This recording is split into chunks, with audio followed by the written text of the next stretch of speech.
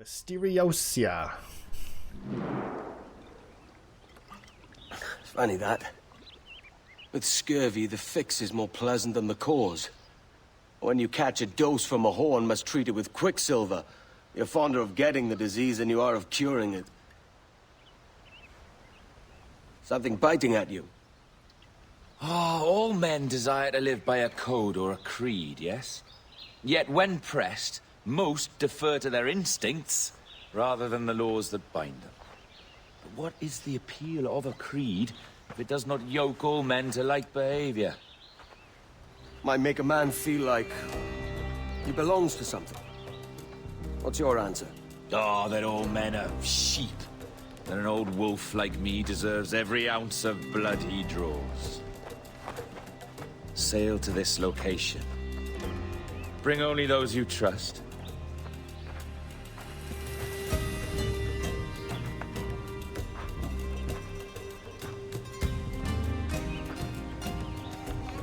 Yeah, let's go see what this ship is made out of. We got a fully upgraded Jackdaw. Alright. So it's all down to skill. So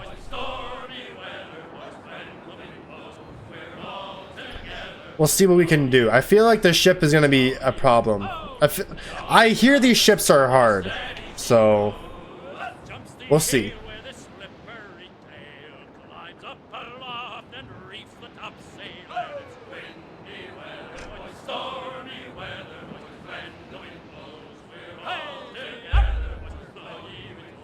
I don't know. Starfield was fun though. I have a lot of Starfield to play off stream. I lost my perfect ribbon, of course. I need to go back to an old save and maybe pick some different choices with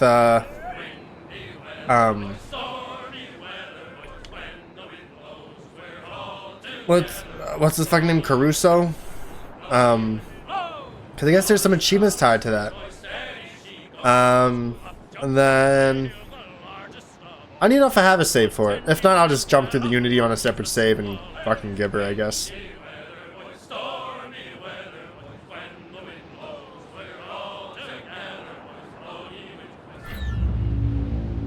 Oh, ship sighted! Oh, she's a beast! Yep.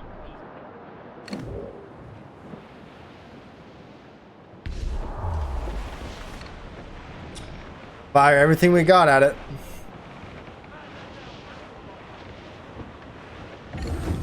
Oh, no, bits of battle. It's a boss battle. What's she doing? She's coming.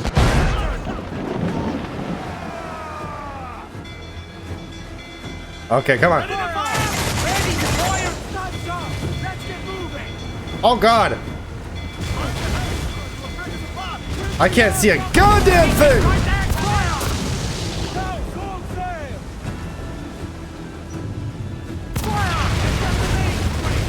Fire! Fuck. Ease off the wind! Hold Can't on. turn fast enough here. Close down! Hang some wind! Alright, here we go. Let's catch some wind! Fire! Damn these eyes! That's a fast ship. Go! Brace yourself! Alright, mortar, out! Almost ready! Ready to fire!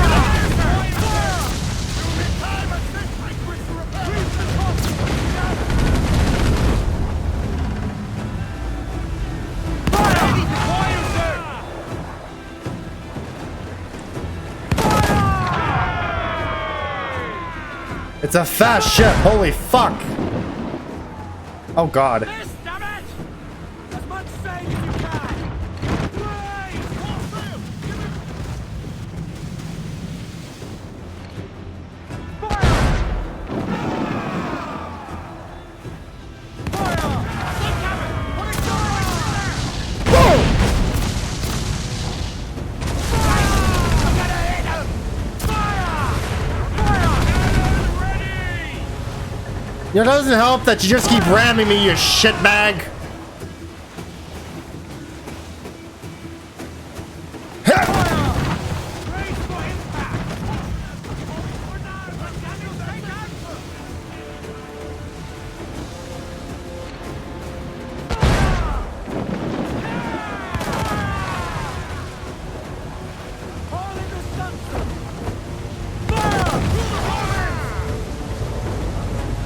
an in. That ship is stupid fast.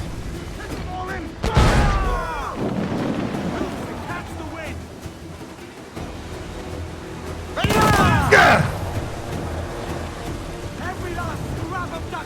Are we winning? I mean, it is pretty. It is any ship's battle. All right. It's gonna try to ram. It's running. The ship is running.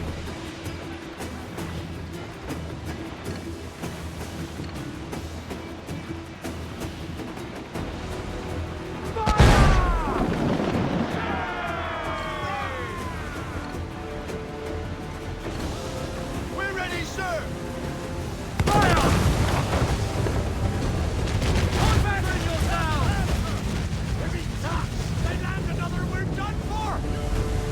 We are just fine. We are fine.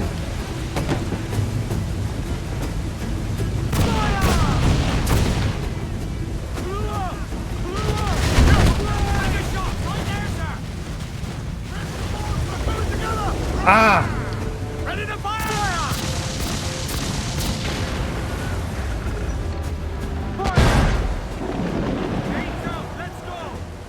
Oh, it's so close. Yeah! We're sinking. It's over now. Damn!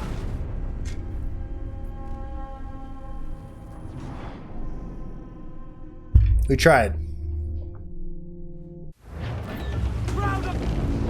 Ship sighted! Oh, she's a beast! Oh, she's a beast!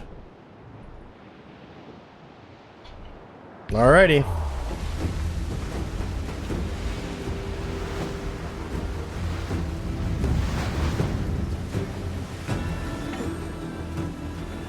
What's she doing? She's coming straight up!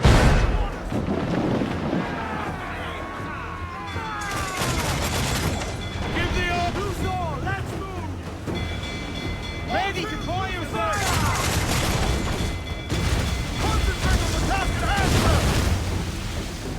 Fire! Reload! Won't miss Damn! this time. On your mark, Captain!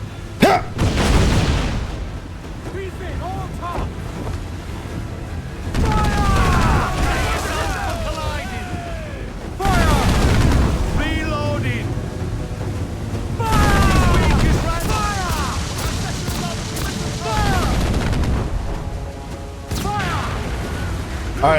Alright, we have to win this time, right?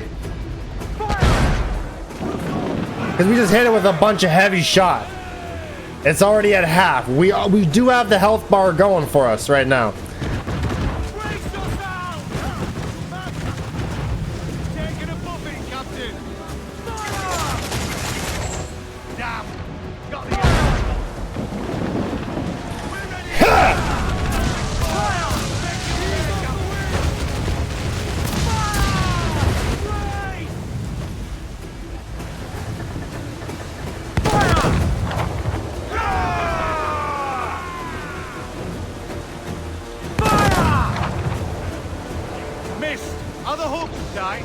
Cannon ready! Coming around for a ram.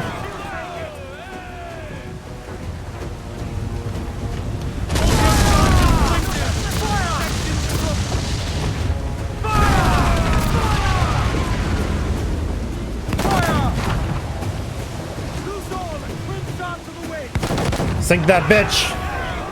It's almost there. Mortar shot. It's almost there. Fire! Is that it? Yeah!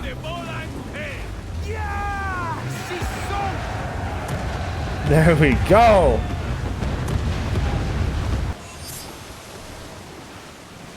Whew! That was hard. That was difficult. You dropped some cargo for me too. I need that cargo.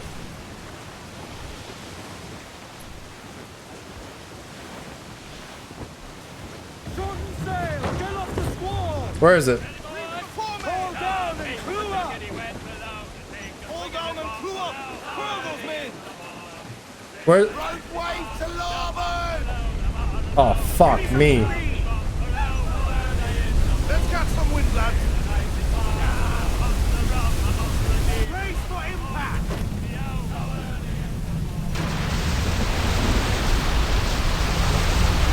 Fasten yourselves. Swim us off the wind. Hey yo, where's my 20,000 reals? Excuse me. Where's my prize? It's not here. Reef, short all sail.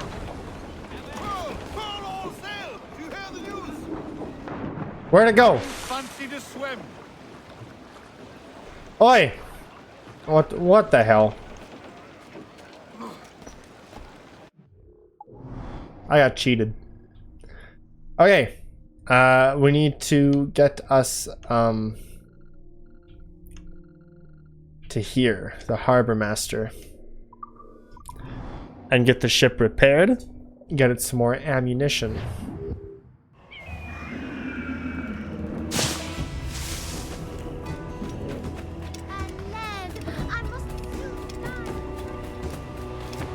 It's okay, there's more reals than where that came from, I guess. How might I address your needs, sir? Am I interested in needs, sir?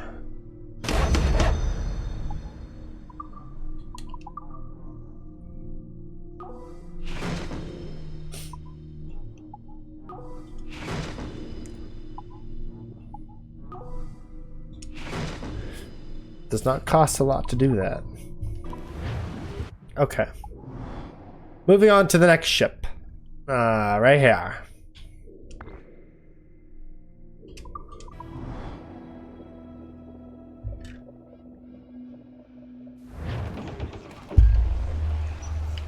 Get the mainsails into the wind. Aloft, lads. Check those royals. So yeah, as I was saying about Starfield, I'm at a point now where I'm just fulfilling my dreams of just being a bounty hunter, you know, Trackers Alliance and stuff like that. Doing what you gotta do, selling the loot that you get from it, farming my X-Tech. You really don't need to do any of that. The X-Tech farm is as profitable as you need it to be, you know? So whether that means buying all the different suits that you're looking for or what, you know? You gotta put some time down and do it. I made me a ship off stream. I made a new ship. Something that's it's not complete yet. And I still very much enjoy the Starborn Guardian.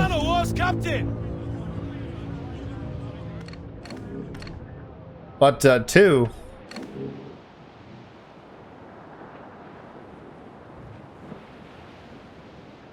But can't do as much with them, right? You can't customize them, you can't make them better.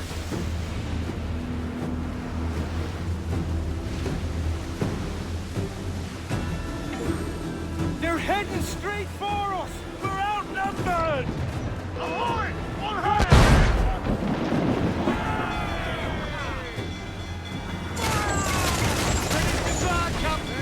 Focus on one, I guess.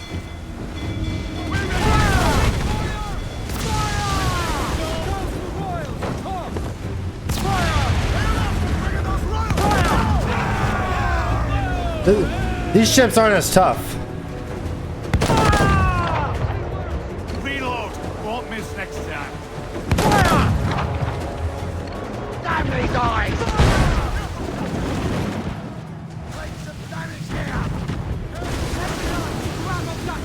All right, have some heavy shot. Enemy fire!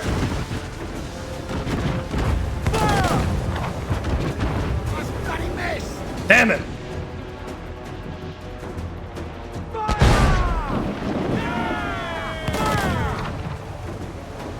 No back right!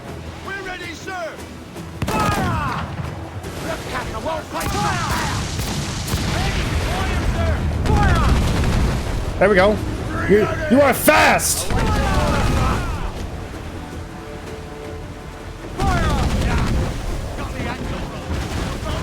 Fuck.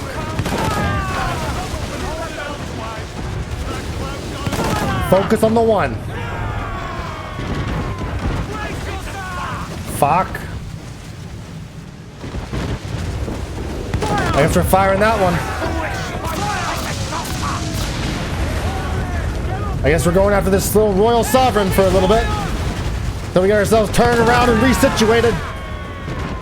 We got this. We got this. We got this, Nuka Club.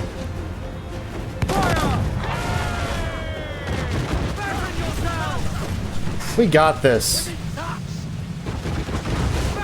Oh, God.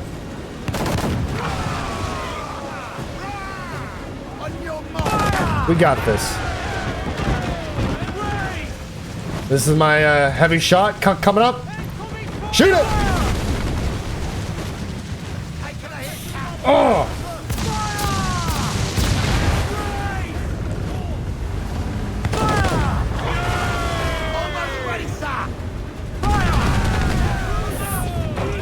Hit it! Heavy!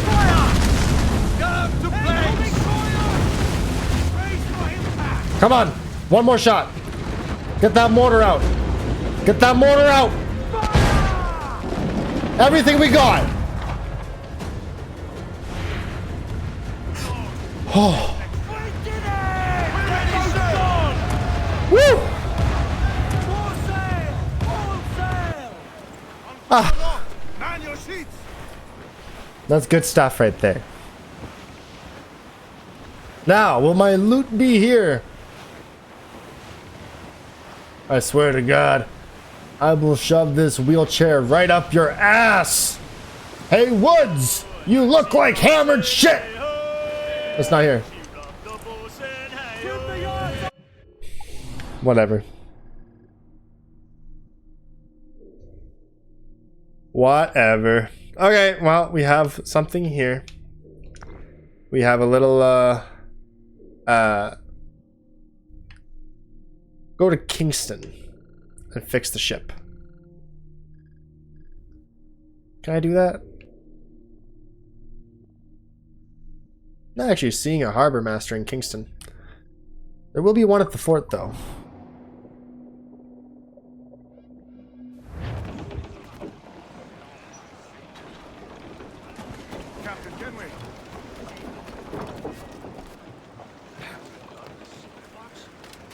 Or the harbor master is the R. Whoop.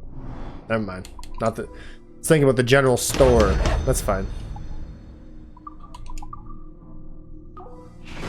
No fire barrels were used in this one.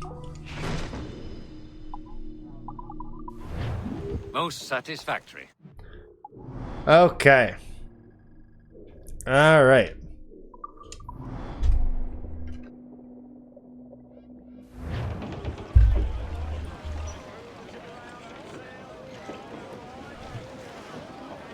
Loose main sails! Loose all! Let's move! Let's get it. Once again, Nuka Club, there are 4 legendary ships total, 3 islands that we need to explore. Not exactly sure what we are exploring within those. And then we have a database to read. We'll read the database after the legendary ships. And then, yeah. If we don't do any main story, that's fine. We'll see. It's not one of the goals, but... Hey! What's that in the fog? It looks like a ship. we could try. It looks like a ghost ship. Aye! Risen from the dead to sink us.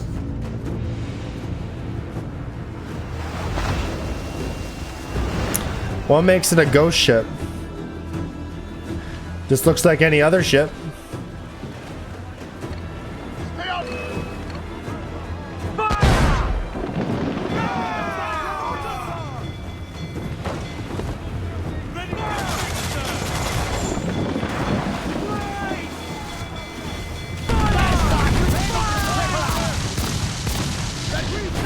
Oh God!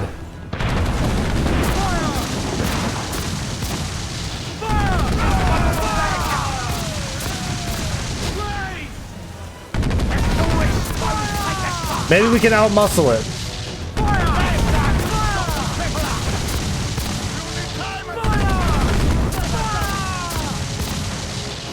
I'm gonna keep, oh, fuck, we missed.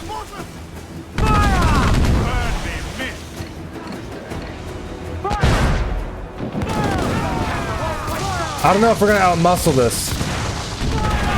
We might be able to.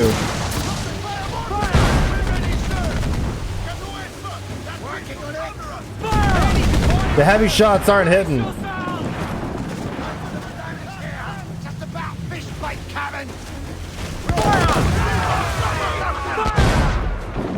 Oh yeah, the dream's over.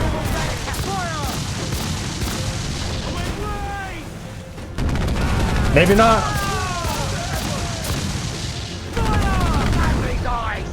Damn these eyes indeed. Ah!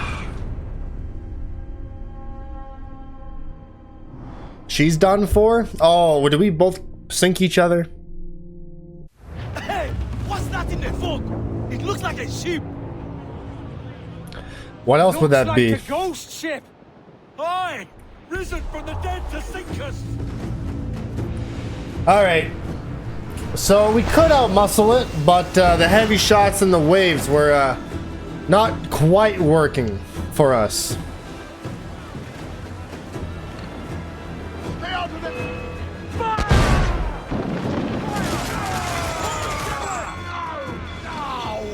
Ready to fire, sir?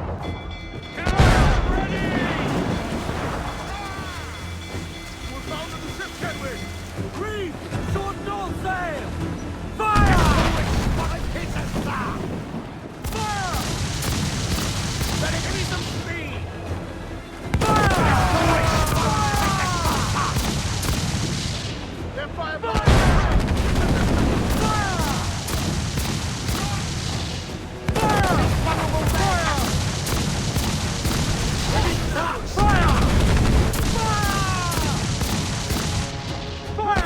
Everything we got. Just rain the fire.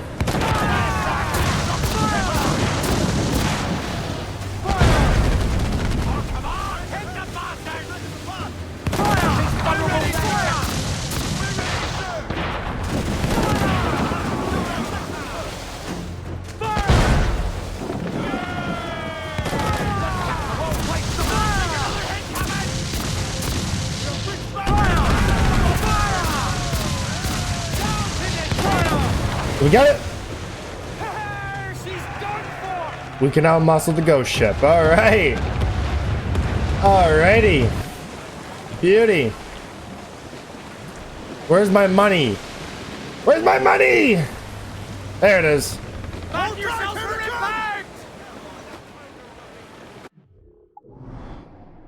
Okay. Moving on. There should be one more right here. There we go.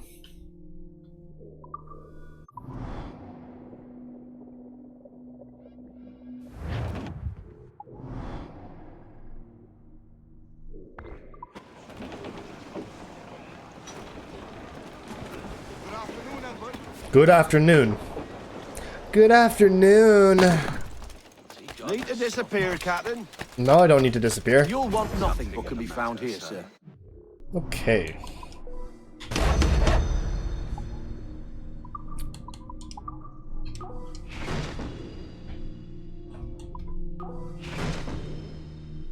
All right, beautiful. You have my thanks. Care to lose all the unwanted attention? All right. One more ship to go. Who's to catch the wind? That's where all the man of wars and big stuff is at. This is where you go to make money. Money. Yeah, baby. All right. I'm coming. You are the last ship. I thought these might have been a little harder, but maybe I'm just a peak gamer.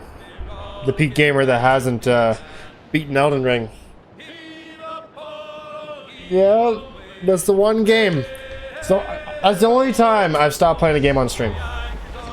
Usually I finish everything I start, not this one. Ship ho! Look at the size of her. The size of hair. Mm-hmm. This is a dead boat.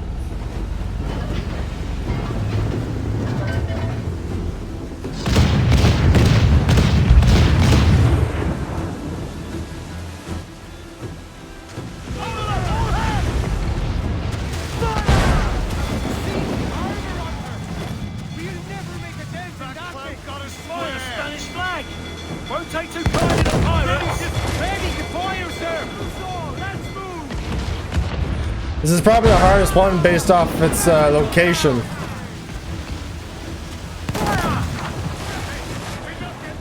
It's not doing a lot of damage.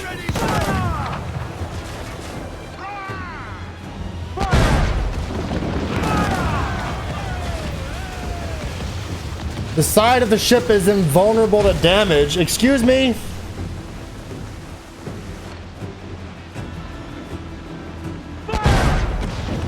What the fuck is that supposed to mean?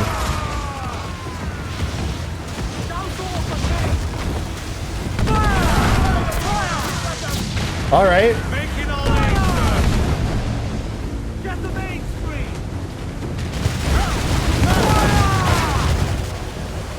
How about the front? Ease off the wind. Muzzle your tops, Mistrums. Raise. There we go. That's a lot of damage. We're ready, sir.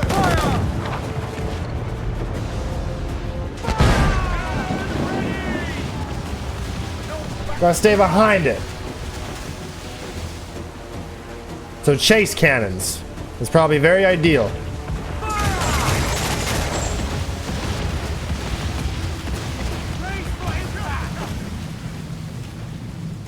Awaiting your mark, Captain.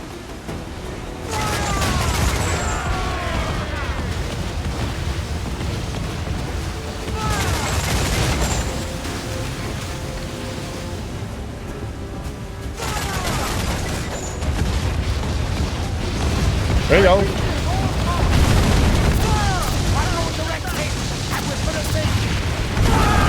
Got it. Woo! 0 health on me right now. There's a sliver on my bar. You can't see it. There's a sliver. But we got it. Alright, charge attack allows you to temporarily speed up the jackdaw to ram an enemy ship with more strength. Hold LT while looking forward and then double tap A to charge. Buddy, you need a fully upgraded ship to take these out. You're giving me this now? Mains out. Let's go. Let's try it on this thing.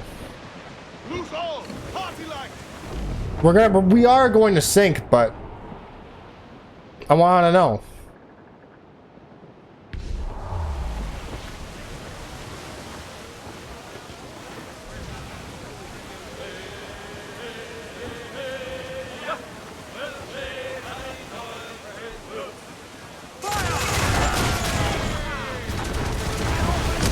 Oh wow. Ready to spin.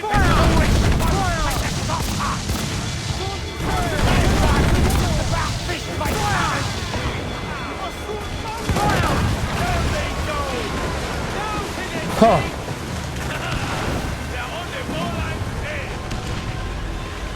That charge is deadly. All right.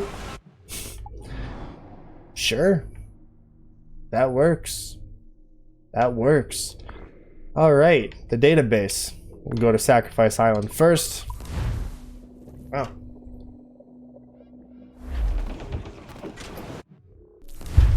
Okay.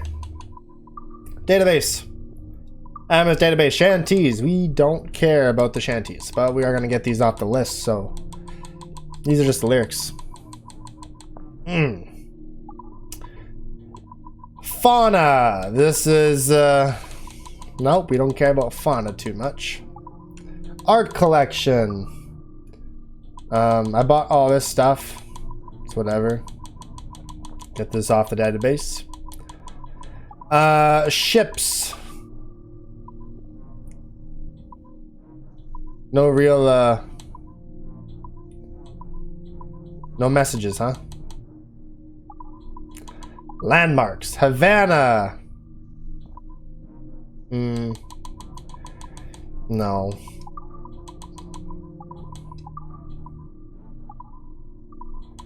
Locations.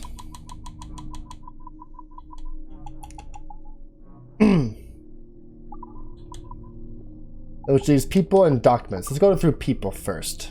Rackham. One of the few infamous pirates to call the West Indies his birthplace. Jack Rackham was born in Jamaica at the height of Port Royal's boom as a den of scoundrels. This would likely explain his atrophied moral compass. He was frequently drunk, rarely serious about anything, and always chasing women. He used his outrageous and offensive charm to keep out of most trouble, but a strategist and fighter he was not. Nickname Calico, or Caliso, for his affinity for Indian and Asian prints. He was a terrible sailor and a worse pirate, given to flights of fancy and myopic ideas that served only himself rather than solid strategic thinking. He was likely drunk for half of his adulthood, and had a weakness for women that trumped all basic needs, such as sleeping or eating. His disarming charm, dashing good looks, and his swift wit carried him far, but parties can only last so long before someone has to clean up after them. Alright. The Sage. Abstergo archives contain a few references to men called the Sage, or a Sage, but they are few and far between. Each sighting seems to refer to a different person living in a vastly different time and location. Various examples found on a Sumerian clay tablet in a cuneiform script, while the latest survives only as a footnote in one of Loreno Torres' own journals, dated January 1704. In all, according to Abstergo's existing research, 7 different sages seem to have graced the world stage in the past 1200 years, but the real number is likely higher. Perhaps the strangest aspect connecting each of these various sightings is the fact that in every case, visual descriptions of each sage are remarkably similar. So similar in fact that one wouldn't be faulted for assuming they were talking about a single immortal man. However, in 2 of the 7 citations, explicit mention is made of their death and burial. Are we therefore dealing with some bizarre form of reincarnation, or some simpler explanation that eludes us at present? More research is required. So, a sage is like, it's almost like the second coming of Christ. It almost sounds like it's one entity. It's weird because when you see the face of the sage at that thing with what's her name? Kid. Is it Miranda? Rochelle? I forget her name. It's like, oh my god, that's him. But this was made hundreds of thousands of years ago. Adewale, born to enslaved Ogani parents in Yoruba, Adewale was sold to the owner of a prosperous plantation before his teens. He remained on this plantation, working the fields until his mid-teens, always scheming of ways to escape his predicament, but uneasy with the prospect of living life as a fugitive. Then fortune struck, giving Adewale the sign he needed. At some point near his 16th birthday, a group of buccaneers raided the plantation, robbing it of raw cane, refined sugar, and as many reals as they could find. Seeing in this an opportunity, Ade grabbed a crate of sugar and hauled it aboard one of the longboats the buccaneers had rowed ashore. Surprised to see a slave among them, the buccaneers were nevertheless thankful for the aid and welcomed Ade among them. Ade sailed with his first group of men for many years, quickly learning the ways of a seaman, grateful for the chance to develop his own skills and chase his own passions. And though his life among buccaneers was not free of the usual bigotry of the area, Ade found the prejudice to be more confrontational than restrictive. At least in this way you can, hit back, In 1715, misfortune struck a cruel blow when the ship Ade was aboard, struck a shallow sandbar near the port of Havana. Buccaneers, mostly British at the time, tried desperately to free the trapped vessel, but after catching sight of an approaching Spanish galleon, abandoned the ship only to be torn apart by schools of circling bull sharks. Ade made peace with his fate and stood his ground. Taken to Havana for questioning and inspection, Spanish authorities eventually decided to send Adewale to Spain, where they felt he would make an excellent interpreter, owing to his fluent command of Spanish, English, and French. Some weeks later, they loaded him into one of the galleons that made up their perennial treasure convoy, en route to Seville. And I guess that's where he ends up meeting Edward. Tabai. Name for the Mayan god of hunting. Tabai's given name remains a mystery, and very little is known about his earliest decades. We are still searching for a direct descendant, but fear this will be impossible. The only child he is known to have fathered died before the age of 10. Note, a ready-made tragedy if we can find the right footage. Keep looking. Well, the else we know about him comes from his own mouth, from the stories he told those who knew him. When speaking about his own past, he often avoids personal details in favor of abstractions and hints. He frequently speaks of his love and admiration for the tragic history of his people, and often uses these stories to illustrate the complex intersections of cultures and religions, frequently pointing out the fact that from within and without come enemies and allies alike. Nothing in life is guaranteed except surprise. Note, aloof mentor figures can work, but only if they have a soft side, a redemptive moment. It is not known how early Atabai acquired the title of mentor, nor how large his impact was on the assassins of the West Indies. We do know, however, that he maintained a semi-regular contact with the assassins in the British colonies to the north, in various parts of Europe and Africa, and in China. We also know that he was instrumental in opening his branch to men and women from all walks of life, mostly Europeans, Africans, and those native to the area. As a native mind himself, rumors and stories of the ancient observatory were not foreign to Atabai, so in 1713, rumors of a new sage began to surface. Atabai took it upon himself to locate this man for himself, believing the assassins should be the protectors of this ancient and mysterious place. Atabai sent word far and wide to as many assassin outposts as possible, hoping their network of spies and informants would lead them to their prize, but after 2 years, there was no word. Then at some point in early 1715, an experienced British assassin named Duncan Walpole arrived at Atabai's encampment, initially expressing a desire to train under the mentor directly. Atabai found the request odd but flattering, for Walpole had already achieved a level of mastery few assassins ever reached. After many months of intensive training, Atabai came to consider Duncan Walpole as one of the most trusted colleagues. A training montage would love this footage. Okay. Then in June of 1715, word arrived that the Templars had located and imprisoned the sage on Spanish lands in the far south. Seeing an opportunity to cripple his archenemies, Atabai entrusted Duncan Walpole with the task of rallying various assassins around the West Indies and leading an assault on the Templar prison ship en route to Havana. Duncan Walpole agreed to this task and was never heard from again. It was only after Edward Kenway's disastrous meddling in Havana that Atabai was made aware of the full extent of Walpole's betrayal. Read that again. Atabai entrusted Duncan Walpole with the task of rallying various assassins around the West Indies and leading an assault on the Templar prison ship en route to Havana.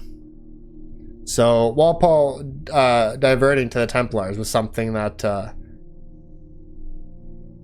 assassins were not made aware of. There's going to be a lot to read here. Anne was barely a teen when she left her native Cork in Ireland for the British colonies, and by 16 she was en route to the West Indies at the side of her new husband, Mr. Jack Bonney, a gentle but sturdy young man in his early 20s. The pair arrived in Nassau in April of 1716, settling down with an unclear idea of what shape their lives might take.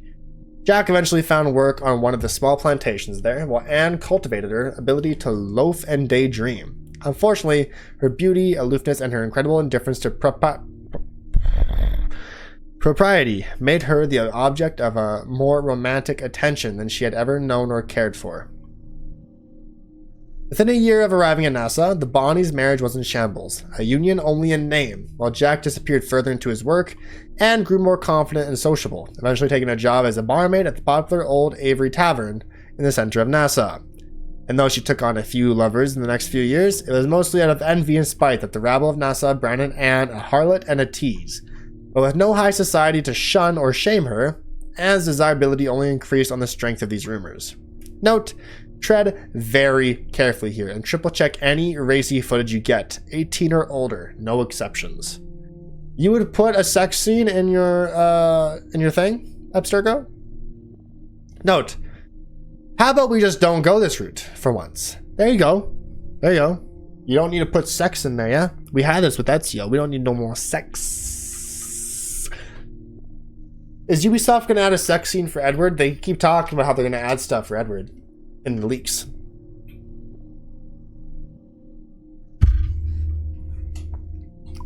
Anto. Born to the Ashanti tribe in the Akan region of West Africa, Anto was sold into slavery as a young man and sent to Jamaica. He soon escaped with the help of the legendary warrior Cujo and founded a maroon community near Kingston. There he quickly established a good relationship with the local traders and began coordinating plantation raids to free slaves and build an army. Although he ran the Assassin Bureau, Anto's priority was always to free slaves from captivity. Note, his name translates to born after the death of his father. Nice little tidbit there. Oh, there's so much. Bartholomew Roberts, who is also... he is the sage of this time. Originally hailing from Wales, little is known about John Roberts, the real name of the man who would come to be known as Black Bart, long after his death. Most assume he went to sea at a very young age, at 13 or so, but there is no record of him in any historical documents until his noted appearance in 1718 aboard a merchant ship. Barbadian in origin, just a year later our picture of Robert's life sharpens considerably. We know now he was pressed into piracy with the notorious Howell Davis while working aboard a slave ship until Captain Abraham Plum, and though Roberts had likely not gone to sea with the intent of becoming a pirate, when the opportunity thrust itself upon him, Roberts was reported to have said, "A merry life and a short one shall be my motto." A few months later, Davis was killed in an ambush on the Portuguese island of Principe, and Roberts was swiftly and unanimously elected to replace him. This was surely a testament to the man's natural charisma and leadership, for he had been a pirate only a few months, as at this point he took the name Bartholomew, likely naming himself for the infamous Bartholomew Sharp, a pirate of some renown who had disappeared just 2 decades earlier. One of the most intelligent and strategic pirates of the Golden Age, Roberts was a sturdy, handsome man, known to dress in fine clothes. A handsome man who carried himself with a dignified but unpretentious air. He had dark hair to match his dark complexion, likely set from the almost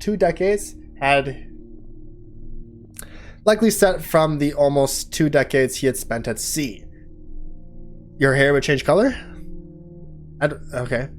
He often carried numerous pistols, each tied to one end of his long silk sashes, which he kept slung over his shoulder. His tactical ideas were usually radical, but thoughtfully considered. He never jumped into any scheme rashly, though his ideas seemed almost suicidal to those unacquainted with his methods. Ultimately responsible for the theft of around 400 ships in his 3-year career, he bested every other pirate of the era by a factor of 10 times or more, although it must be said that at least half these boats were small things and the like. Okay, so you're just a big dog hunting little game. Okay, I'm gonna lose my voice. I have my drink and I also have water, so I'm gonna try to stay hydrated.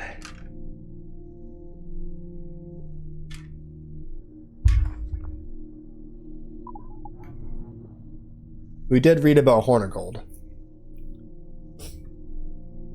These are so long. Benjamin Hornigold was likely born in Norfolk, England, although this has not yet been verified. All other information about his early life is unknown as yet. The first recorded instances of him are his early exploits as a pirate in the West Indies around 1713 to 1714. He's one of the earliest pirates to emerge after the end of the Spanish War for Succession, which gives us a good reason to believe he was one of the many hundreds of privateers who were left without gainful employment in the ensuing peace. Like many other British mariners, Hornigold spent much of his time in the Bahamas, eventually settling in Nassau. He was from here, launched his career as a full-fledged pirate, though he likely thought of himself as a privateer, in his earliest years at least. A skillful sailor and strategist, Hornigold lacked some of the ruthlessness required to be a truly successful pirate, and until 1716, refused to attack English ships out of a sense of loyalty to his home country. Okay, sure. That's fair. Note, a pirate with a sense of honor would make a superb hero, in my honest opinion, if our edits to Edward Kenway don't pan out. You would use Benjamin Hornigold. Agreed. His lack of facial hair is a bonus. The beards of most of these guys look like owl's nests. He has a beard, though. Okay. Caroline Scott, Edward's honey. Daughter of Emmett and Elizabeth Scott, Caroline was born in Bristol, England, to a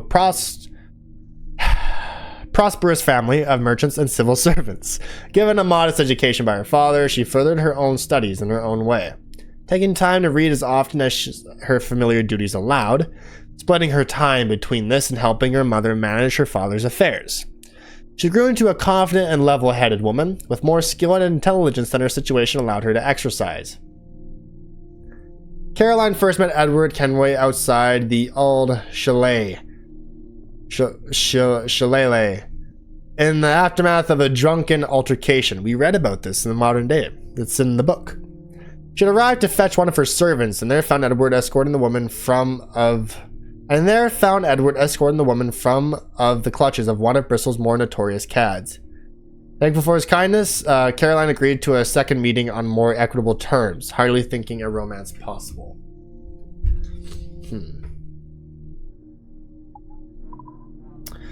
Charles Vane. We killed him. A common refrain is the biography of a Golden Age pirate goes something like this. Very little is known about this man's early life. But Charles Vane is no different. I'm going to have to talk a little softer. I'm probably going to lower the voice down, We don't know where he was born, or where he grew up, or when he first took to sea. But maybe that's just as well, or it further heightens the mystery of this strange, unstable man. Surely one of the most ornery and unstable of the flying gang, the band of pirates who called Nassau their home for a time. Charles Vane began his career like most pirates of the era. Honestly, as a privateer, sailing for his king, likely living in Jamaica in 1715. He was one of the many aboard Henry Jennings' assault on a Spanish expedition to recover the gold from their ill-fated wreck in 1715 off the coast of Florida. Barely a year later, it had become impossible to keep up honest work as a privateer. His British governors were skittish about breaking the terms of the Treaty of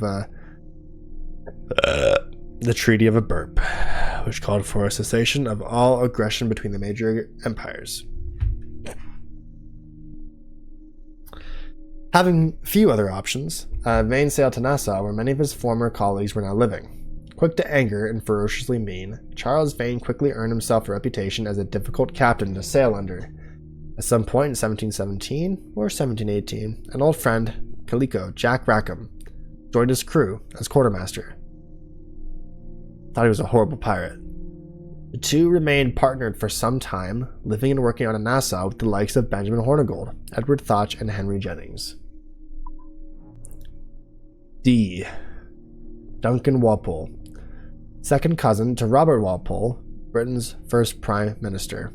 Duncan was raised in relative comfort and ease until his 18th birthday, whereupon he joined the British Royal Navy as a midshipman with dreams of becoming a full officer.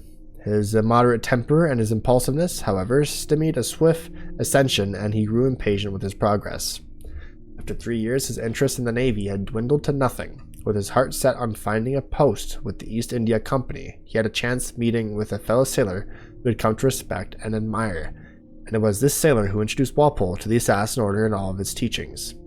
Leery at first, Duncan's son took to the secret order with a fervor and drive that he had not known in the Navy, and his skills increased, so too did his reputation, but his temper and impulsiveness coupled with the growing arrogance were always a liability, and he was known for his frequent clashes with the elders of the British Assassin Order.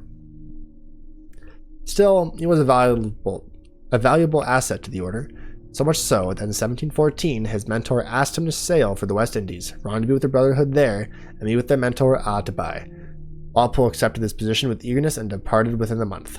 The assassins in England never heard from him again. Ellipses. Evil, so evil. How many are there? 1, 2, 3. There's so much to read still. Oh man. Should I take a break? I mean, I feel like, because they're all like the same length of stuff. I'm seeing these little lines. They all got a solid 3 paragraphs written about them. My voice will be gone if I keep this up. You know what I'm saying?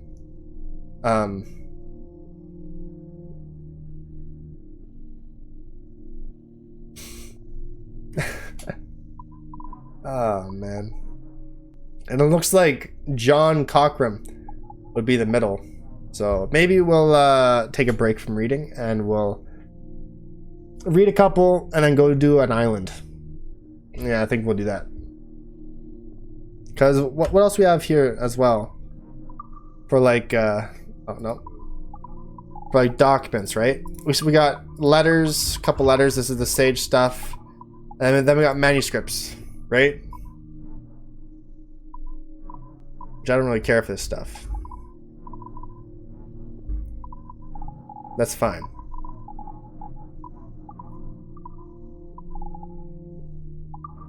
Okay. Edward Thach, known variously by different sources as Thach, Teach, Tash, Teach, I don't know, Tack, and more. We're fairly certain this Edward was born in or around Bristol and took to the sea at an early age, most likely in his teens. It's also speculated that he arrived in the West.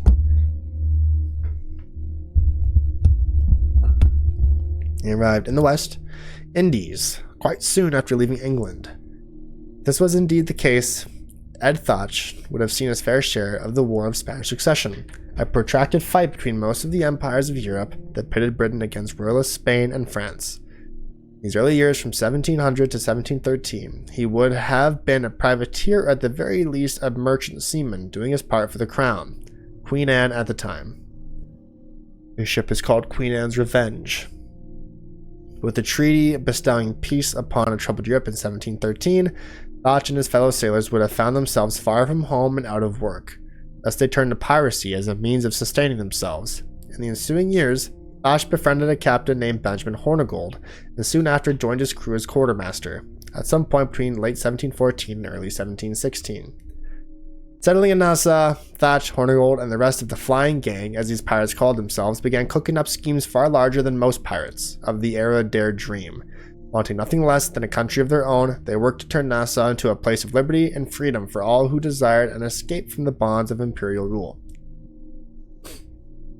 As Thach's reputation as a worthy and fearsome seaman grew, so did his ideas about piracy. At some point in the later half of 1717, having grown a long and frightful beard, he took to calling himself Blackbeard, and worked at every turn to bolster his legend as the most feared pirate in the West Indies.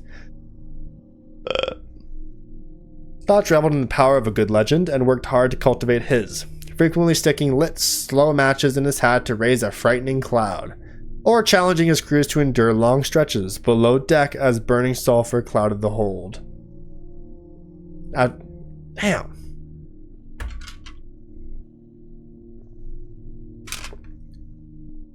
After helping Hornigold take command of a number of vessels, Edward Thach finally acquired a ship of his own in September 1717, a vessel called the Adventure, captained by the most unlikely pirate of them all, one Stede Bonnet.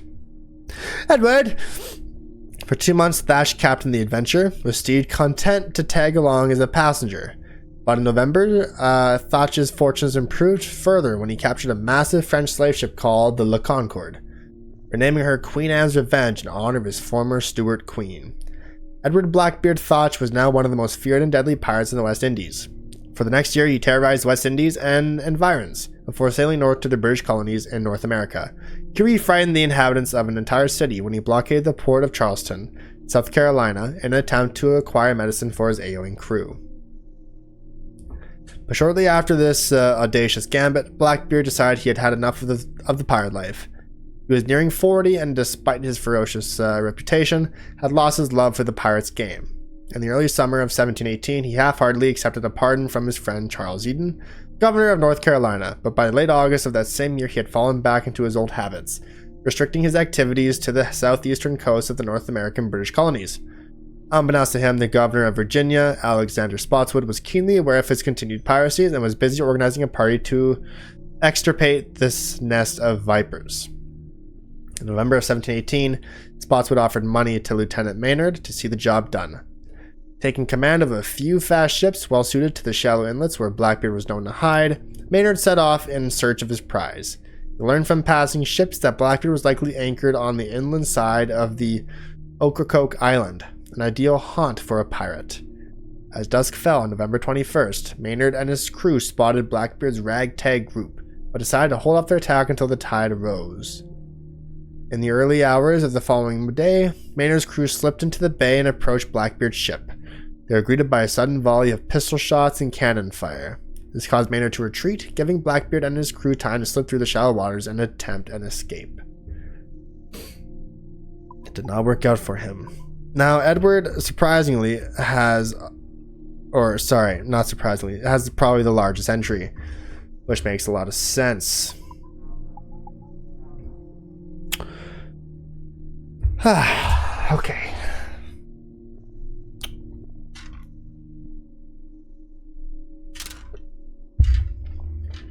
If it wasn't for my voice, I would read all these, but it's starting to get a little, you know what I'm saying?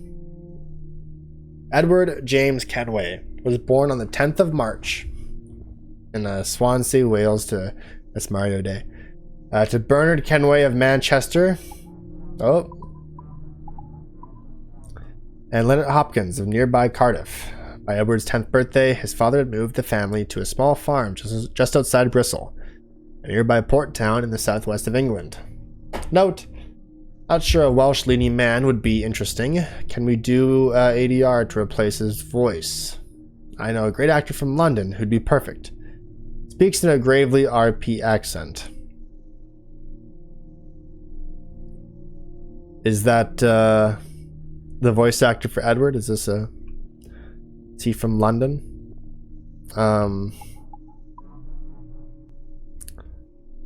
This relocation had a depressing effect on young Edward's mood. He grew restless from a lack of contact with old friends and struggled to find an outlet for his limitless energy.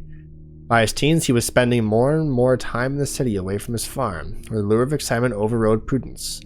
By age 16, he had substituted a career as a successful farmer for a life of hopeless tomfoolery, frequently shirking his responsibilities to his family in favor of rough company. In late 1711, at the age of 17, Edward met Caroline Scott, a woman of modest but steady means. Their friendship began cautiously, as Caroline's hand had already been promised to the boor son of a wealthy East India Company executive. But Edward's charms eventually won out, and he and Caroline were married within a year of their meeting, a union that angered her father and got the whole of Bristol talking. Note, poor handsome chap gets the wealthier beautiful girl. This stuff just writes itself. In the earliest months of their marriage, Edward resolved to do well by his wife and provide for her as he believed a man in his position should. But Edward's grandiose dreams and exaggerated opinion of himself prevented him from taking immediate responsibility for their well-being, and after only a year, he had stumbled back into his worst habits: drinking, fighting, and idleness. It was in this dark period that Edward revived an old idea of joining a privateering fleet sailing for the West Indies, with the aim of making war against the Spanish and collecting unchecked sums of gold and cargo. This, he told his wife, was their path to quick riches. Being a sensible and prudent woman, Caroline discouraged these fanciful ideas. Note, is she a harpy? Does she nag him? Are we meant to hate her or what? Because I certainly don't want us to feel conflicted about Edward's choices. He's the hero. Oh, fuck.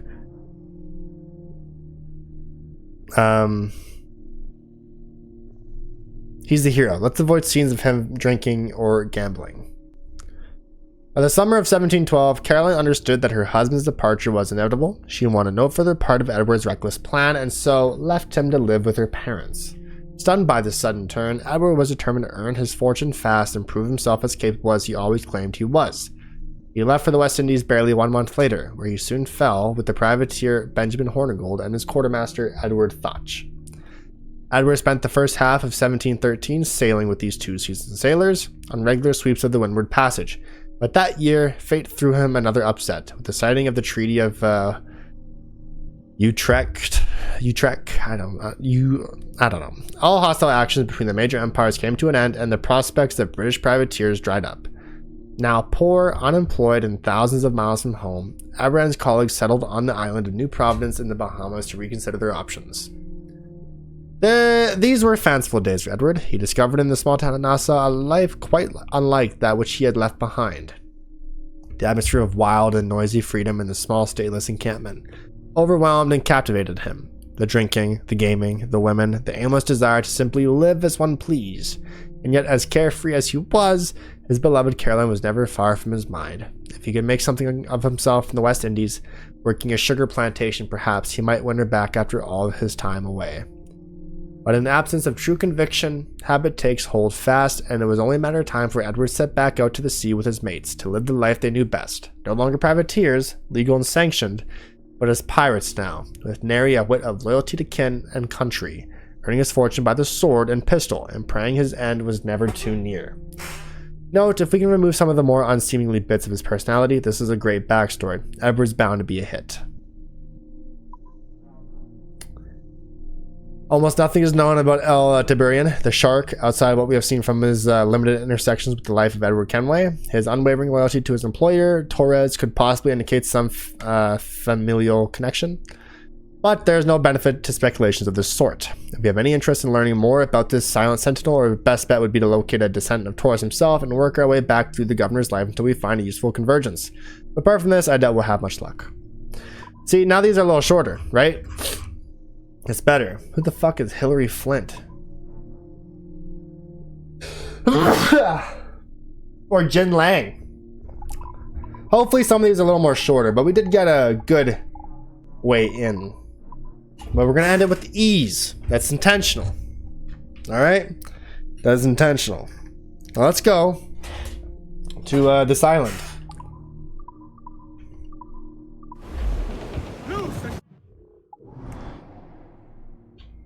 See what's up here. Or in there.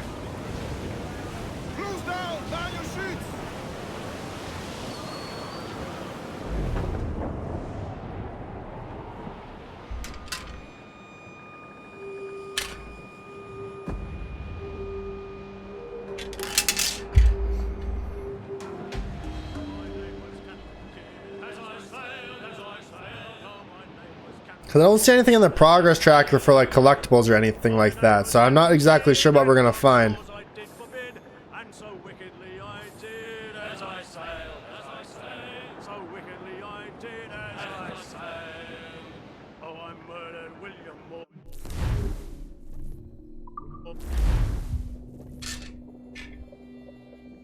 Curious. Find Drake's treasures, huh? Is that it? Just find these 3 treasures?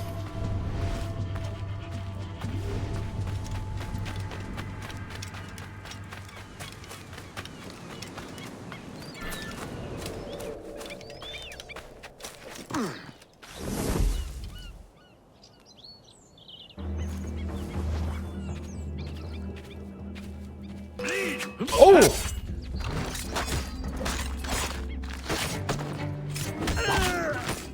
I feel like that should have been a lot simpler, but it was not. That's fine. Okay, we need to get to that viewpoint. Where is that viewpoint at, huh? Up here? That will likely help us with the treasures.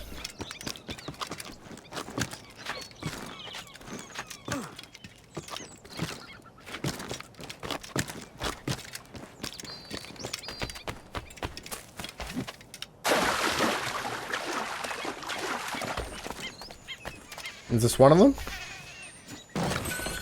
No, that's just a regular treasure.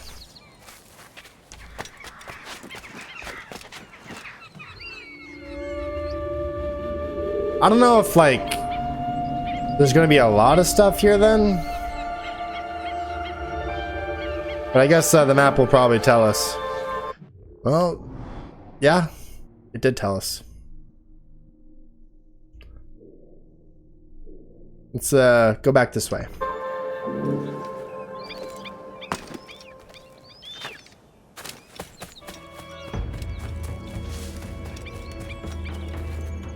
Because there's a rowboat over there, so we'll go to that location with the rowboat to get back to the Jackdaw when we're done here.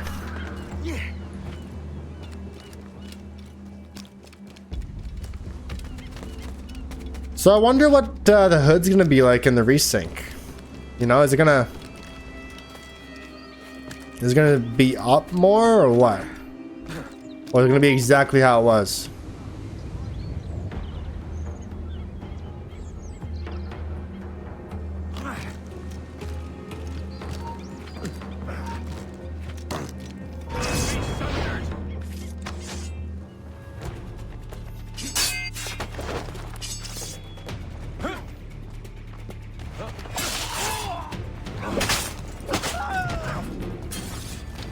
There we go. Easy.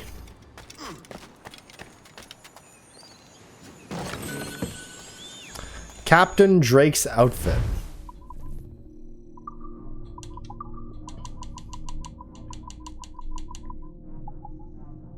Oh, sure.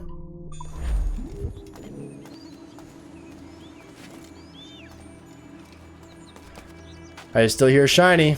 Where is it?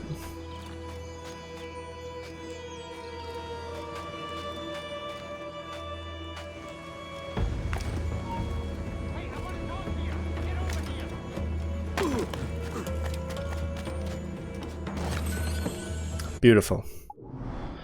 Okay. Let's get back to here.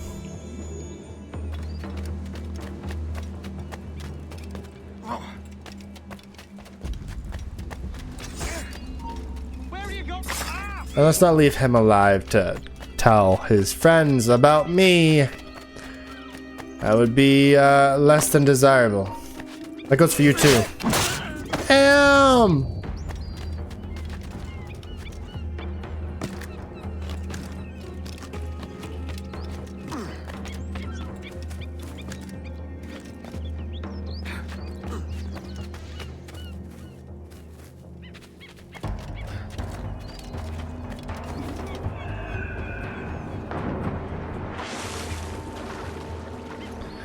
Alright, let's get to work.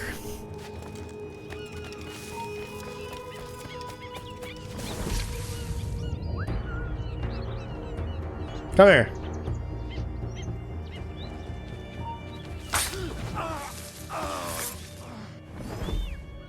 Oh, you got ammo? I'll take the dart.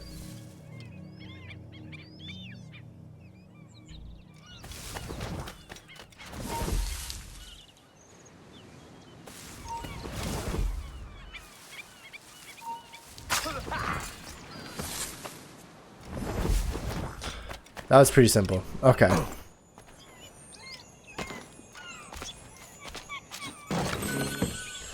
Captain Drake's swords. Let me guess, does he have a pistol then?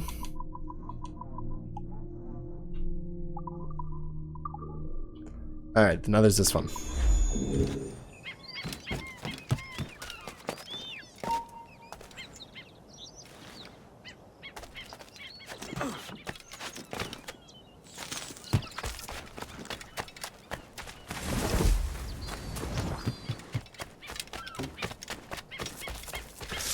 Oh, fuck.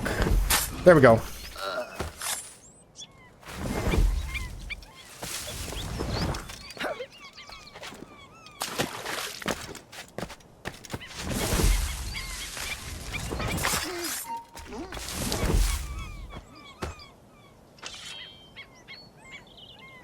Alright, he's going to investigate the body. Beautiful.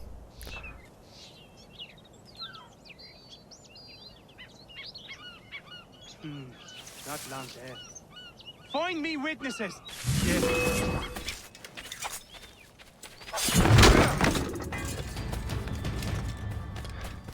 Little horror surprise right there. Come.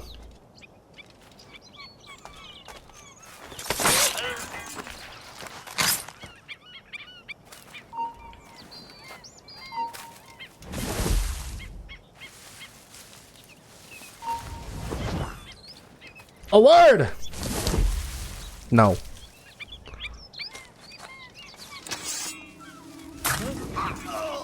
There you are.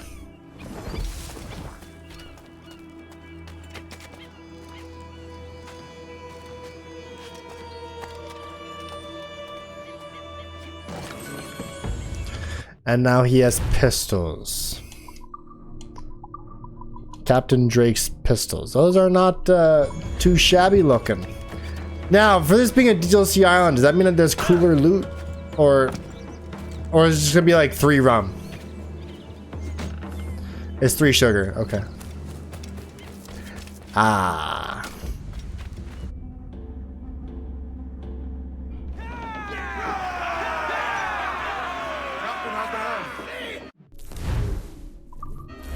Back to sea we go.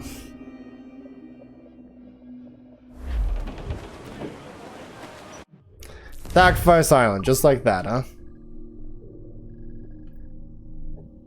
Wasn't a whole lot to it.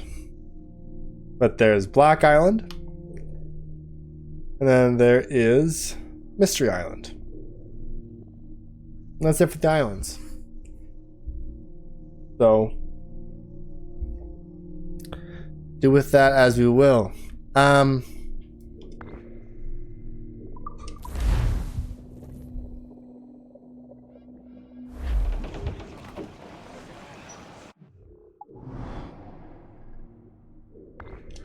Alright, let's get a couple more entries done.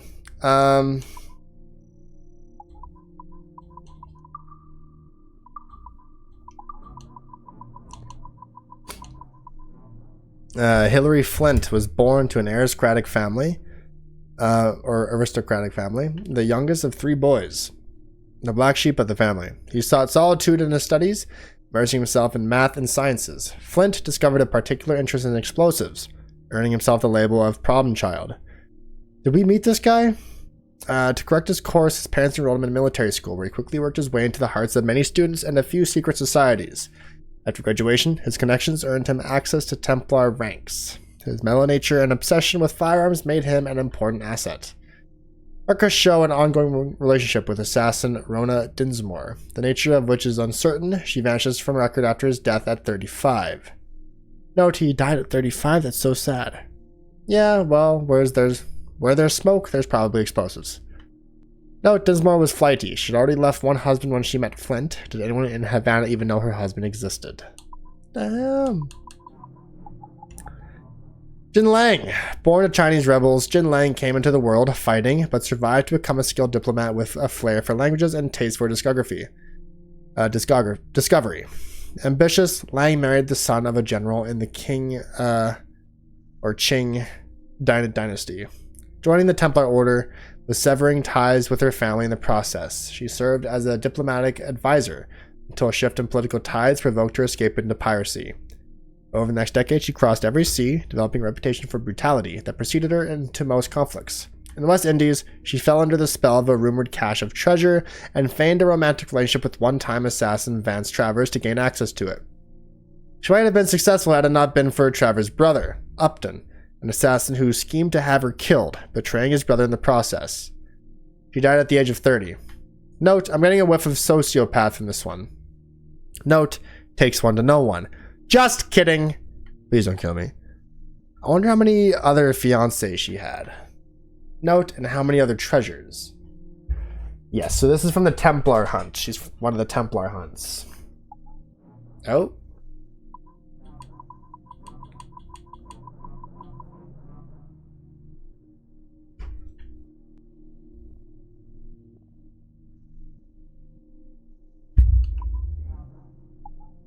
John Cockram. A close friend and confidant of Benjamin Hornigold. Little else is known about John Cockram. Our records indicate that he was a pirate for a few years prior to 1718 before he surrendered to the king's emissaries. He likely fell into the pirate hunting after that, and as most reformed ruffians were wont to do. What a weird way to speak. Reformed ruffians were wont to do. No one said that out loud before they published that. Note, I thought this was Burgess. No? Is this the Irish one? I'm bad with accents. Note, I thought it was Guildenstern or Rosencrantz. Or, no, the first one. I miss Sean Hastings. Okay. Close friend and confidant of Benjamin Hornigold. Little else is known about Hosea Burgess. Our records indicate that he was a pirate for a few years prior to 1718 before he surrendered to the king's emissaries. Likely to fall into private hunting after that, as most reformed ruffians were wont to do. This guy is such a minor character, we might as well use him as we see fit. If he dies earlier or later, fine by me. You might even give him a crazy secret or a strange tattoo just to add a little mystery. Maybe he inked an entire treasure map on his back. Note, I'll move his death date, but I'm not putting a treasure map tattoo on him. Come on. So they just like copy and pasted this whole thing. Julian Ducasse. This is a multiplayer character. I think the Templar hunt is the multiplayer characters. Nephew of the Buccaneer, John Ducasse, Julian was born in Montpellier, France. He took after his uncle's example and took to sea at a young age, eventually joining him in a few skirmishes during the War of the Spanish Succession. Fighting on the side of the French and by proxy on behalf of King Philip of Spain, Ducasse's skill as a gunner improved rapidly, even as he grew wildly disillusioned with the monarchy and its obsession with lineage and breeding over raw talent and skill.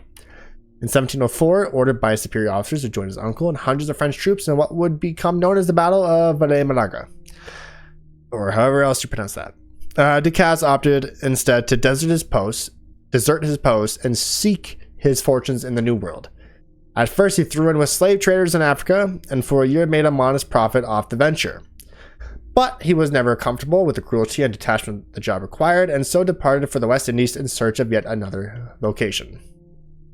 For the next 10 years, Ducasse roamed the West Indies as a hired gun, working for whomever had the coin and confidence to pay him, ever prizing the value of intelligence and skill over mere reputation and breeding. Ducasse eventually found his way into the company of Valeriano Torres of Cuba, in whom he found a friend and confidant. Note, can we say Templar here too? Why don't we mention this? Note, no mentions of Templars in this one. I have no idea why. Orders from the top. But July of 1717, Ducasse had earned Torres' full trust and was soon appointed as captain of one of the governor's largest galleons. Running guns, munitions, gold, and supplies to the governor, Ducasse gained a reputation as the governor's hitman, a cold and ruthless killer who would not hesitate to eliminate anyone who crossed Torres' path. But in September of 1715, he crossed Edward Kenway's path, and the rest is unrecorded history. There you go. Any like absurdly long ones? They're all kind of the same. She's kind of long. That's really fucking long. Short. Long. Oh, because this is just whatever. Rona. Ah, yes.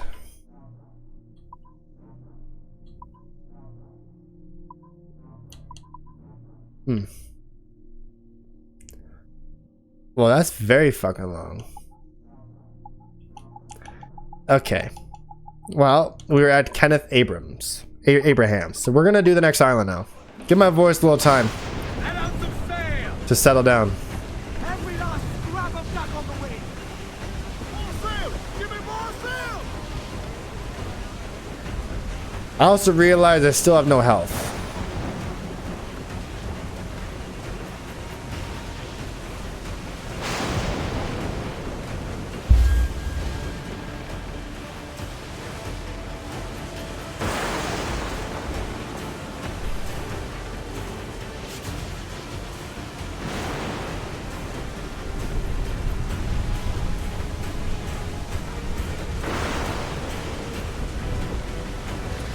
So it's been noted that the Resynced is not going to be an RPG.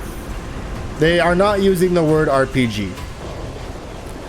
So I guess we'll see how it looks. Hopefully it's not fucked, you know? But they're pretty much saying, what is it, July 9th this is going to come out? So we'll get Black Flag finished. And yeah. We'll have pretty much all of May and June to not play Black Flag, to go through Splinter Cell. Finish up Splinter Cell, and then see maybe Tomb Raider.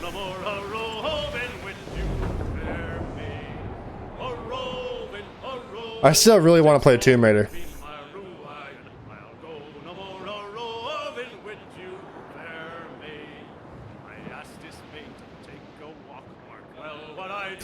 I don't know if Tomb Raider is a controller game or if it's a...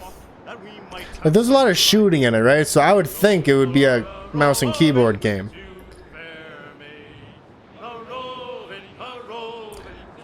I can't remember if we used a controller for Days Gone.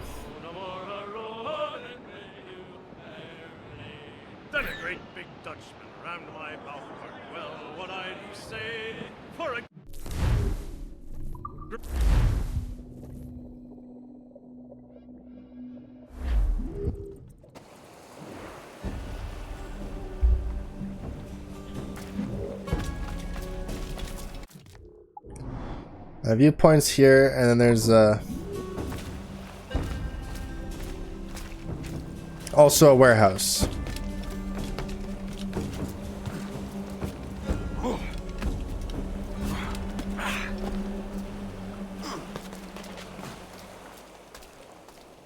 Now, do I climb up the mountain from here, or what?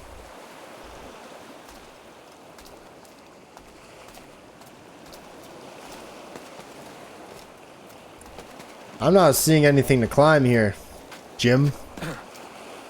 Oh, maybe here. Nope. Nope. Oh man. Maybe we gotta go higher.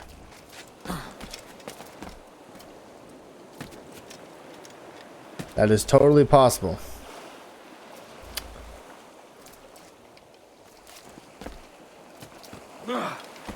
All right. This is the highest. I don't know exactly how we get to anywhere we're supposed to be. So can only guess it's this way and it leads over here somewhere. Maybe we... No, we don't crawl. And we're not going up. I think we gotta try to get around. I don't know how we're supposed to do that.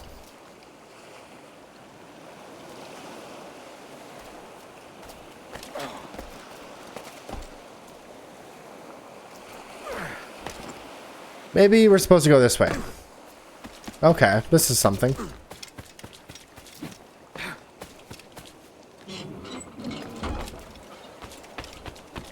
Little warehouse around here.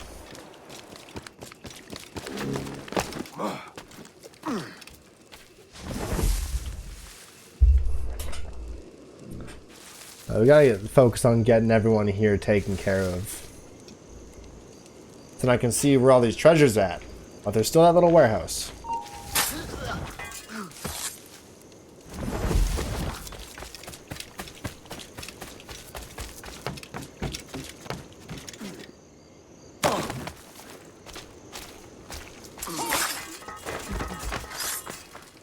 Beautiful.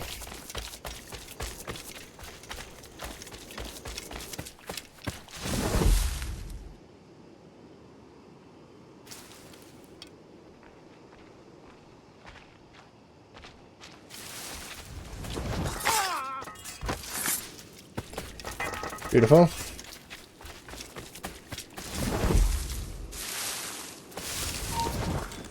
Stop, I tell you. Halt! Yeah, perfect. I meant to do that. Come here. There we go. It's a trick in the book I feel like not a lot of people think about. You can lure them over with their alertedness.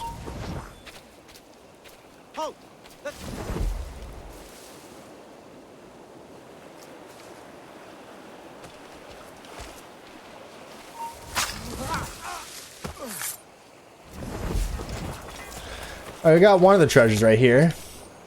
Boom. Let's take to the skies. Stop there, you!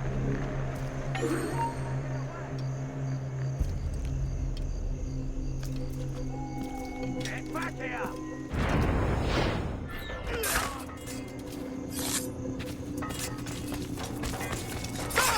If you leave this area, the warehouse will be emptied.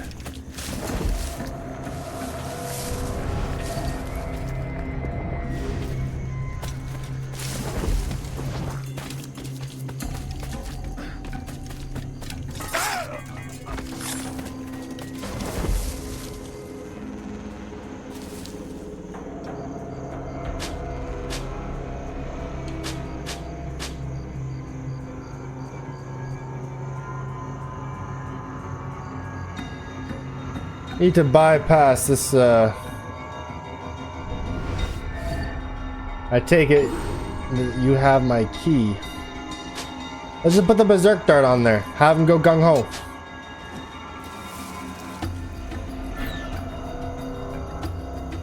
Just have to pull the trigger!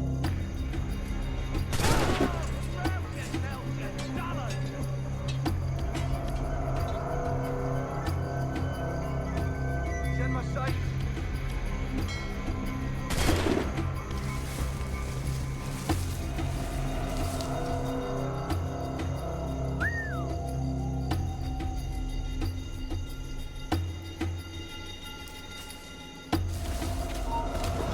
Stop there!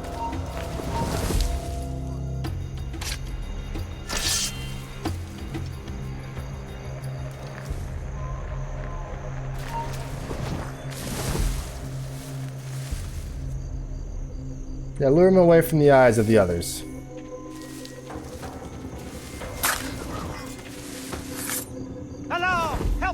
Damn it!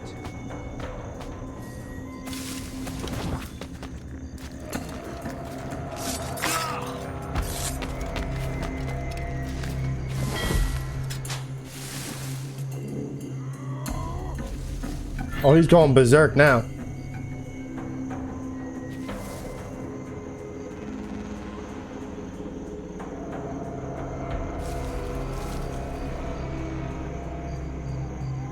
To find someone or anything. I meant to just put him to sleep, but...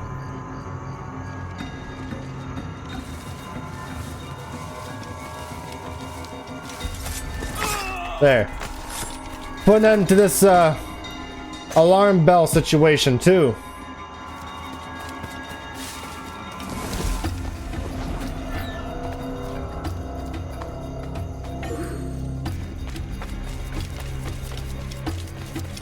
All right. Bonus, no bells rang. You get Captain Morgan's pistols.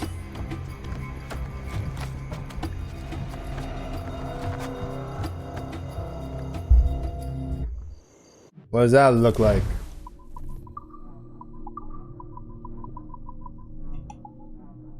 Oh, nice. And let me guess, we got a sword set?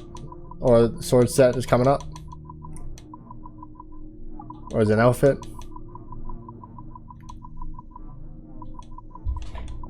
I don't know what the first chest gave us. Maybe it just gave us money. That's possible too.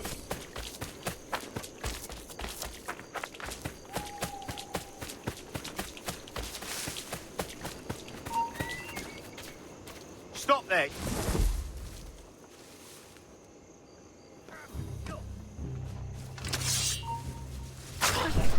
There we go.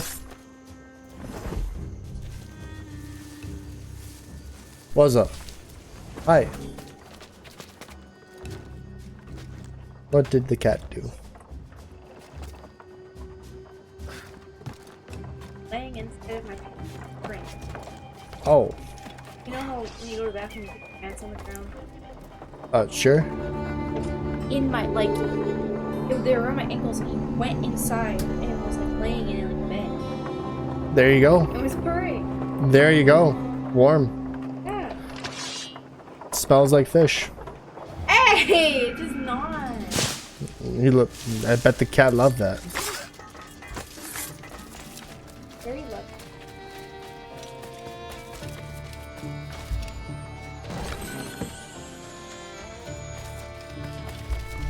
Anything else that's here? Just this. 2 chests. Why not? Oh, God damn it, Edward. Jump, Edward.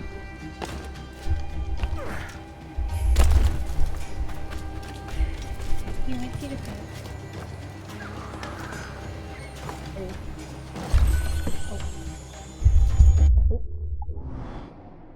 Wow.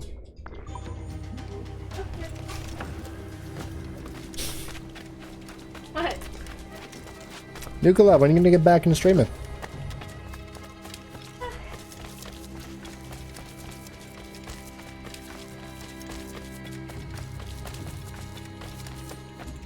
I don't know.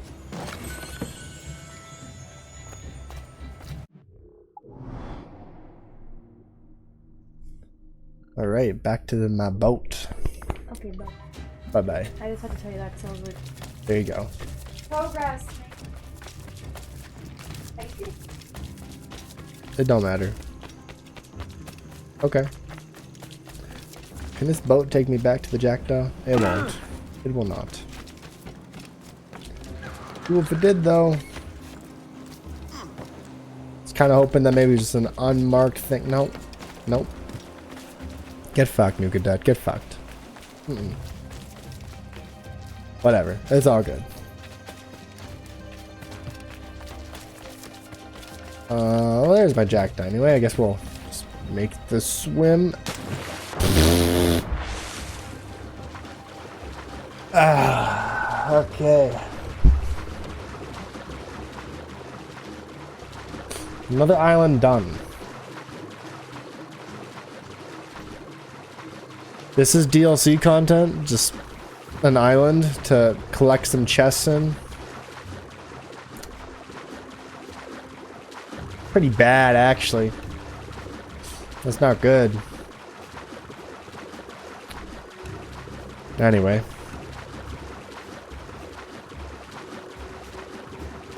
We made it back to the Jackdaw Nuka Club, ladies and gentlemen. Boom.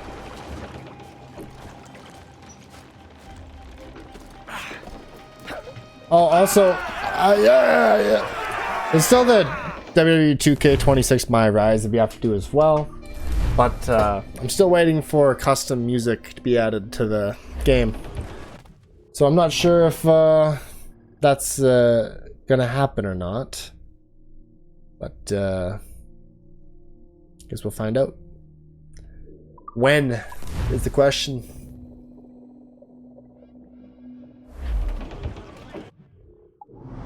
2K26 did so much progression, but so much regression at the same time that it's just like, ah, fuck. Makes me not want to buy another one. Oh, my bad. I haven't crafted all of the pouches yet. Oh, I have what we need. I just don't have the rope dart yet. Did I sell my pelts here? I sure did. We'll just buy another one when the time comes. Alright, back to the database. We'll do a little more. Alright, we left off at the end of the J's. Kenneth Abrams. Born to an upper-class family and educated... Okay, cat. Born to an upper-class family. If you didn't hear that, there's a... Sound like something bang, dropped. Born to an upper-class family and educated in boarding schools from age 5, Kenneth Abraham learned to fight for himself at an early age. Upon graduation, he entered the army and rose through the ranks, finally being the rank of commander. His embrace of order and discipline drew him into the fold of the Templar Order, which offered him influence beyond that offered by his military career. From the age of 30, he ascended its ranks in parallel to those of his military career by devoting himself to the promotion of order and peace. He remained until his death, determined to rid the world of unpredictable and disorderly elements. Note, he sounds like a real fun guy. Note, do order and peace bore you? Are you overworked? I can set up an appointment with our in-house therapist. Peaceful? Orderly me? Never. I love this job. Torres. Born in Havana but raised in Madrid, Spain. Torres was of noble stock, the son of Thomas Torres, and Elvira de Cuadros Castellanos. I don't know. He joined the Spanish army in his late teens and was later appointed as the governor of Spain's territories in Florida, a post he held from 93 to 99. He then returned to Europe to participate in the Spanish War of Succession. In 1708, he was appointed as the governor of Cuba, a post he held for 3 years until he was accused of and arrested for corruption. He was acquitted of these charges, however, and managed to win a re-election bid in 1713. During his time in Cuba, he made many lasting improvements to the city, fortifying the island's defenses, and kickstarted the production of tobacco there. He remained governor until 1716, after which point he retired and devoted his life to charitable functions such as building hospitals. Note, a hard guy to hate with all these charitable outlets, hard guy to like for the same reason. Dull, dull, dull. Let's dig a little deeper on this guy. Maybe he has a secret fetish or mania. What the fuck? Lawrence Prins, often anglicized as Lawrence Prince, was a Dutchman from Amsterdam who spent the majority of his life in and around the West Indies. Operating out of Port Royal, Prince saw an incredible amount of action and adventure in his long life. Sailing as a privateer in the early days of the golden age of piracy, which was the 1650s, he developed a reputation for courage fighting the Spanish on behalf of the British Crown, sometimes bearing a letter of marque. Often without. He even played a pivotal role in Sir Henry Morgan's infamous raid on Panama in 1671, for which he was roundly celebrated. Prince eventually retired from privateering and settled in a large acreage of land in Jamaica. It must have been around this time that he entered into the slave trade as a means of bolstering his wealth, an occupation he pursued well into his 70s. In 1717, his flagship slave galley, the Whydah, I don't know what that cat's doing, was attacked and captured by the pirate Black Sam. Bellamy? Black Sam Bellamy. Prince managed to survive the encounter and fell back into his old occupation until his death some months later. Lucia Marquez was born in Spain. She never knew her father, possibly the explorer Alejandro de Ortega. By the age of 12, she was supporting herself and her sisters on the streets.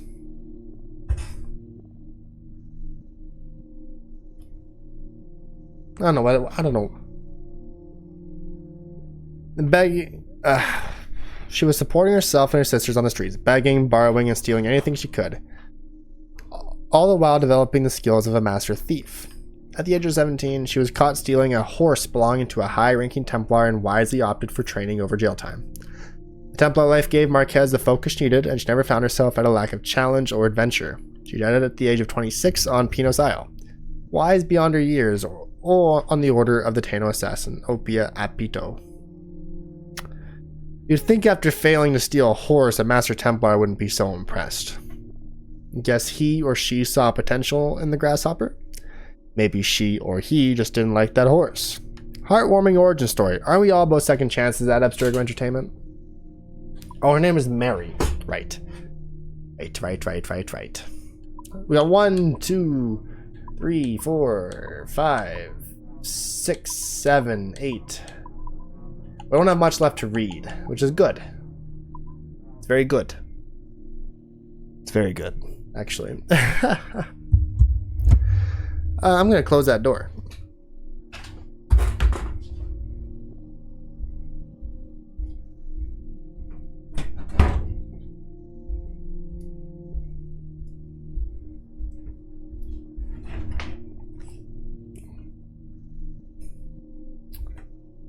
Okay.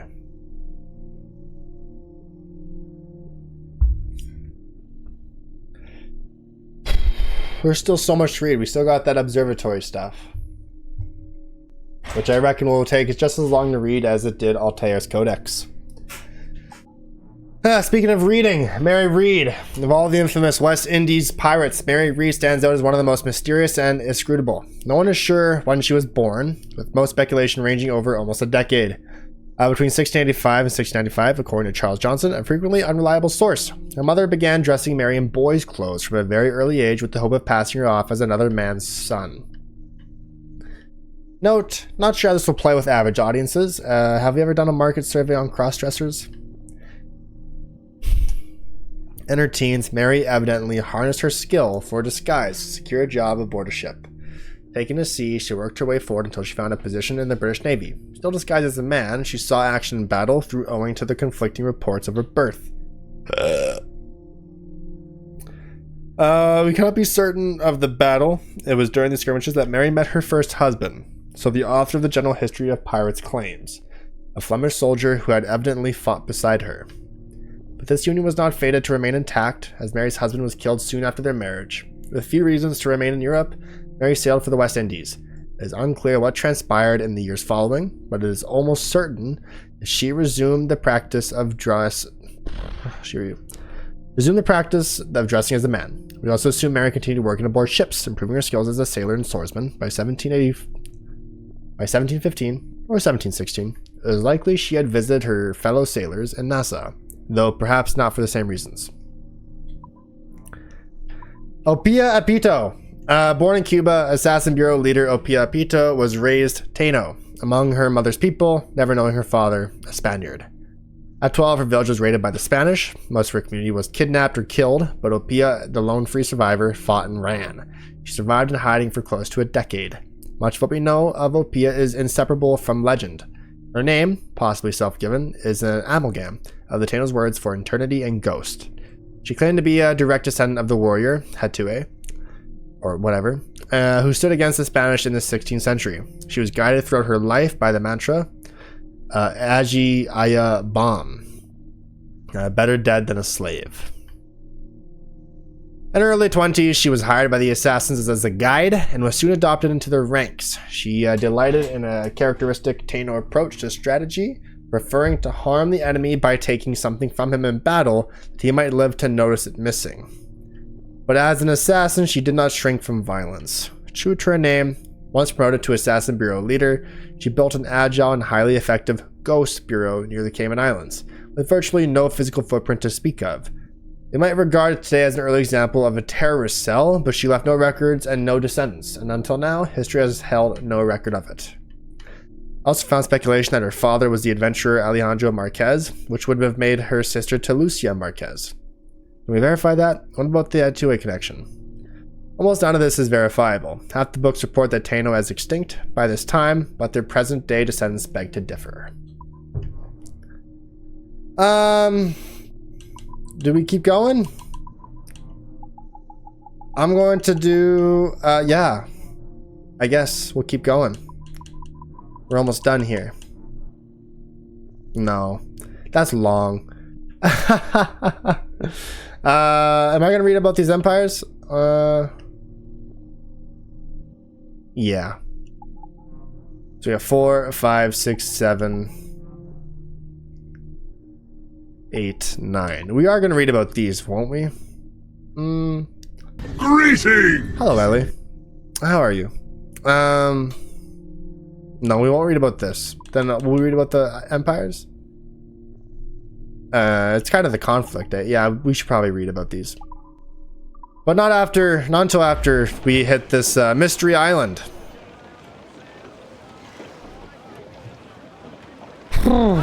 Lots of reading is going down.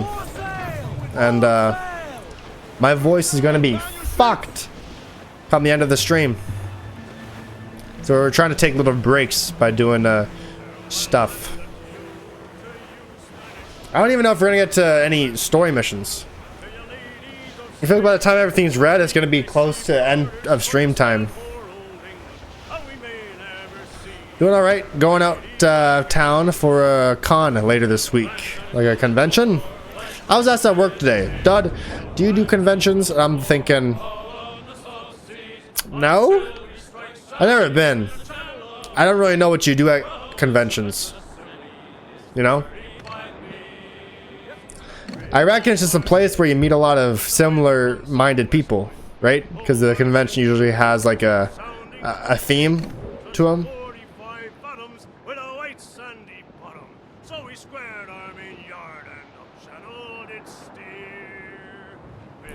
Like, of course, everyone probably knows about Comic-Con, and a lot of people go to these conventions to see the attractions and like cosplay. It's a big part of cons.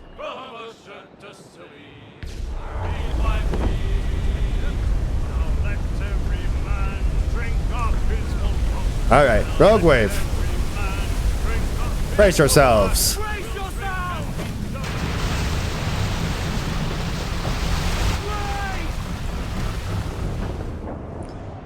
So, yeah, I've never really been. Excuse me? Oh God. Keeps... Okay, the jackdaw is actually fucked. We're okay. This jackdaw's got no health. We took care of all the legendary ships and I just never repaired. It's coming back. Oh God. Well, this one is specific to Final Fantasy XIV, probably expansion announcement, and your first concert. Oh, your first concert. Is it gonna be like some Final Fantasy soundtrack stuff?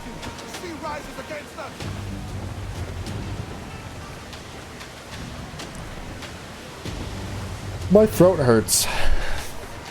It's a lot of reading. I could never do an audiobook.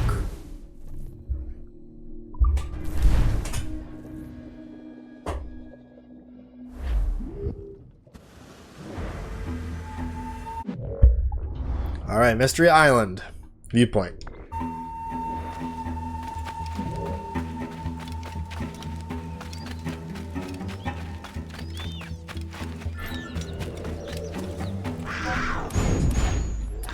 Yeah, that didn't work. I can skin you, I suppose.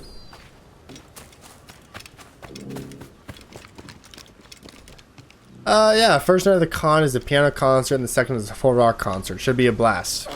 It will be. I hope you have fun. It'd be like me if there's a Doom concert, you know? Find Bonnet's treasures. Like Steve Bonnet? Our Bonnet?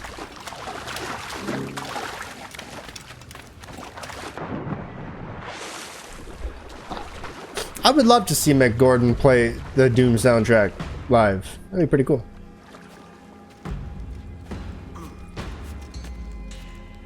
I don't think he does live stuff though. He kind of just works on games, right? I mean, imagine, could you even legally do that? Go touring playing the Doom soundtrack that you wrote and composed? But it kind of belongs to Bethesda at the same time. Like for a little bit recently, the Doom soundtrack was taken off of Spotify, like the licensing thing, and Mick said he couldn't do anything about it. So, yeah.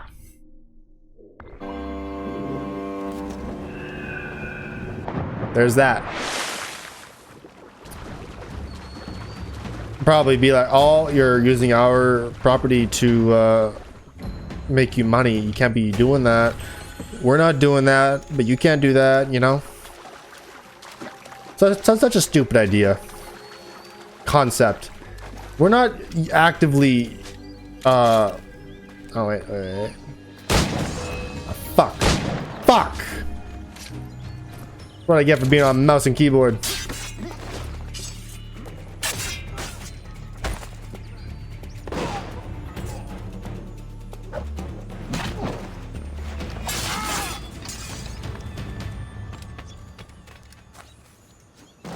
Oh well. Yeah. Oh, we're not doing this, but we could be doing this, and you're making money, and we're not doing this to make money. We're not doing it at all, but we're not gonna let you do this. So, cut that out right now. I hate that so much.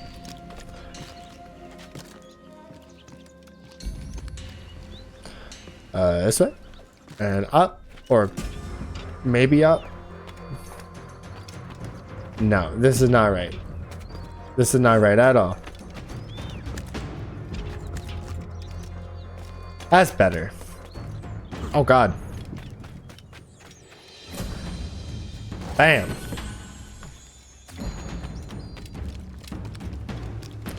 The revenge sales.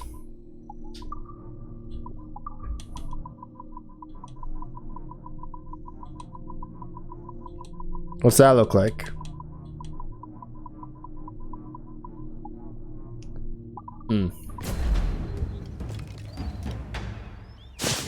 Put one of the band's songs in the Discord. Okay. What's the band? I feel like whenever I leave an older game, it just flips out and stops. The game dies. Boom! Look at that sleight of hand. Boom! There we go.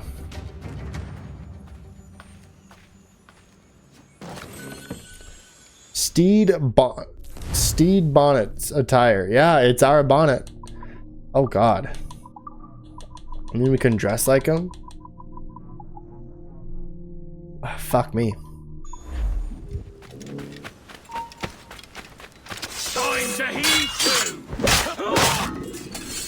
That's rough, Edward. You didn't need to be that rough. No, not like Queen Anne's Revenge Blackbeard ship. No, it's a totally different.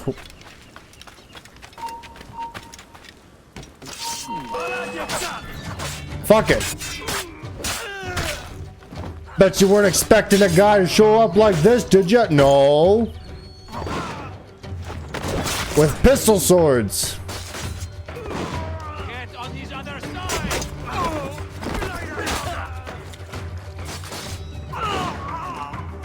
That's rough. I'm so sorry. You're playing Black Flag and the stream is set to Starfield. Oh god damn, I forgot to change that. I forgot to change that.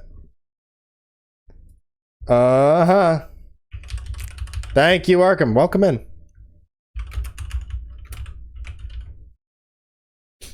Oh, I see Black Flag Resynced is up on Twitch. Alright, that's updated now. How you doing? How are you doing?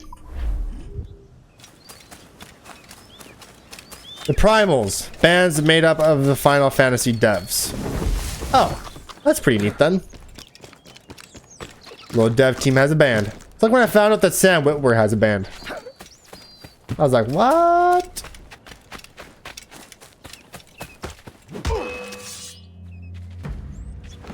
The guard will do for trouble.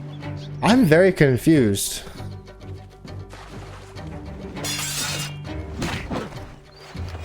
They're doing fine.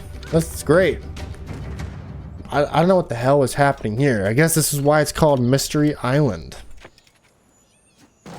So, Black Flag Resynced. The Revenge has a figured head.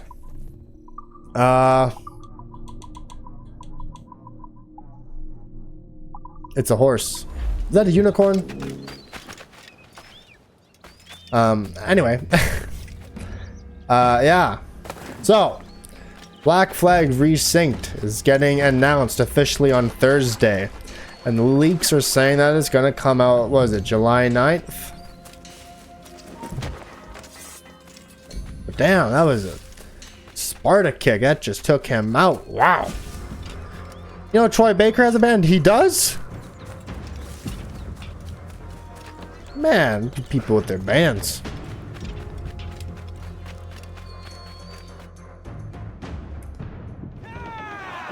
Okay. The only thing I can say is that I just play guitar. That's it. I want to get back into the hobby, but I just don't. For whatever reason, I just don't. I need money to restore my guitars. You know, get them cleaned, new strings, new battery, get them all set up again. And then, yeah, invest in a little pedal board so I can switch my tones with my foot instead of my hand, because I play a lot of songs to go from heavy, distorted tone to clean tone. You know, like Breaking Benjamin, Seether, 3 Days Grace, blah, blah, blah. So, all in all, $300 to $400 investment. And I'm just not willing to do that right now. So, okay, back to the database. That is everything left. All that's left now to do that I want to do on this stream, at the very least, is read. And we have an hour and a half to read the rest of the database. Okay, we left off Peter Chamberlain.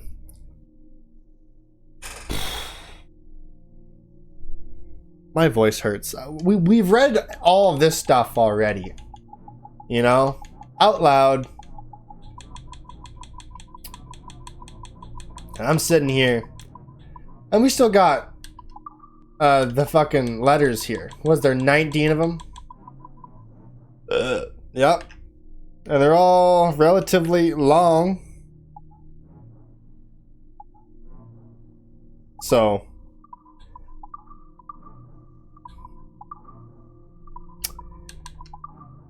yeah, I'm not okay.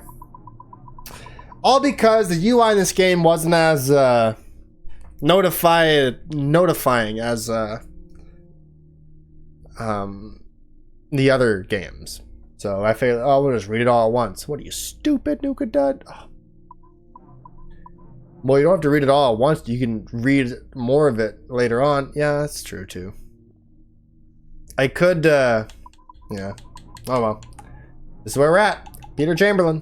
Commodore Peter Chamberlain sailed into the history books on the coattails of Woodes Rogers, privateer captain and governor of the Bahamas. Though charged with the task of helping Rogers carry out his reforms and issuing King George's pardon, Chamberlain had an irrational and burning hatred for his civilian commander and flouted Rogers' orders as often as possible.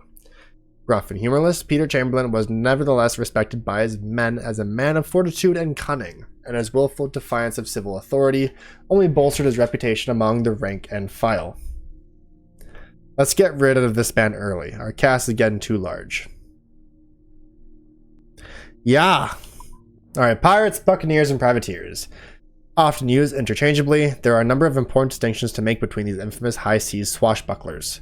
Pirates. Criminals on the open sea who use coercion, intimidation, and violence to rob innocent people of their cargo and transport. The term pirate is a catch-all and may be used generally to refer to all who perform acts of larceny on the open ocean. Pirates have been a problem since the advent of long-distance ocean travel. Every age has seen its share of pirates, and every age has cursed their name and romanticized their cause. During the so-called Golden Age of piracy, the majority of pirates were from the British Isles. Most were young men in their 20s, and almost all had already gained some experience as sailors prior to falling into piracy. Buccaneers, though often used as a synonym for pirates now, the term buccaneer refers more specifically to a group of pirates who lived and operated in the West Indies in the middle of the 17th century. Best known for attacking settlements and fortifications on land in large groups, the buccaneers derived their name from the French term boucanier, an instrument used for smoking strips of meat over an open fire. Very sort of sustenance for these terrestrial pirates. Privateers were non-commissioned sailors who attacked and robbed, given a letter of marque by their king or their king's officials, such as a governor. Thus, the distance between a pirate and a privateer is but a hair's breadth of difference. Pirates simply sail for one monarch fewer. Like a bounty hunter. Rhona Dinsmore. Born in Scotland, Rhona was made for adventure. After suffering the lows of a depressed household, her father absent and her mother an alcoholic. Throughout her childhood, Dinsmore left her home in Glasgow in her mid-teens. At 19, she found work almost merchants in Bristol and remained at that post for nearly 2 years. By 21, Dinsmore was trapped in a terrible marriage. She fled again and sought refuge in Boston, where she remained for 6 months before moving on to the warmer climes of Jamaica. There she found it exceedingly difficult to find work among farmers and finally took to the sea, ultimately finding her calling within the Assassin Brotherhood. Notes: rumored terrible marriage. Look at the facts. All her patterns after that are those of a con artist, even if her independence is a little inspiring. Notes: anyone find confirmation of romantic ties to Hilary Flint yet? No, but there's a lot of sarcasm. There's still room for love in that. The opposite of love isn't hate, it's indifference. Ah, you're a poet. See? That's exactly what I'm talking about. This discourse is so cringe. Smuggler Upton. Upton Travers was born in England in 1688, 2 years ahead of his brother Vance Travers. Together they traveled to the West Indies in search of their fortune, which they established in the form of a smuggling business, which they used to fund their growing involvement with the Assassin Brotherhood. Although Vance was the more charismatic of the two Assassin brothers, Upton made up for it with his measured, sensible responses to life's challenges. However, every man has a breaking point, and Upton found his after Vance took up with the Chinese pirate queen, Jing Lang. A Templar attempted to steal the treasure on which they had staked their retirement before finally attempting fratricide. Fratricide? What the fuck does that mean? Depressed, Upton turned to alcohol, which may have been a factor in his retaliation. He ultimately had both Jing Lang and his brother dispatched by one of his assassins. Smuggler Vance. Born in England, the passionate, creative, yet incredibly gullible Vance Travers found a life for himself amongst the Assassin Brotherhood in the West Indies, where he ran a successful smuggling enterprise with his older brother Upton. Business took a turn for the worse after he met and fell in love with the Templar Jing Lang, who persuaded him to divulge knowledge of the location of buried treasure from which he and Upton planned to fund their retirement. Paranoid, Travers developed delusions that his brother plotted to steal his treasure in Jing's heart. He broke from the creed and, after a failed attempt at fratricide, was killed by Edward Kenway. Note, this is a soap opera. Note, maybe we could work it from Jing's perspective. Stede Bonnet. Born into plenitude and wealth on Barbados, Stede Bonnet seemed destined for a life of pleasure and ease. The son of a successful and influential plantation owner, his early life was marked by tragedy when his parents died suddenly, leaving 7-year-old Stede orphaned and in a perpetual state of melancholy. I don't know how the fuck you pronounce that. Fratricide is the murder of one's brother or sister. I thought it might have been like a slang or something for like something to do with a fraternity or something. Okay. It's the murder of one's brother or sister. Fratricide. Melancholy. Can we get a definition and a pronunciation for that, please? Melancholy. I don't know. His inheritance of some 400 acres of land, that's a lot, softened the blow caused by the loss of his parents.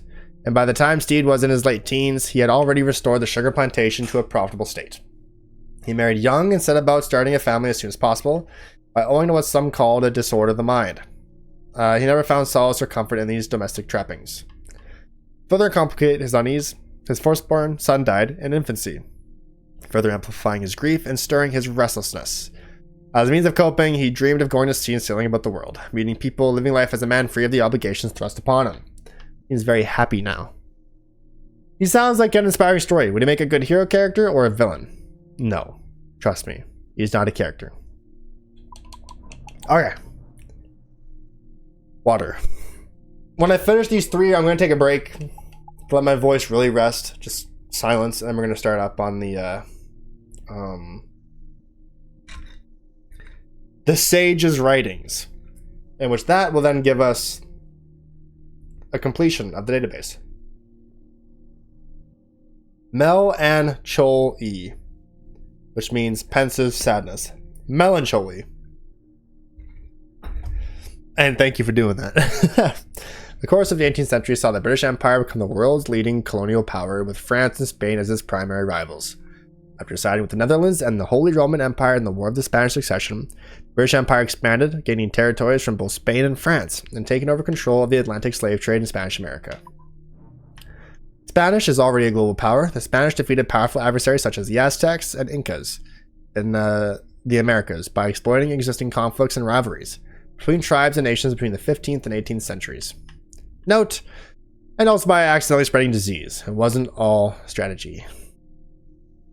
Acquisitive and protective of the supply of precious metals its new colonies afforded it, the Spanish Empire enthusiastically participated in the Atlantic slave trade and defended its trade routes aggressively.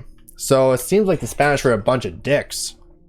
In 1701, Spain became embroiled in the War of Spanish Succession, and once international and civil, it ended with a series of treaties. In 1713 and 14, that saw King Philip V remain in power, lose his line to the French throne. Note, let's face it, he wasn't really using that thing anyway. Because they're on a ship. Is that it? Moreover, Philip kept his title of Overseas Emperor, but relinquished much of his empire to the British, who were granted the exclusive right to slave trading in Spanish America for 30 years. The century was nevertheless one of prosperity for the Spanish Empire, as their trade reputation grew steadily under Bourbon oversight. It continued to grow at an extraordinary rate until the 1780s. Note, gosh, I'm so glad they recovered from that slave trading loss. Philip V, what a trooper. Trooper? Or did you misspell trooper? Alright, this one is like just absurdly long, and I don't know why. I don't know why it's so long. Woodes Rogers. I don't even remember who you are in the story yet. Alright, water.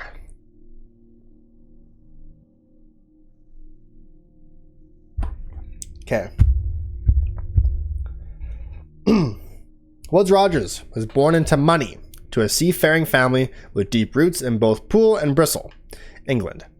His early life was a picture of industriousness and ambition, and by the age of 18, he was an apprentice mariner. When I was 18, COVID had just hit, so I was just drinking beer and playing Modern Warfare and working. I was single. I hadn't met NukaDud yet. So yeah, that's that. Beer, Call of Duty, and being single. Upon his father's death at sea in 1706, Woodes inherited his family's prosperous shipping company, which he took to managing with great passion. Between 1704 and 1707, Rogers' fortunes and family grew. By the time he was 27, his marriage to Sarah Whetstone had produced one son and two daughters. By the end of 1707, however, his business had suffered great losses by raiding French forces, giving Rogers the idea to recoup these dreadful losses himself. Knocking about Bristol in search of a partner for this endeavor, he soon found himself in company of William Dampier. Oh god. An old friend, an unlucky captain, who suggested setting out on a privateering expedition, one that would range far and wide about the New World. In 1708, Rogers made the necessary arrangements and set out as captain of his own vessel, on a difficult voyage that would last over 3 years. Along his course, Rogers met with many successes and failures. In 1709, on the western coast of South America, he found and rescued a marooned sailor by the name of Alexander Selkirk, a sailor who had spent nearly 4 years living in isolation, who would serve as the inspiration for the book Robinson Crusoe, just a few years later. Soon after Selkirk's recovery, Rogers' fleet engaged an enemy vessel in open combat, a skirmish that earned himself a pistol shot to the left side of his face and a mangled heel. Neither wound was enough to remove him from command, however, and he continued serving as captain until his return to England in late 1711. I don't see like a wound on his face, if that's what that is hinting to. To commemorate this return, he had an operation to remove the offending bullet from his upper palate. This guy's incredible. Can we make an entire film about him? Now in poor health, but high spirits, Wood set about writing his memoirs. Upon their publication, a few years, they were an immediate success and proved a great source of income. But this brief glory was offset by the sudden death of his son, a tragedy compounded some months later by his wife's decision to leave him. Also at this time, Rogers was sued by former shipmates for allegedly hoarding goods and money plundered from enemy vessels. Rogers assembled a defense, but lost the case. So formal for taking stuff. Left side of his face, Dud. What side is facing you? His right side. Well, why wouldn't they show that? Stupid. Whatever.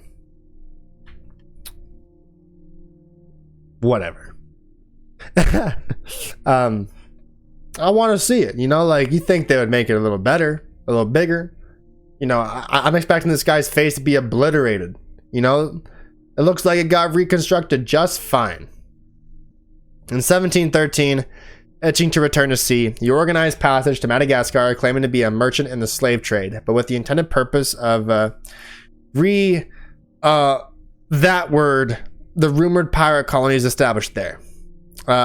When he arrived in Madagascar after months of hard sailing, he found that the legends of the pirate town Libertalia have been exaggerated 100-fold. Where is this gas coming from in my chest, huh? The pirates of Madagascar were sickly and few and desperate for help. After spending just a few months here, Rogers set sail for England, a failure in his own mind. And yet, never one to give up hope, Woodes Rogers reoriented his attentions to the West Indies, eventually lobbying King George for a commission to hunt pirates in the Caribbean. On this score, he succeeded. After a few diligent years of making his case, King George appointed Woodes Rogers as the governor of the Bahamas. Now, at last, he would make his mark and bring justice to a land where chaos had taken root. Okay.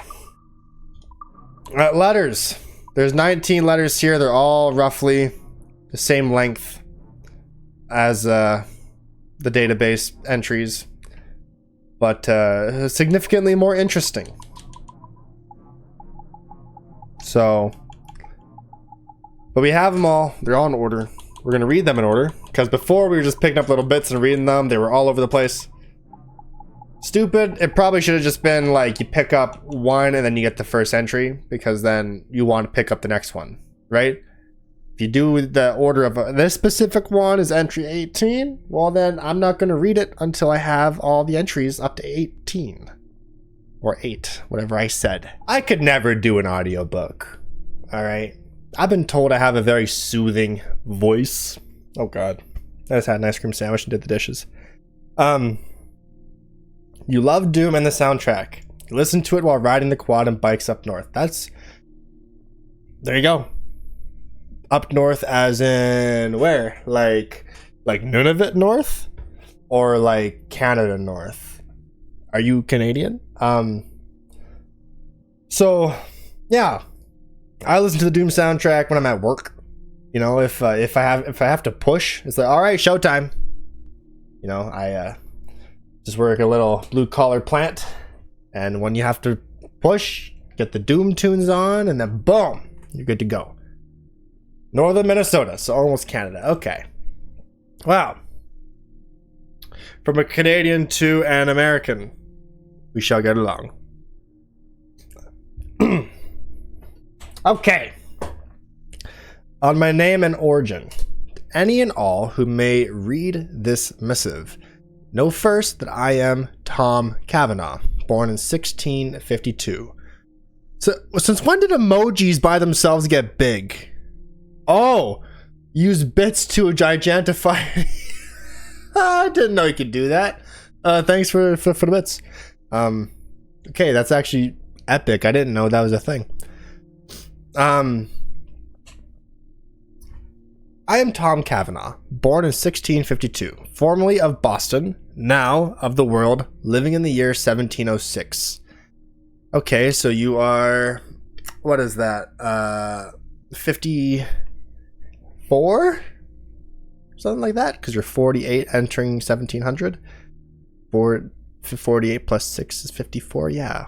Taken to isolation long ago in my place of my ancestors, in pursuit of peace and steadiness of spirit. My story is a singular one, though I make no claim to greatness or nobility. Yet there is such an amount of strangeness in my blood it bears mention, with the wish that a better understanding may come from my situation, with the hope that if there be any others in the world who suffer the same perturbations, I don't fucking know, of mind as I have since birth, they might find in me a kindred soul and a friendly voice to guide them to the calmer shores of sanity. In plain words, I was born a creature of two souls, one being my own, newly minted and fresh upon the world stage, yet the other being an old and wise thing. A soul as old as the universe itself may be, two souls, therefore, in a single body, competing for supremacy.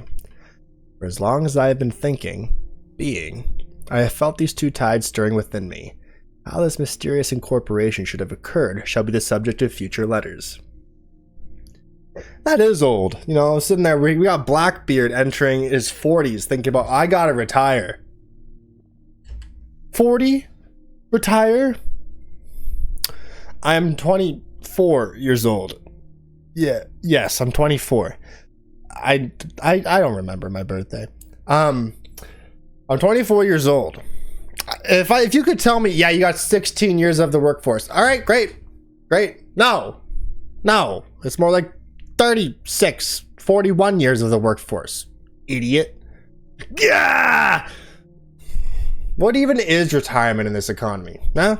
The average age for a Western family to own their first home is like 37, 45.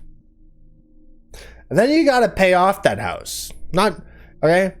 So, hey, I'm 40 and wish I could retire. Only 60 more to go, working. Yeah, you retire at the age of 100. Work, bitch. You know, that's kind of... When I get to that age, I would like to get like a job that's not designed to pay the bills, just to kind of fulfill that void. You know, you get your pension, you have your savings, and you have like an old person job. You know, I'd like to, you know, work on computers or work on guitars. You know, I think that could be a nice, you know, like you're in it for the craft and not necessarily the paycheck. You know, you could never do these jobs full time, probably, or you wouldn't get anywhere. I mean, you could do any job full time, but some jobs not as much, right? And of course, it'd be great to be older. Just you got your pension and that little void, that like 30% of lost funds, whatever it might be, 40%. I got no clue what it's going to be. I'm not retired. I got no idea what the pension's like. And the only other source I have for this pension, well, they were rig hands, and they didn't really need a pension, now did they? My grandfather, he was loaded. Yep, you want to fix an RV air conditioning when you retire. Up my property. I gotta reread that. Yep, want to fix RV air conditioning when I retire. Up my property. Up my property. I'm gonna. Oh, So you're just gonna like live in like an RV, or you ever see that Robin Williams movie RV? I've been thinking about that movie all week. Euphoria season 3 starts off with like a reference to RV, so I've been thinking about that movie all week. It's a good movie. Early opinions of my condition. From birth, I was known to my parents and neighbors as a boy of strange habits and impulses. My eyes, being of unequal color and dimension, always invited odd comment and query, being so easy to discern, but my behavior was also noticeably queer. I was given to gesticulations of a mysterious sort, signs and symbols that appeared to my parents to portend a meaning they could not decipher. It was also said that I never did cry or protest. Strange for a babe, but likely a comfort to my dear mother. I gained the gift of speech in my 12th month, my first words being my love and beloved. My parents seized upon this as a good sign of robust intelligence, but could not have been pleased with what such words implied, and right they were to be anxious, for at such a time I should have called these kind shepherds mother and father. By the age of 2 years, I had already taken to refer to them Elizabeth and learn to spell, dude, to them Elizabeth and Thomas. A queer sort of quirk for an infant, it needn't be said. But this was my impulse, and until I passed through adolescence, was a practice I stuck to. You're gonna build a place one day. Got plans drawn. I will let me have a rule and a saw and a board now. Oh my god. If I was ever in like housing, constructing a house, I would like to build a house or be a part of the process just for the experience. I don't think I'd want to do it as like a career though. But I'd love the experience of building a house. I mean, my grandfather built this house.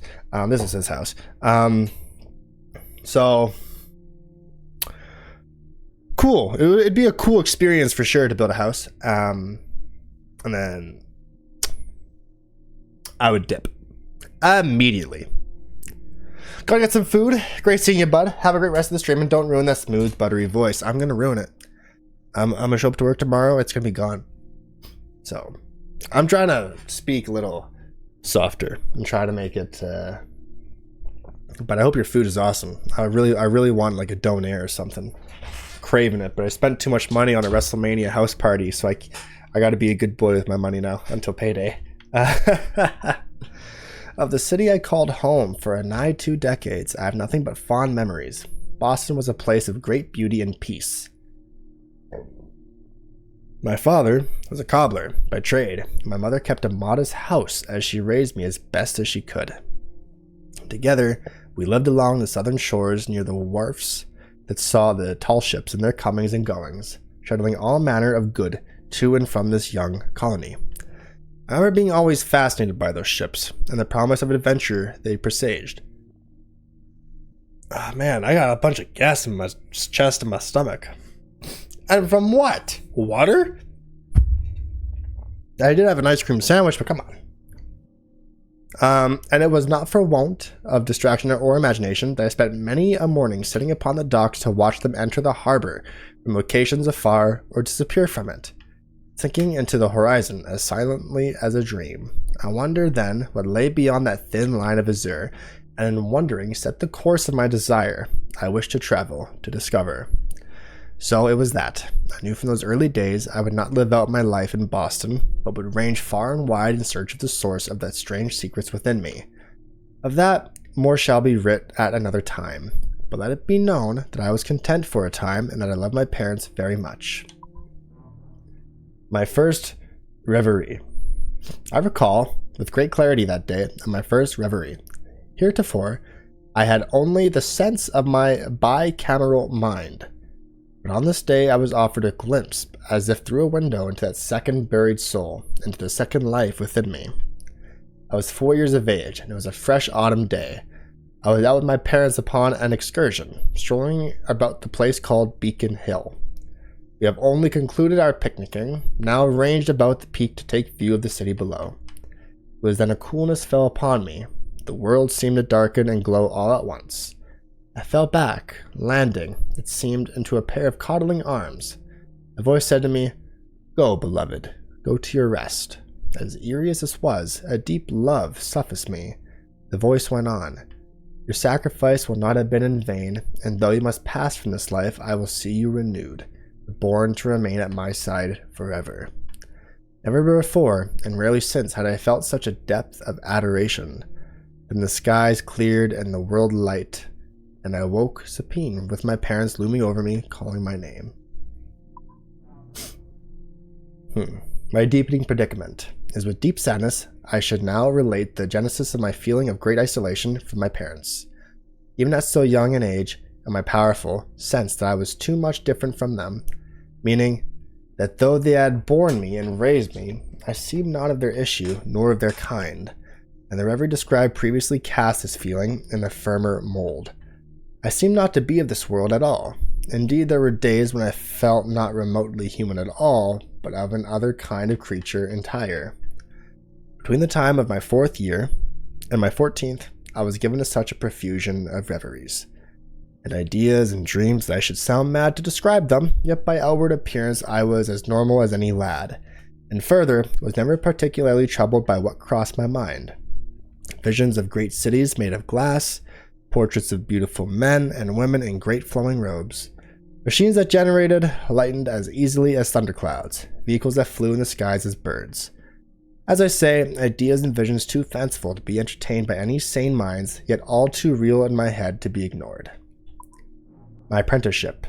When I aged 14 years, my father, feeling I should discover some better skill or trade sensible to my habits of mind, apprenticed me to a master carpenter joiner called Jonathan Davenport of Boston. Master Davenport had then many slaves and 2 other white boys in his employ, one who was a bricklayer by trade and the other a carpenter, both not terrible clever.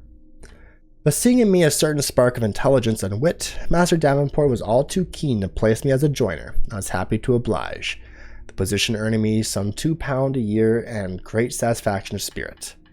A joiner's work required a nice and steady hand, and a grand taste in ornament, both qualities Master Davenport told me I had in large measure, and so it was with great pride that, well prior to the customary 7 years, I took leave of my master after only 5, and set out on my own at 19 years of age to seek my success. Now a man and master in my own right, my master was not sad to see me go, but bade me good fortune, for he knew in his heart that I was the greatest talent he had yet apprenticed. There is something of a natural genius in you, lad, a wisdom beyond your years. And so, packing a kit of all my worldly possessions, I bid my mother and father much love and farewell, then took passage on a merchant brig bound for Jamaica and the West Indies, where need for carpenters of skill were greatly needed. On leaving home. It pains me now to think on my feelings of my departure from Boston and from my dear parents who raised me so well. For in hindsight, I think perhaps I should have been... Alright, Ellie. Melancholy. Or anxious, at least. You could just say calm. Or whatever it was. I already forgot. Yet leaving home at so spry an age ranks as one of the great joys of my life. Never before or since I ever feel such an embrace of freedom. Yet not all concerning my leaving was joyous, as it was around this time that the voice came upon me strong. Much like a man whispering in my ears, these voices were neither sinister in nature, nor did they prevent mature dealings with my fellow man. Unlike my reveries, which came to me in my sleep or in daydreams, these voices came upon me at times inconvenient to my present purpose. Day and night, they intruded without provocation, and though they were not constant, they were certainly frequent in nature, and the strangest of all had the qualities of memories. There were times, too, that I seemed to hear my own voice among them. Was it possible that I heard conversations from a previous life, memories of those I knew, memories of engagements long past? In the next letter I shall relate what were perhaps the most confounding snatches of conversation. My voice. We are a third of the way through. Okay.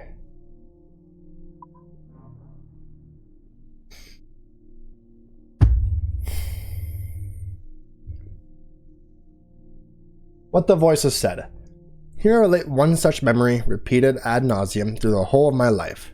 myself, a man, and 2 women. A woman, as biological traits are passed from one generation to another, why should we not engineer the humans to pass learned information to their offspring as well? It is well within our scope. And here as other woman interrupts, never. Already we have made them steady and strong. Why should we gift them with new advantages over us? We are dying, the war is tilting against us, and we should discover a means to our own salvation, not theirs. And here the man disagreed. Our time is done. The instruments of our will shall soon be our masters, and we shall fade away. Perhaps not in 10 or 20 years, but certainly this century is our last. Why not therefore gift the humans with added faculties for wisdom and growth? Why not let them pass on the accumulations of their learnings from one generation to the next? By ever ascending degrees, the humans shall be as wise as we are. And here I seem to speak. It can be done by simple manipulation of the code within their blood. We could improve their lot. And here the second woman screams, absolutely not, and then the memory is ended. Are these voices the first civilization, the Isu?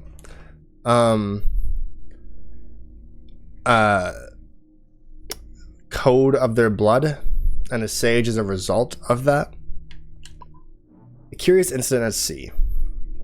Upon my route to the West Indies, a curious incident aroused me in a revelation. It aroused you? It was a wanton act of violence that I witnessed, one that proved fatal only to its instigator, a pardoned pirate named Savary, who had come aboard to work off his debts as an honest Christian, yet died a devilful of drink after mistaking the reasonable abjurations of his fellow men for insults. He was taken by a self-inflicted pistol shot, sustained as he attempted to load his piece in preparation for the first of 6 duels which he had arranged as challenges against our group. All of us were sad for his misfortune, but none were sorry that our crew grew quieter in his absence. And yet, as seeing the poor chap wound himself so, and witnessing the blood freely flowing from his body, a notion sprung upon me like an idea long dormant.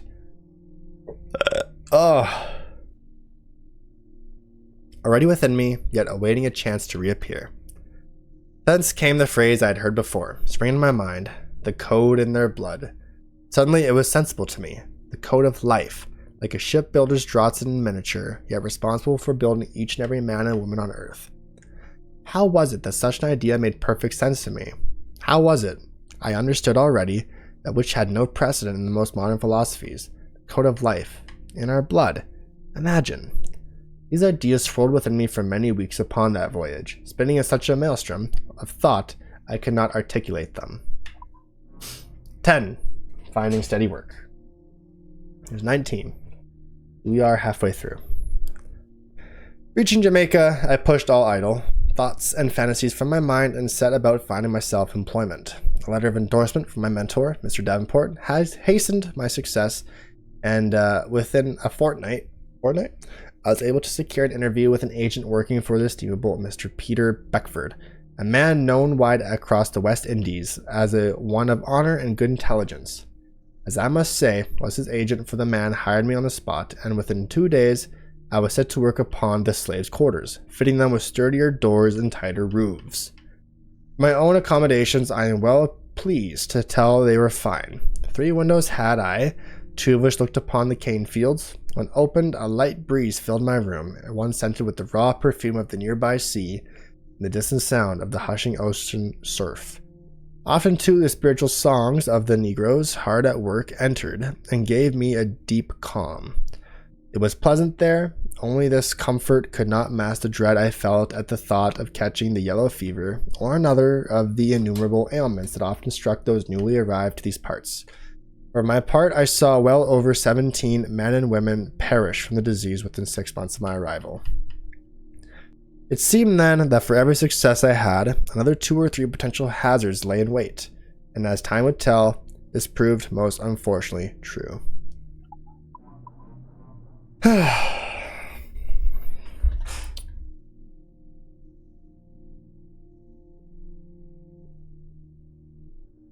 I'm sure if you were reading these in your head, like 10 p.m. at nighttime, listening to the this menu track, it definitely would put you into a state of mind for sure.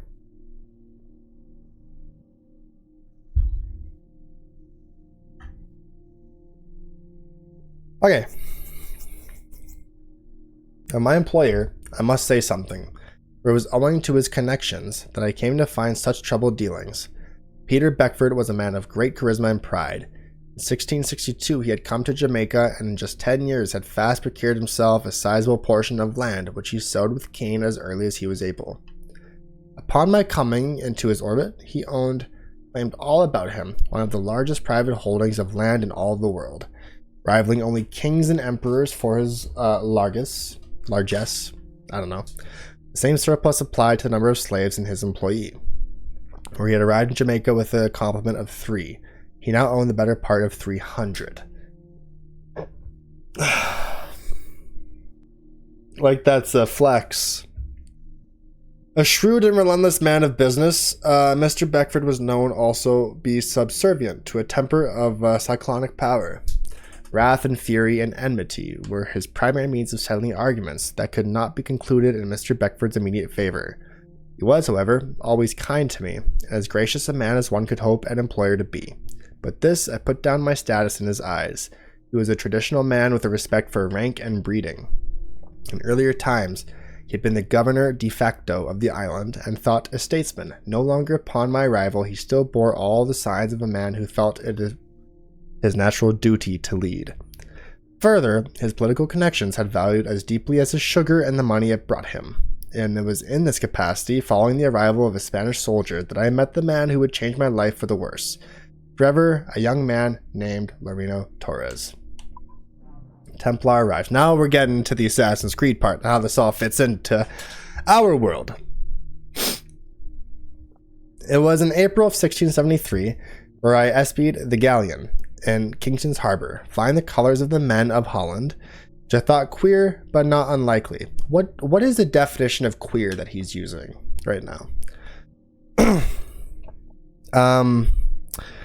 This was a ruse, however, for the ship's cargo was most assuredly Spanish. A gentleman called Torres, once a soldier in the Spanish army, now an emissary on behalf of his king. Or so said he to Peter Beckford. I learned later that he called himself a Templar, and made his visit to Beckford's plantation to look upon Master Beckford's strange collection of collected manuscripts. Torres was 2 days with Mr. Beckford when another object took his full attention, namely me.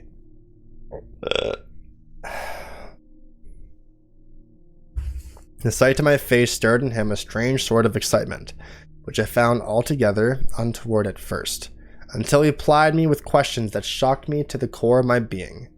Said he to me one evening after supper, Hear you voices, Mr. Kavanagh? How is that? I answered, feigning ignorance, though shaken in truth. Voices from the dark of your mind, or memories, to be clear, as if from another life entire. And here I was terrified. How was it that this man knew the odd riddle of my life as if it were a banal fact of history? I know not what you mean, Master Torres, said I, and I took my leave of him, so anxious as I was.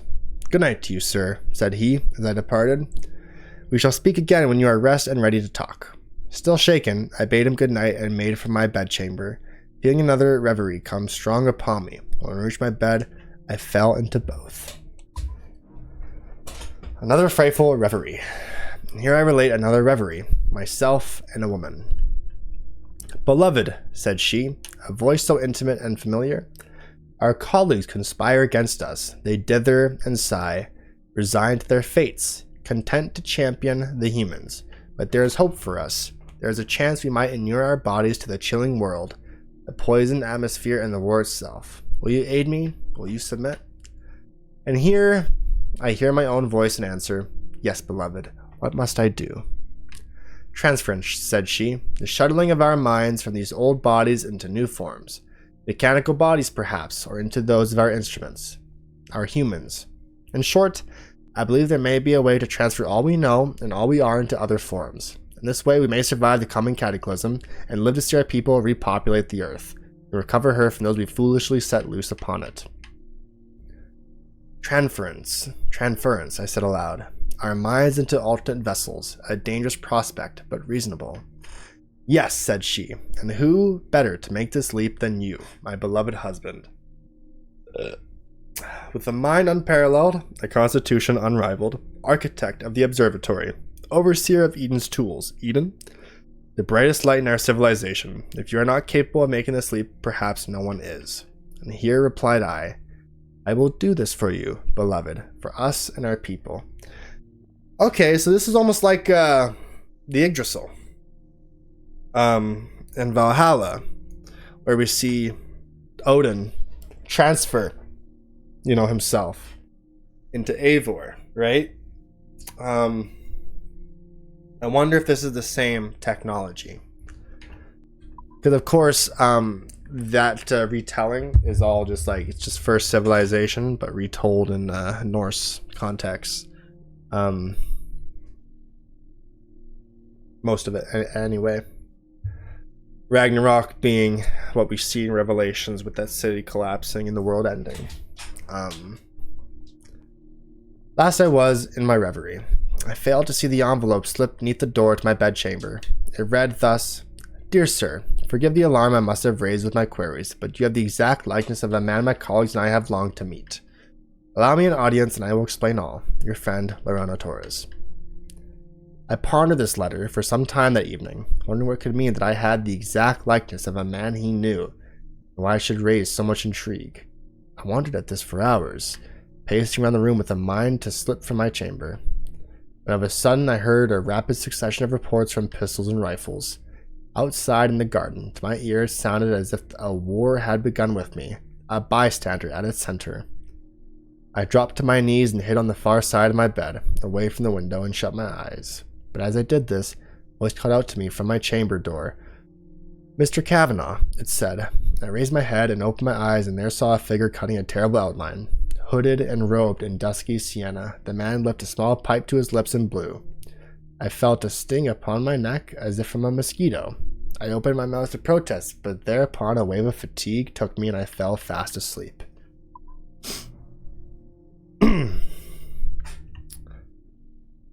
Whew.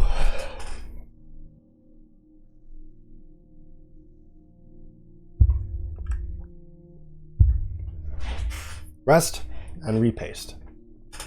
I woke some days hence in a bustling native village in the presence of that same man, many leagues from where I had called my home. A native himself, with a strong and serious but gentle face. He named himself Balaam, and bade me not be frightened. Strangely, I was not, for his demeanor was calm and his words were kind. I asked why he had brought me to this place. His surprise seemed genuine, and he told me, You are a sage. Your face tells it plain, your eyes most of all. I did not know what to make of this suggestion. He went on. You are but one of a long lineage of identical men, men born outside their original time. Your likeness and your soul are a pattern, repeated through the ages. Oftentimes, a century or more passes without the appearance of a sage. Other times, two are born in the same decade. We know not why. And dashed my brains, but all he spoke was known to me in some intrinsic way, and yet it frightened me all the same. How could it be that I was a man reborn? How could it be that I had already lived one life and had plodded through a second, still pondering the first? I spent many a day with this man Balaam, and in that time he told me all he knew, and asked questions of his own he hoped I might answer. The observatory. For several days I stayed with my captor, Balaam, asking him all kinds of questions and he asking the same of me, and all the while I wondered what fate he intended for me. At last, on the 7th day, I revealed what lay heavy on my heart. What do you want of me, sir, that you keep me prisoner so? At this, Balaam laughed and answered, You are no prisoner, sage. You may take your leave at any point. Only tell us where you wish to be dropped, and if it be in our power, we shall transport you thence. This answer surprised, then angered me.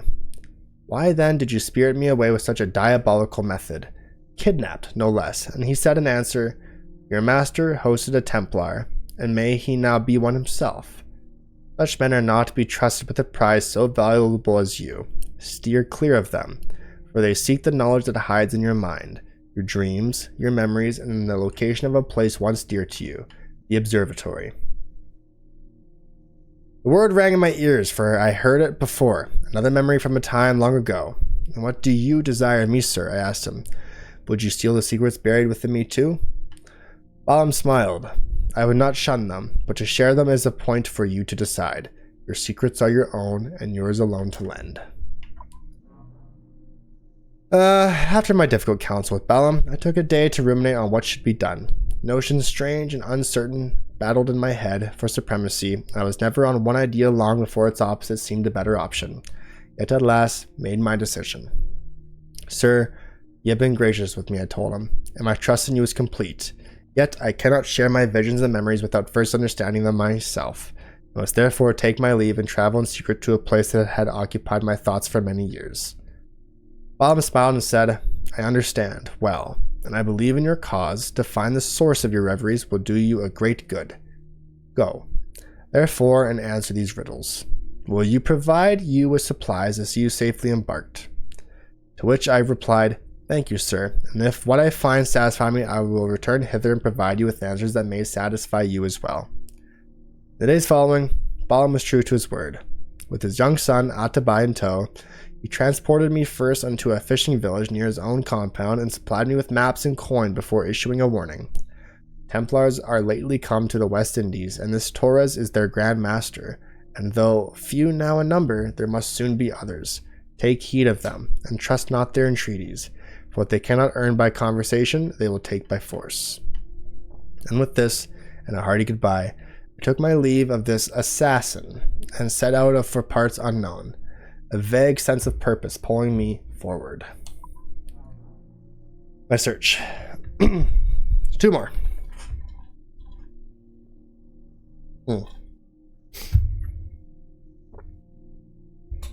After leaving Bellum, I set out in a sloop of my own, and traveled for nigh on 1 year about the West Indies, sailing with a small crew to all manner of jungles and playas and beaches, looking for a sign or a landform that might spark in me a memory. Along my way, I met many a fine peoples who did me great kindness, and offered work in exchange for more provisions. In this way, I came to know the people of the New World and of the Old, and found in all of them the same hopes and desires. Travel is truly the finest education. Then, after my 13th month of roving, I found my object well in land on a known island. Here it was, the place Bellum had called the Observatory. Oh, what memories the location aroused. Well, prior to clapping eyes upon a structure, I knew I'd come to the correct spot, leaving my men on shore. I passed alone through jungles and deep ravines, and coming at last upon the spot, and there marveled at its strange and foreboding presence. Though prompt, I knew what do. I pressed my finger into what I knew to be a portal, and upon its opening, I passed inside. What I saw there, however, shall remain a mystery, for the world to not yet ready to hear my tales, which should sound like sorcery to all, but my friend Bellum and perhaps the Templars who likely chase me still. On being a sage, I remained alone at the observatory's location, plumbing its secrets, all the while besieged by such an influx of reveries it would require a tomb twice the size of a Bible to relate them all. Let it suffice to say that I came to understand the nature of the 2 souls within me, and I am now content. After near on a week there, I was visited by a group of natives from the island, people from the Tiano tribe, I believe. They spotted me first, and might have killed me straight away, but my utter surprise not widened my eyes to such a degree that their unusual qualities were seen by all. At seeing me thus, the natives stopped and dropped to their knees with slow gesticulations. I understood at once that these men were sworn to protect this place. In my further conversations with them since, I had made out that it was a previous sage who had employed them so. Or more precisely, I should say, employed their ancestors. Thus, for nearly 150 years had passed since the last sage had come this way. I am told his grave lies nearby, but it is unmarked and inaccessible. His grave lies nearby. It's unmarked and inaccessible. It has now been over 4 decades since my arrival at this sacred place, and only one question yet lingers in my mind. How many more of my sort have been here in total? Near 80 millennia have passed since our inception, and I am apt to believe the number quite high, but I cannot know for certain. Let that not trouble you, reader, for if you have followed my story entire, look you for my final missive in the place where I will soon surely lay. Hidden near the observatory, where I have instructed the guardians of this place to bury me with my passage across its mortal coil, is at its end. Therefore, fare thee well until then. But everything is done. They get you caught because everything is collected. You know, we look at the progress tracker and everything is pretty much there. Side missions are at 100%. Everything's done. Collectibles are at 97. We just need to get to the observatory to finish this stuff off. The sequences are all at 100%.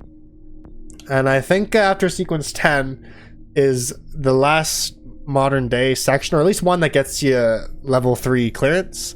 And then once we have that clearance, before we go back to the Animus, we're gonna go through and get all of the computers hacked. And that will be my end of the stream, eventually. For the next 3 hours, I'm gonna try to do sequence 10 and all of the Animus stuff. Just look up Black Flag bar fight. Bet. I will. I will. Oh.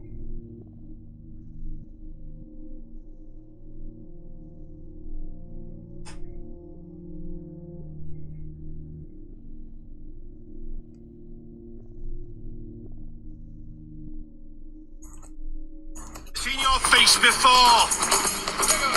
You's mates with them pirates down in Nassau. Shut your fucking gob or I'll fill it with shots, you hear me? Oh. Ah. Okay. This came out so smooth. Alright. Alrighty. Cool. Okay, where are we going now? We are headed this way. To go meet with the sage. Robert. Let out some sail. Is this a convoy? You got money? Oh. You got money. I don't even need to take all you guys. I'll just take some of you. But we got this new ram. And it's gonna sink that fucking boat. The wind's not in our favor though. It's a weird change. It might have been for marketing. It might have been changed for the trailer.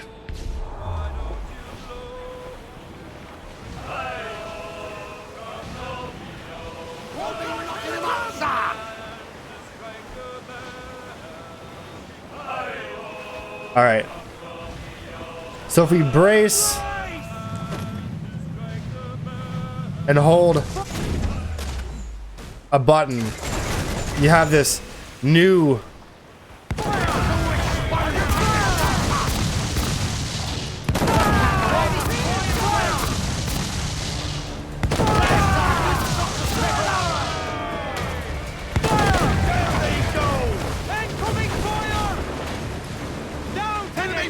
Listen, if you guys knew what was good for you, you guys would run.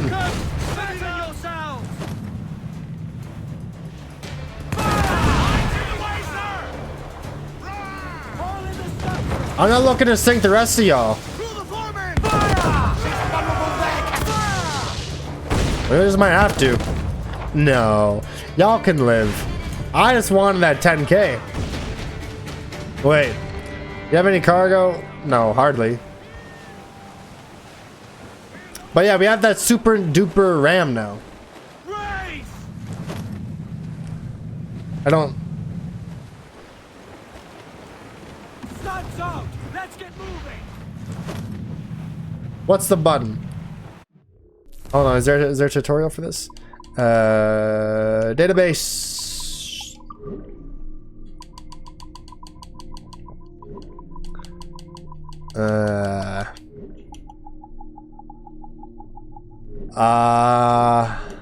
Naval actions, naval fight.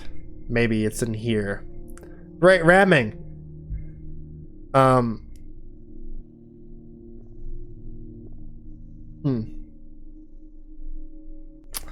Well, there's a button that you push and you have a very big fancy brace.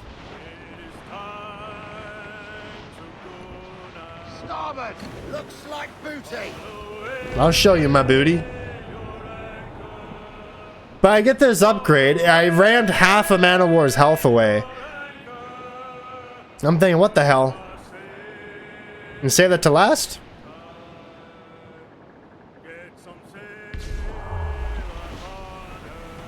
Douse the royals and top. Douse all sail. Captain Kenway. Shall we use your ship for this next scheme or mine?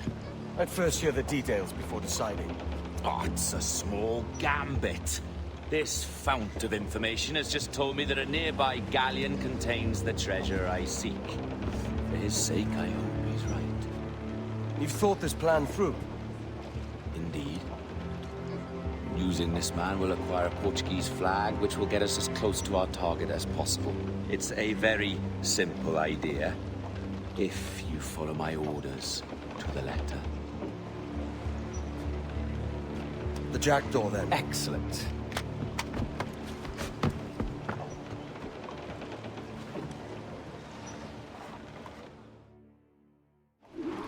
We're underway, Roberts. So what's your plan? The flagship of this fleet is transporting a valuable treasure in a large chest. Crystal phials filled with blood. You may remember. We're chasing drams of blood. Is that all? I asked you to follow my instructions to the letter, Captain, but I did not give you leave to question why.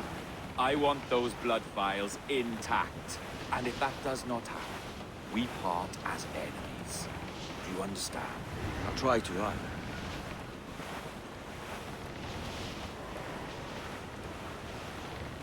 I like how he's like, I'll try to. You know, because he'll probably... I don't remember what happens, so... There's the thing for us, Captain. You see that ship here? We'll need its flag for this ruse to work. If I can steal that flag without disturbing so much as a flea, I'll do it. By all means. Stay out of combat, it says. How the fuck do you do that? Que Deus abençoe ao rei Dom João. Que Deus o guarde e proteja, senhor. Como se encontra nesta noite tão formosa? Vai, obrigado. Só pequeno passeio por entre a frota para ver se estão todos em boa forma. Está tudo em ordem. Probably gotta go around the back. Sim, senhor. Tudo em ordem, senhor. Estamos apenas à espera que o nosso navio almirante seja Look at the map here, and there is a way up. E julgo que dos nossos navios mercantes da nossa frota necessita de novo mastro. Há homens em terra neste momento em busca de uma árvore que sirva de tal propósito.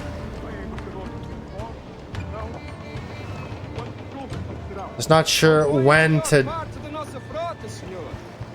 Dos nossos 42 navios, diria que mais de 2/3 são embarcações mercantis. Alright, go.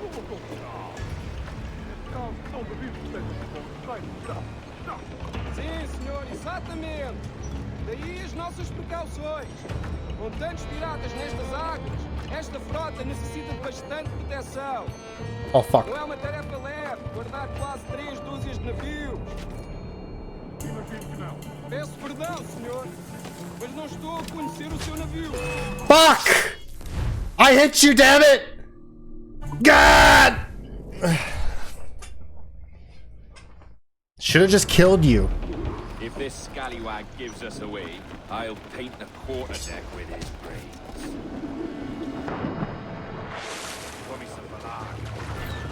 Oh, saudações, cavalheiro! E que Deus abençoe ao rei Dom João. Que Deus o guarde. Try it again. Como se encontra nesta Do you see what I mean by when I say stealth is frustrating? Wall was right in front of his ass, you know? There's no question about it.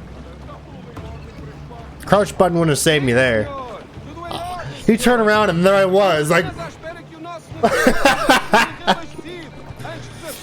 Alright, tries again. Wait for a moment. What if we just go now? Will that work? I refuse to believe you're climbing this way, Edward. But I'll take it. We go up. Compõem a maior parte da nossa frota, senhor. Dos nossos 42 navios, diria que mais de 2/3 são embarcações mercantis. Não duvido que estejam com receio. Sim, senhor, exatamente. Daí as nossas precauções. Com tantos piratas nestas águas, esta frota necessita de bastante proteção. Não é uma tarefa leve, guardar quase 3 dúzias de navios. Can't have you waking up. Peço perdão, senhor, mas não There we estou a go. conhecer o seu navio. Nem sequer transporta a bandeira do rei. All right. Flags is as good as ours. Now who the fuck is that in my chat? Best viewers.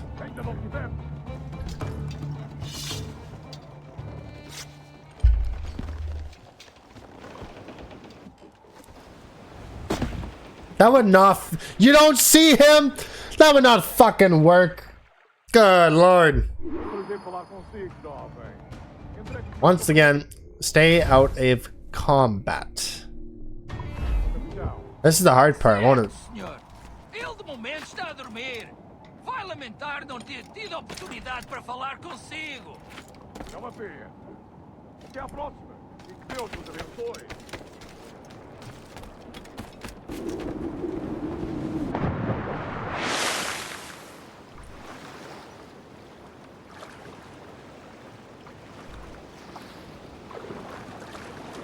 Alright, there we go. We did it. Out of combat. Beautiful. We gotta keep that 100% sync going. You've got the flag. Aye, and we're flying it now. This should do nicely. I'll keep my distance. Slow and steady. Aye, the flag we stole won't protect us from eyes that pry too long. Por favor, senhor. Imploro-lhe que considere aquilo que está prestes a fazer. Now é possível. What's he whinging about? He's not whinging, he's ecstatic.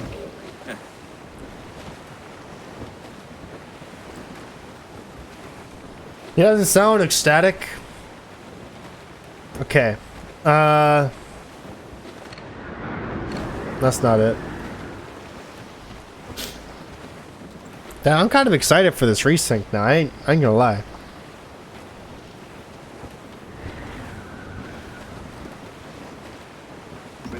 Catch the wind.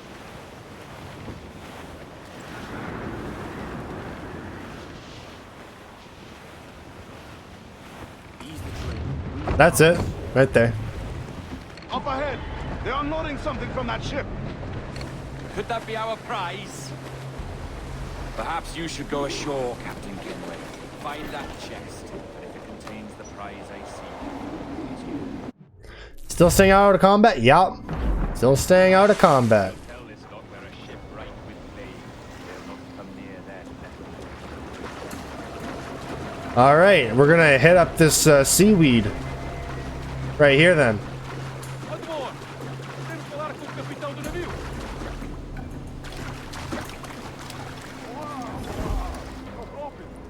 Peço perdão pela minha resposta abrupta. Still staying out of combat, yup.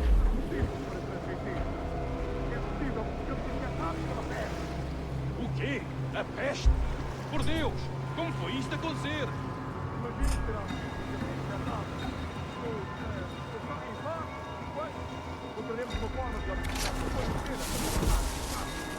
Certo, senhor. Nós transmitimos a mensagem.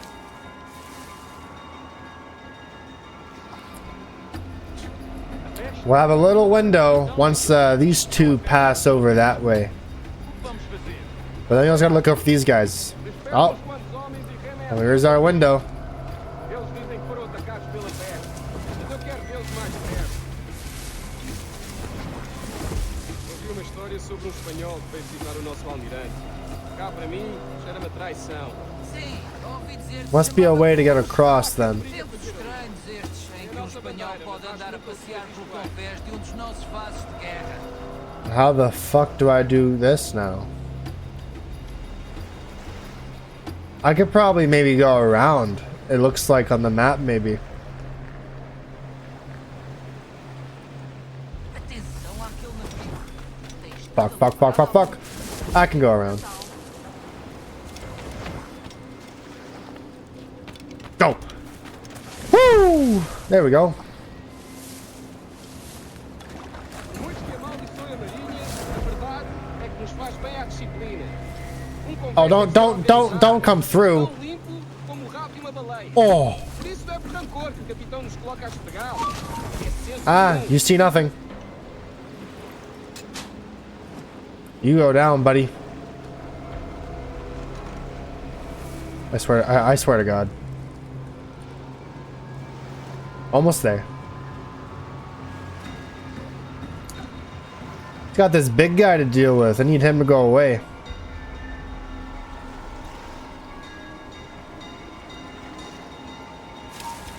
Shit. There we go. Almost there. Almost there. What window opens up for me here? That is a window. Almost.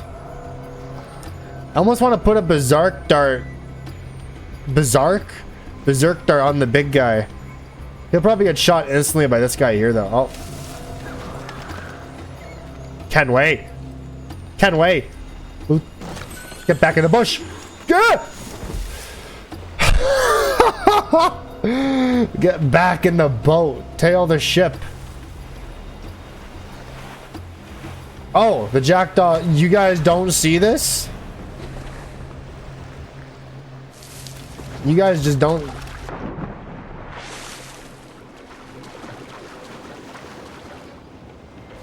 I guess we got the flag. So we are okay. The chest they hold ashore. Get out of there. Oh! Speed the fuck Where's up! our Portuguese captain? He had outlived his usefulness. Where? Sleeping soundly at the bottom of the sea. How many men must we kill for a simple prize? As many as drift into our path.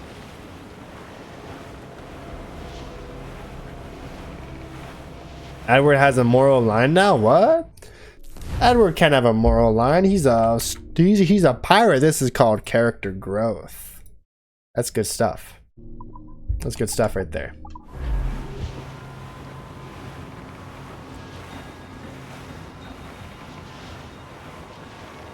Come off the wind, son. Douse them all.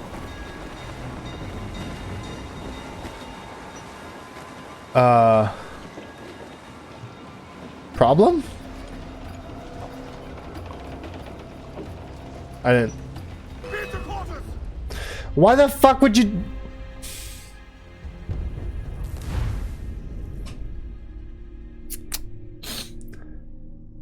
You can't back the shit up. All we've got.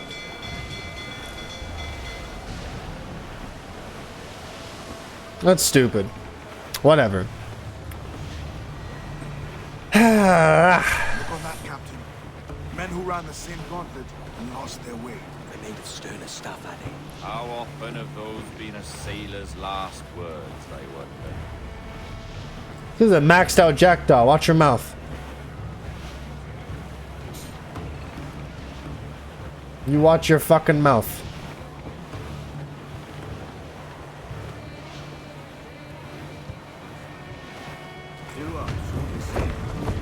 Go!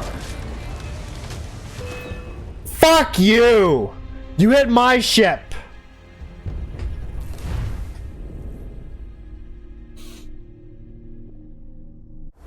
Okay. Ubisoft, what's the play here in case we fail this tailing mission, huh? Blow it all up, steal the cargo? Or steal whatever? He'll have a letter on him saying exactly what he was gonna do?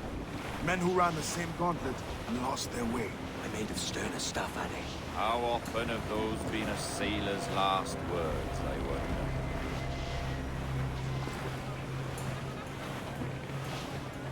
We are. This is like reinforced ship. Through and through. Come off the wind, son.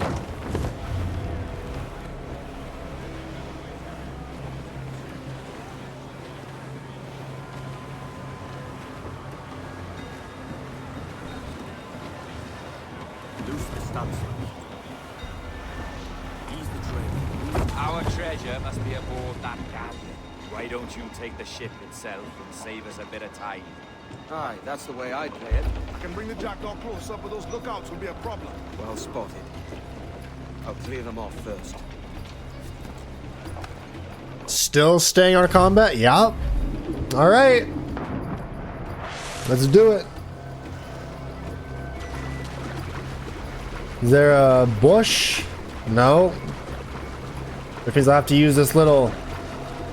Well, yeah. Actually, I have no idea how I'm going to do this. I can bob my head here and I should be safe. Mostly.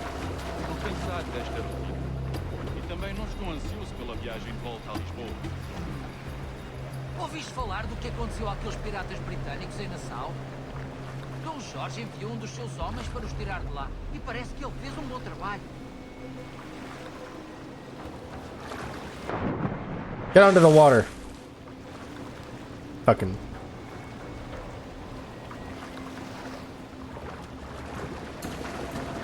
Get to the bush. Right now.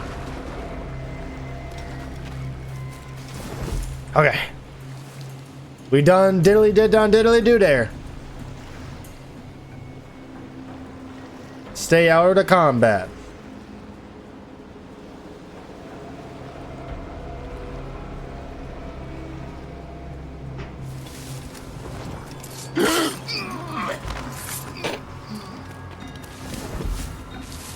There. Now they're not a problem. Oh god.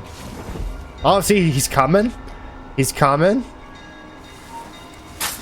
Now he dead.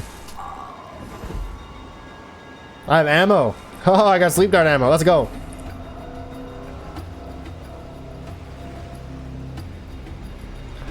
Okay. You can use a berserk dart to get these riflemen to do some damage, actually.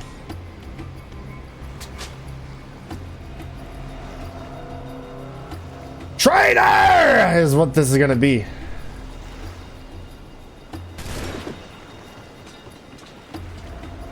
They're gonna ring the bell, but it ain't going to affect me. I'm not in combat. There's just a traitor in the midst. He's a defector. Was he killed already?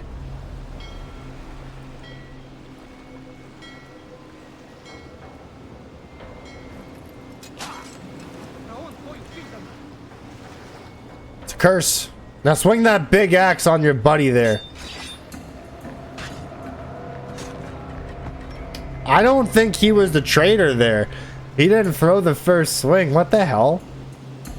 Well, alright, well. Doesn't leave much left.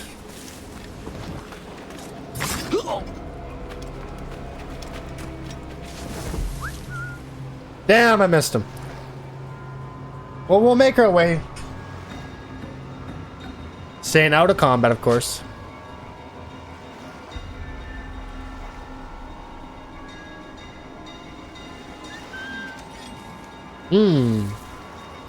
And boom! Beautiful.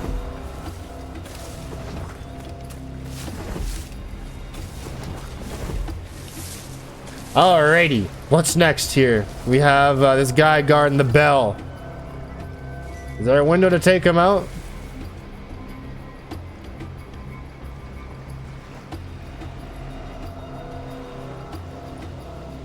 Not so much, no. But he's in the way. So, sentence him to death with a berserk dart, I think, is probably what we gotta do. Do some damage? Oh. They're just gonna fucking kill his ass immediately. Look. This guy can't win. Nope. But, he's taking... Bell's taken care of. Not that we're gonna ring it, but... Now I can at least move. Some. Like that. These guys will disappear. I'm gonna come in like that.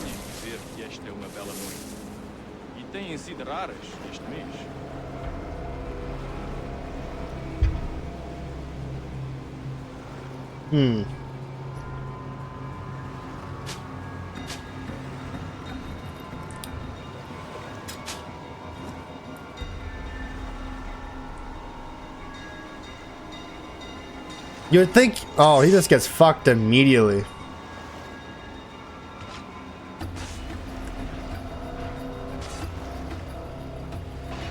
Oh, he's doing some damage. Not really. He's getting bullied hard. Damn.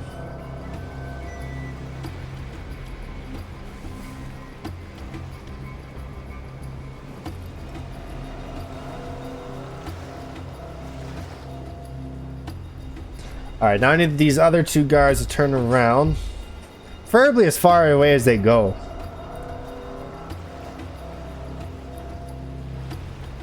He's next. Now do some damage.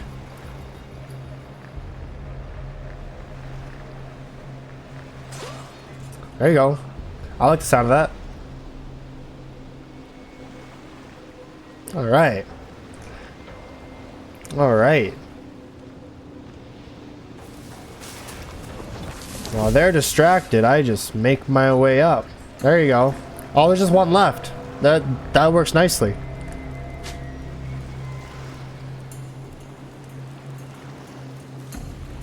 Let's lure him here. Come.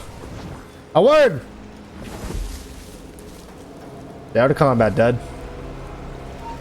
Boom! Beautiful. Now wait for these guys to turn around so they don't see me, and then we are just about there. You know, I wonder if they're gonna keep that trend from Shadows going and just not have 100%. How can you not have 100% synchronization in the resync, right? That is a question.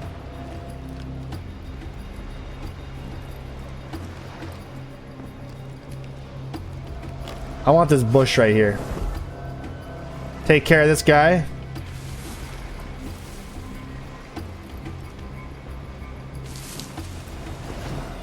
Just need the right angle. There it is. Oh, he's asleep. I wanted the berserk dart. Oh, fuck. I want him to do some damage.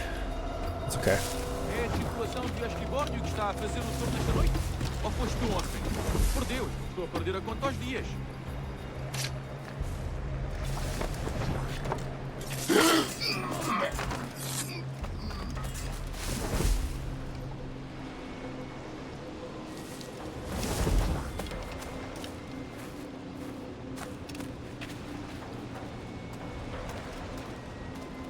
I don't know where this other one's at.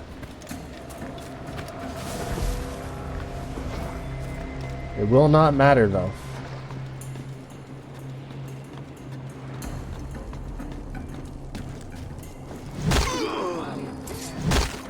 Use a rope swing to kill the captain. This right here, hey? When he's right there, that would have been... That would have been ideal. Now we gotta wait.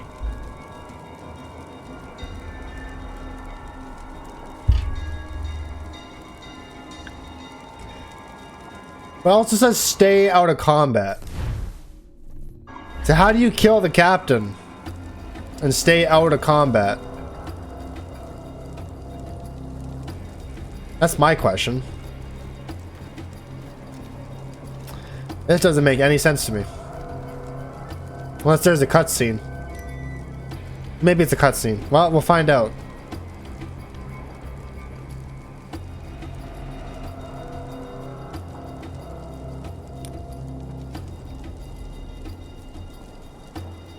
Come on.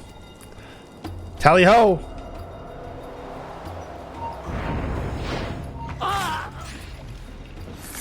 Cutscene.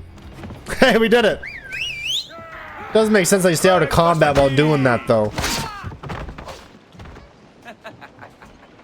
I guess it's a little swifter than that, but... We've been spotted. Took them long enough. To quarters all, man the cannons! Every last hand! On your command, Captain! Let's hear the roar of this beast! Loose and trim too! Well... Reach the quarters!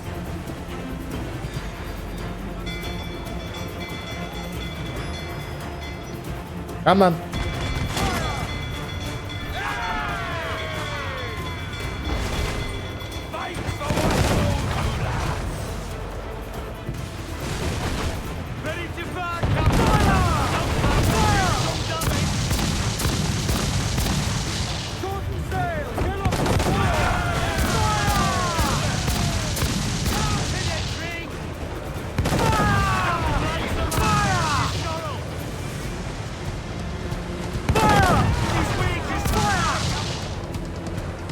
Come on.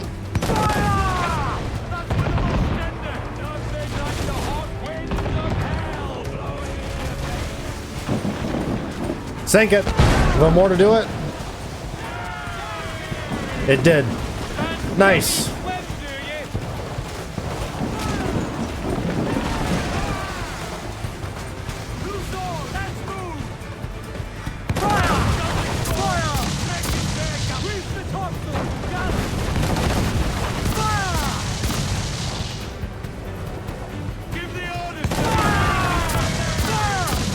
Take it all down.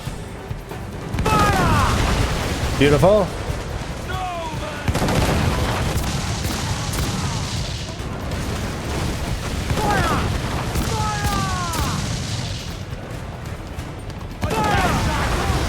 All right, let's go. Get out of here.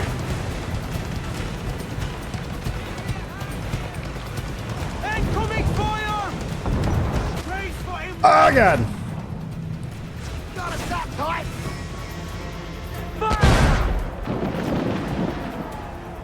Go away. Can I shoot behind me? I so can.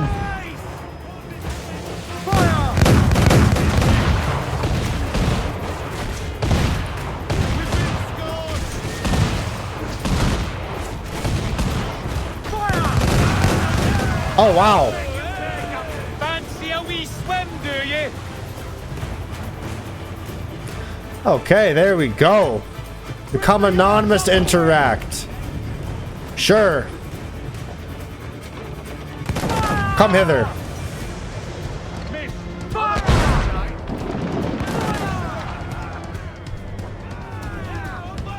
Hello, cat.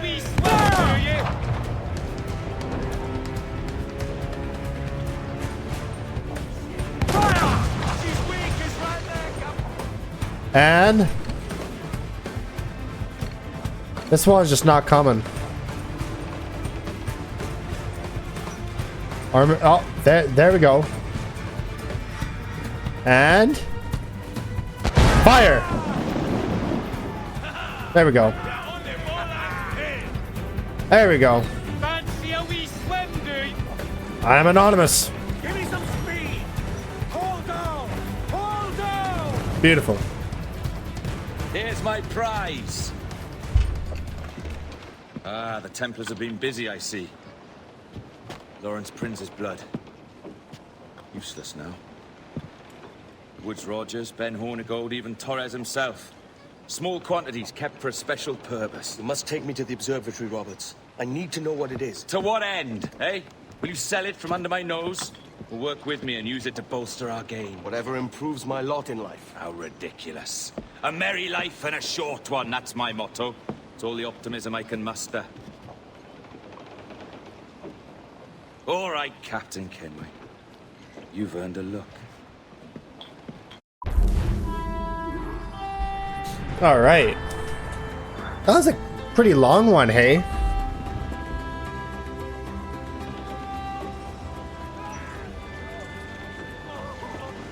Give us a song, lads.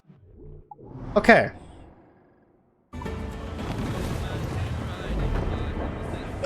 Oh, my bad.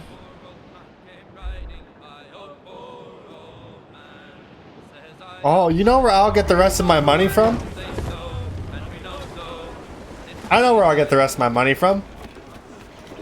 Kenway's fleet. Oh, this is just not available. Captain's Blues down! Handsome win!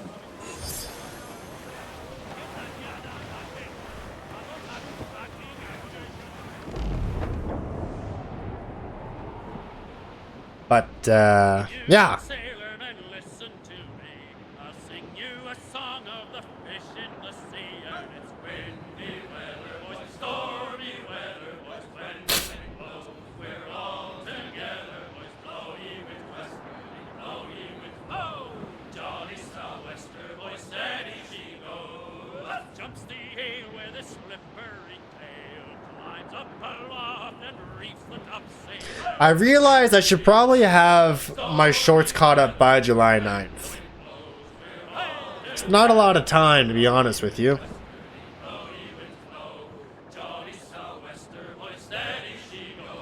That might be a challenge, and there's not much I can do to control that other than to slow the streams down.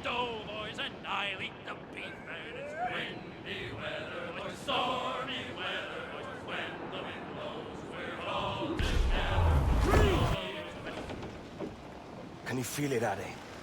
We're moments away from the grandest prize of all. I feel nothing but a hot wind in my ears, Captain. Come on, man. When we take this treasure, we'll be set for life, all of us. 10 times over. As you wish. Ahoy, Roberts! We'll cast anchor and meet ashore. You were followed, Captain Kenway. How long for, I wonder? It's Hornigold! Burn and flay that turncoat. Deal with your old friend in haste, Captain, before I regret my favor to you.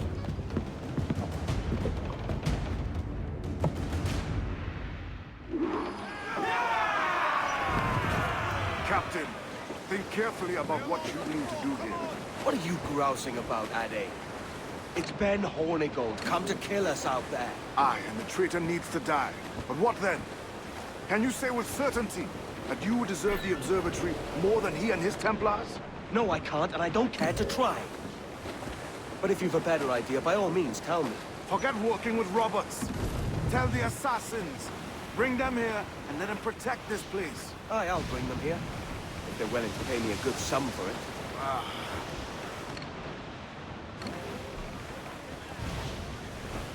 He wants the money. Fight if Hornigold draws us any deeper into this fog. We're nearing the devil's backbone. Is there a stay out of combat while finding Hornigold? Yep. That look like the backbone of a beast. Aye, El Espinazo del Diablo, Spaniards call it.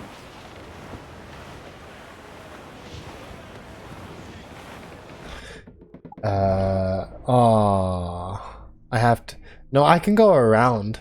Oh, that might be a hard one to get around though. Ghost the gallants and royals!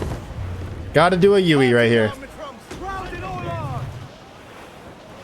Stunsels, let's ride this squall! This can work. This is gonna be tricky. It's gonna be tricky. Staying out of combat, this is gonna be tricky. Especially with that right there. Ah! This way. As much sail as you can! We ride the wind for all she's worth! Oh god, she's turning around. Clear, sir. Alright, speed. Here we go.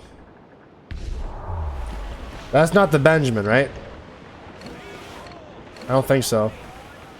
Would it be? It'd have to be a lot deeper.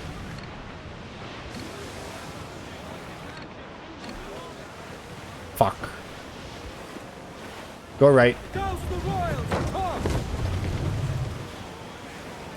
I know she's a good sailor. Now prove it, my trumps!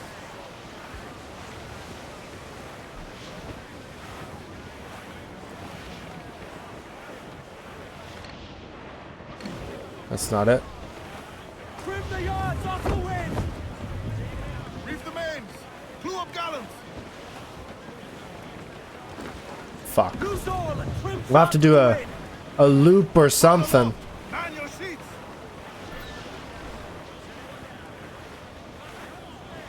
wind. Shorten sail! Get off the squall! Haul them in! Get off the wind! Muzzle that duck, my trumps! Alrighty. Look at that. Perfect. Unfurl mains! What's this big one down there? Is that it? That looks like it could be it. Those mains! No, that's the HMS Royal. Oh god. I'm at the mercy of this boat. Batten yourselves! Heads down.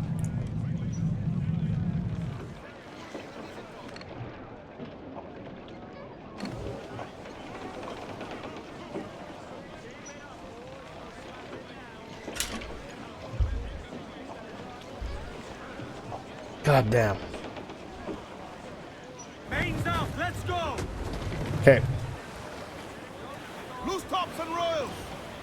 They're going in circles. We must look deeper. Haul in the stunsail! Stunsails in! Clew up! That ain't it.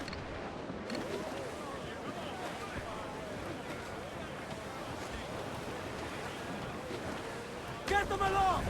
Douse all sail! Stay out of combat, Dud. Loose mainsail! That it? Let's No. get some wind, lads. Toss! Gallant! Royal! Stud!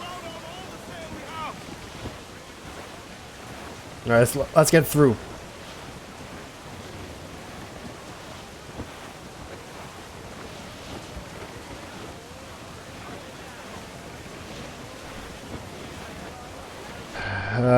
That's not it. We saw that. That's the same ship.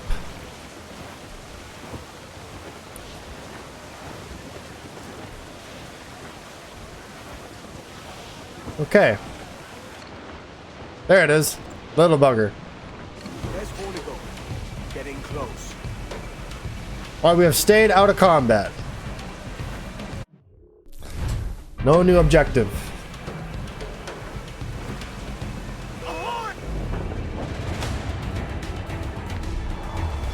Raise!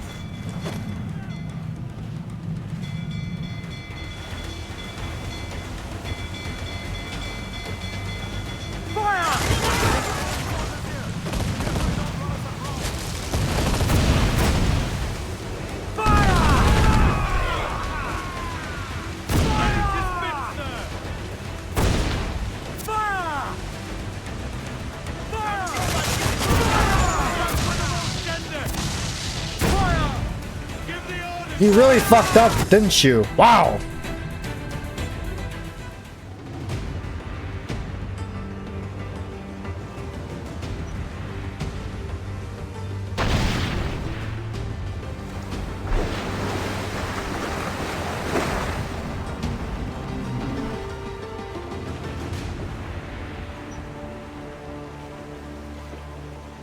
I will be coming back.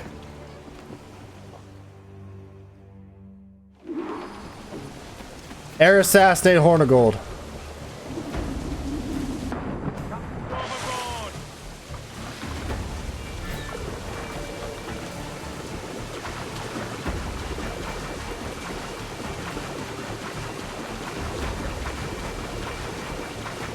All right, let's get there.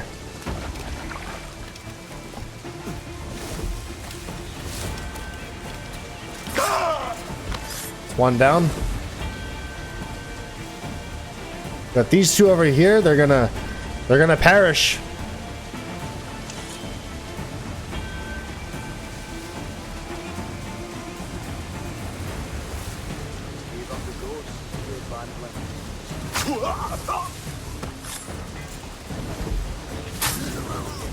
I like how that both bodies are hidden. That's pretty good.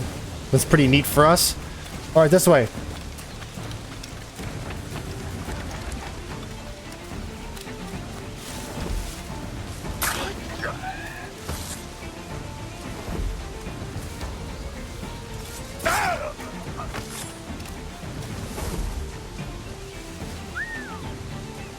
Fuck.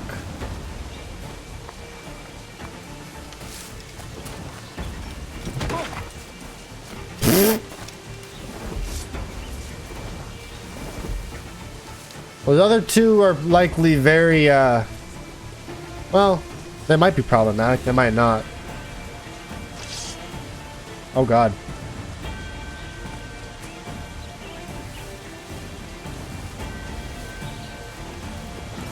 There we go. Solved. Ammo? I'll always take a free dart. Stop where you are! Ah! Woo! That was perfect. Brought him in for the kill. Yeah, baby. Alright, that's everyone in this section dealt with. We can, likely go up from here. Oh, but there's this guy right here. Hold on. Not yet. Can we? Can we go up? No. Well, maybe. It's not as glorious as I thought it might have been, but we can also just do this too. I think this will work. No, through, Edward. Alright, we're safe a little bit. Gotta make our way through. carefully. And you put that in jeopardy, sir. So you must die. I'm sorry. There's a little scout here.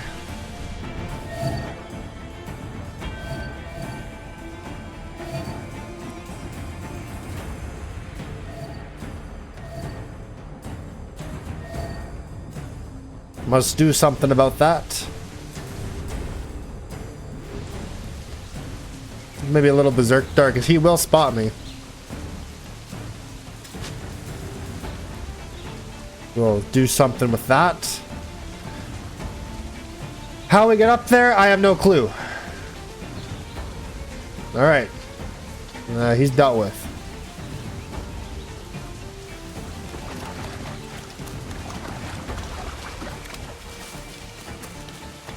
It's, no finer way to get through, I suppose.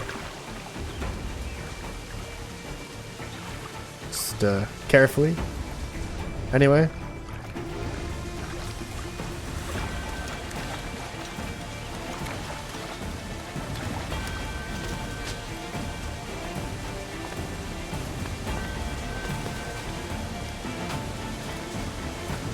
The mighty piss poor sailors back there, lads.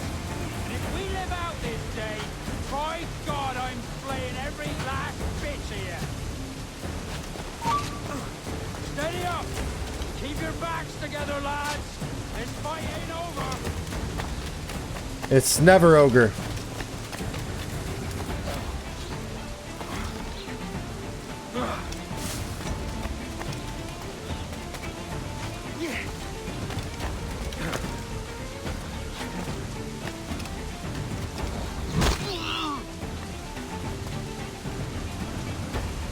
All right, what's is there a guy below me? There is. Not anymore.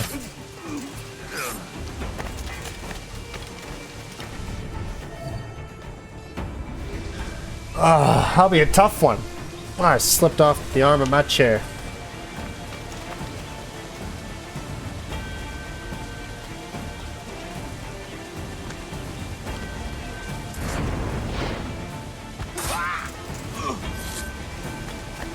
I'll air assassinate the next one when he comes back to investigate that body.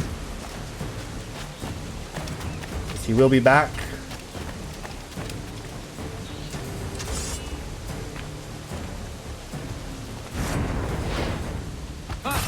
There, he's dealt with. Alright, then back up we go. Alright, baby. Let's do this. This is how we get across.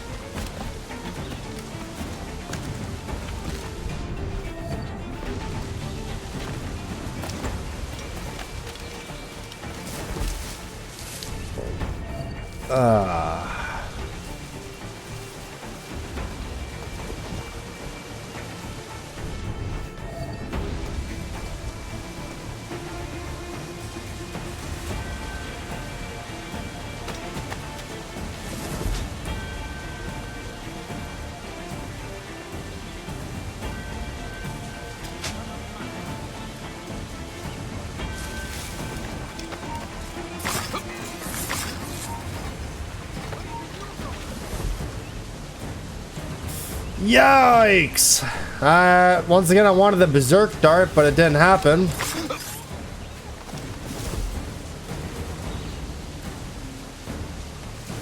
And then up, I guess. I know this bastard, and I've seen what he can do. He'll be after me, sure as I'm standing here. Hold your ground, and be ready for anything. Ah! You could have been a man who stood for something. But you've a killer's heart now. With nothing but metal to show for all your blunders. Damn sight better than you, Ben. The heart of a traitor who thinks himself better than his mates. Aye, and proven true. What have you done since Nassau fell, huh? Nothing but murder and mayhem. You threw in with the very kind we once hated! No! These Templars are different. I wish you could see that. But if you continue on your present course, you'll find you're the only one walking it. With the gallows at its end.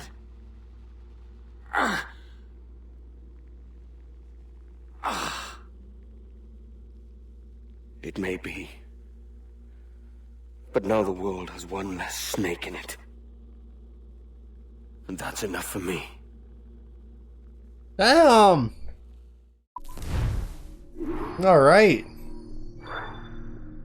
All right.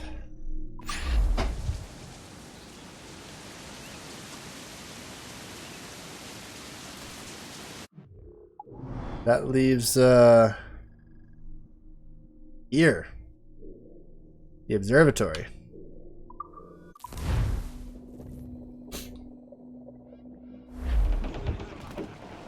Get the mainsails into the wind! Loose all! Party like! So I think I've come to a conclusion that when we decide to do Assassin's Creed Unity and Syndicate, I'm just going to do the mission replay. Yep. I think that's what we're going to do.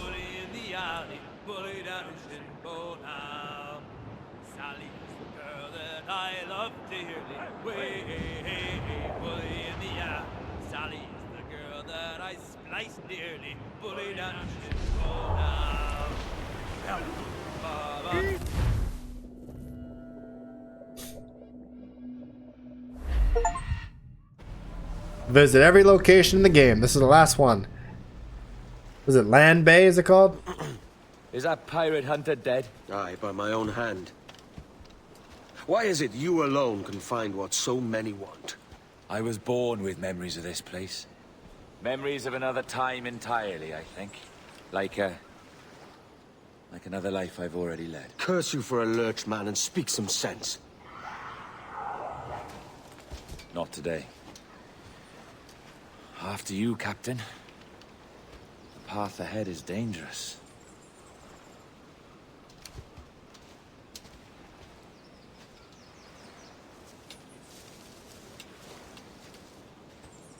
The men native to this land will put up a fight.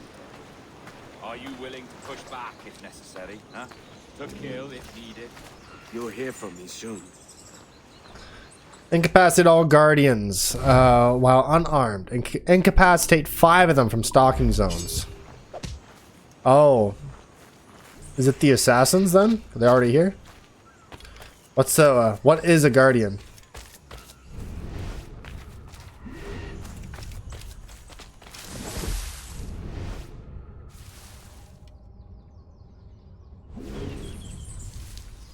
Clear the jungle.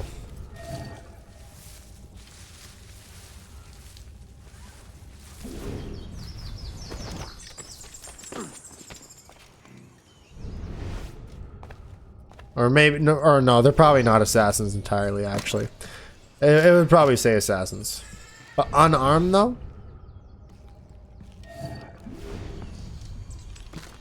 Yeah, those don't look like assassins.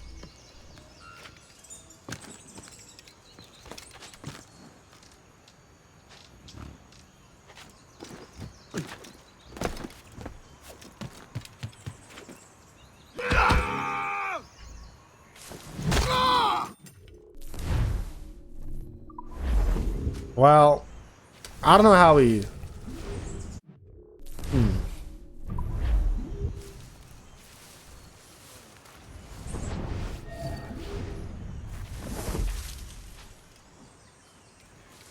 They do see me.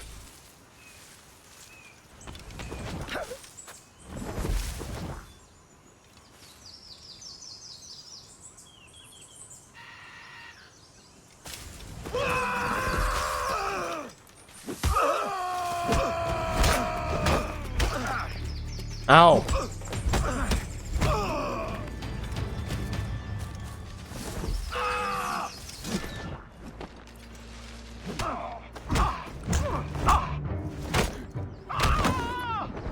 Follow my lead.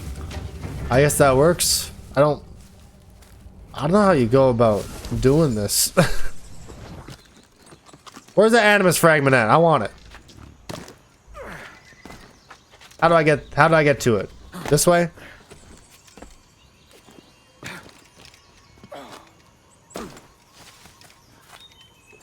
Up! Oh, come on. There we go.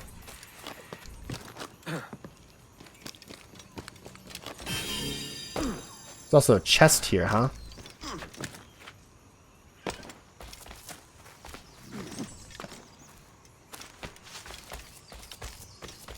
I will take that. Boom!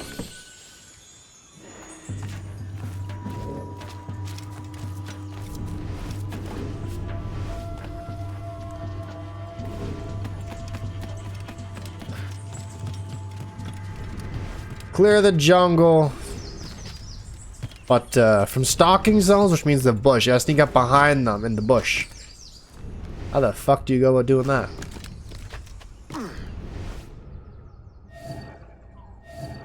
Well, that's a way.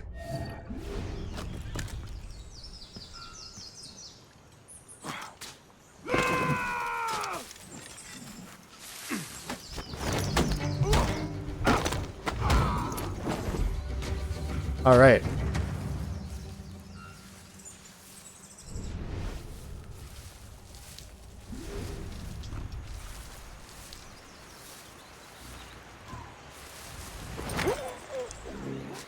It's one.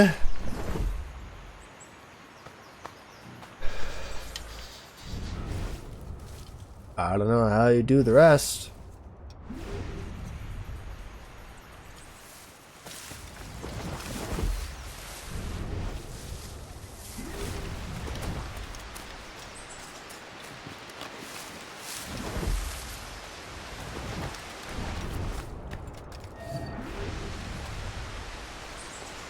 Unless up above counts. Does it? Huh. No. No, it does not.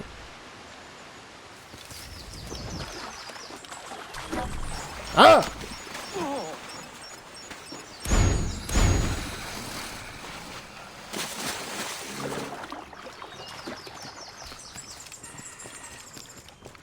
This might be a really stupid objective.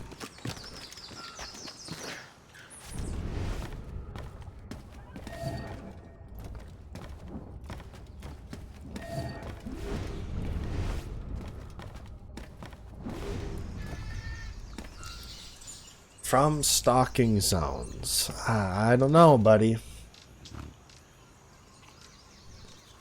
I don't think that one's gonna happen.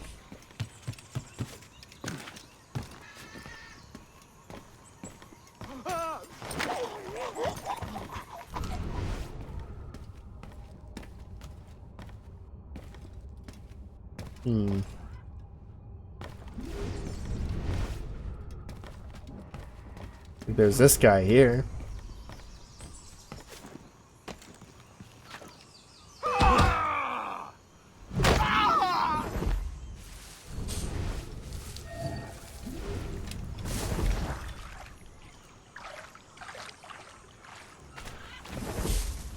You don't see me.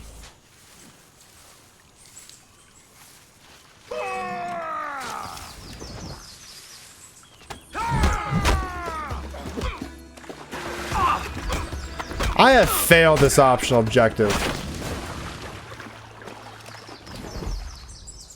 Like 100%. Unless you can whistle.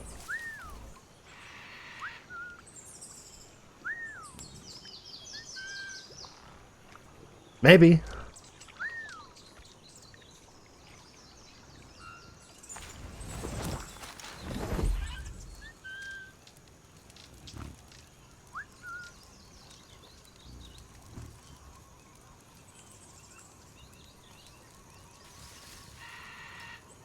I don't.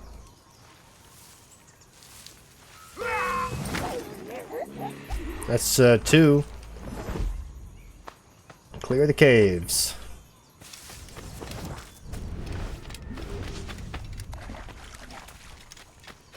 I don't think this is gonna happen at all. I'll be real with you. Look at them hanging pirates. But who are they? This might take it back onto the island when I probably clear this out off stream. Won't take long to do.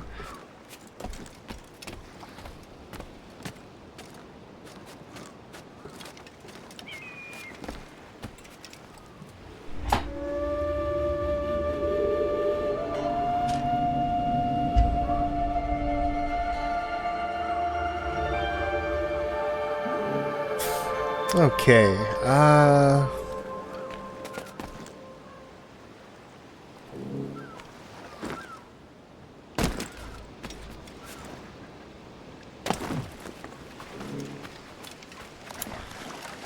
stalking zones.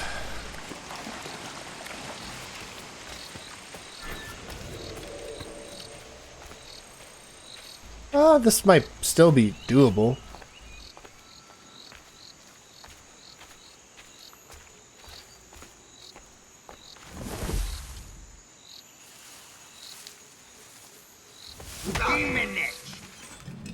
Let me just reload that checkpoint. That... Oh, come on, Edward.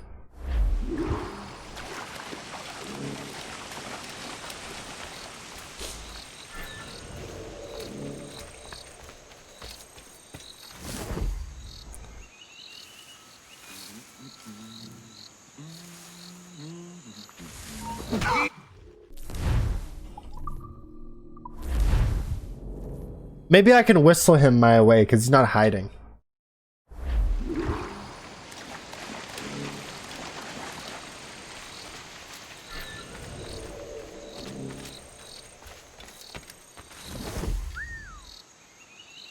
That might work. It does. It does work.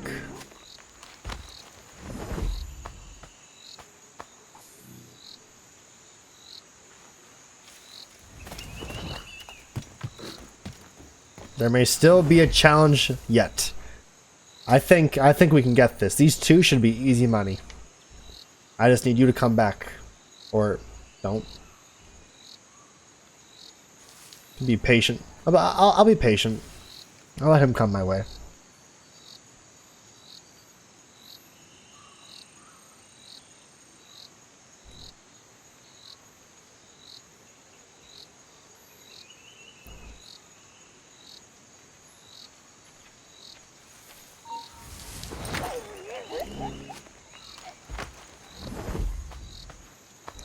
Let me get all my darts back.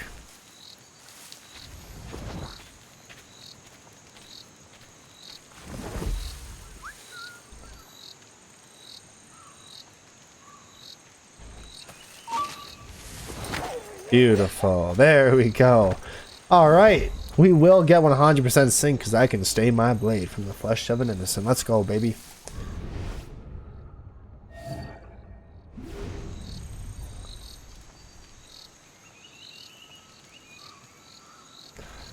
Let's worry about who's up top, though. Oh, God. Oh, that works.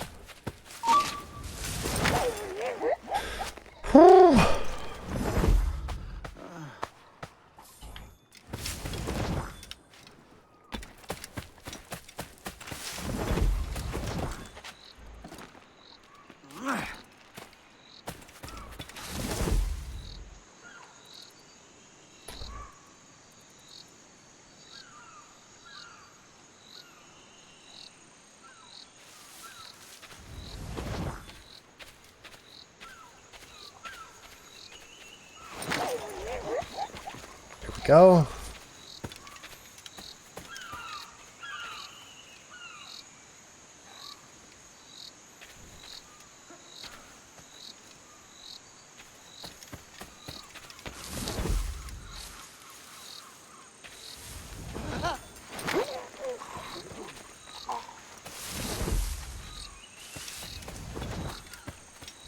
Another one right here. Just enjoying himself.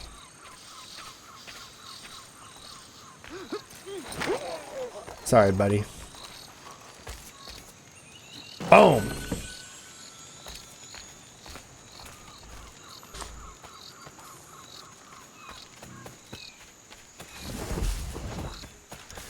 Right, just about there for this top side.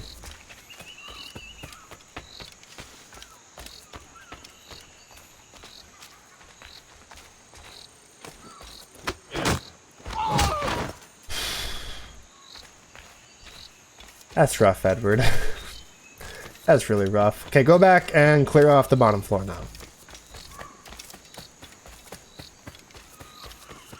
They're pretty far between, too. Oh, he's in the bush. Perfect. Search zone narrowed. I want to go back up, though. I don't want to stay up here. Or down here.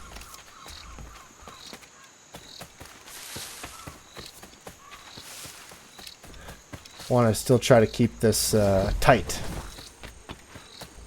And if I can keep it singled out, then we'll have an easier time. Because I don't think I can double knockout. You can double assassinate. You can't double knock out. I'm going to pounce on you. Like that. Beautiful. Grab this chest while I'm here. Nice. And there's a bottle, which might be the last chapter of the Sage, actually. I think it is.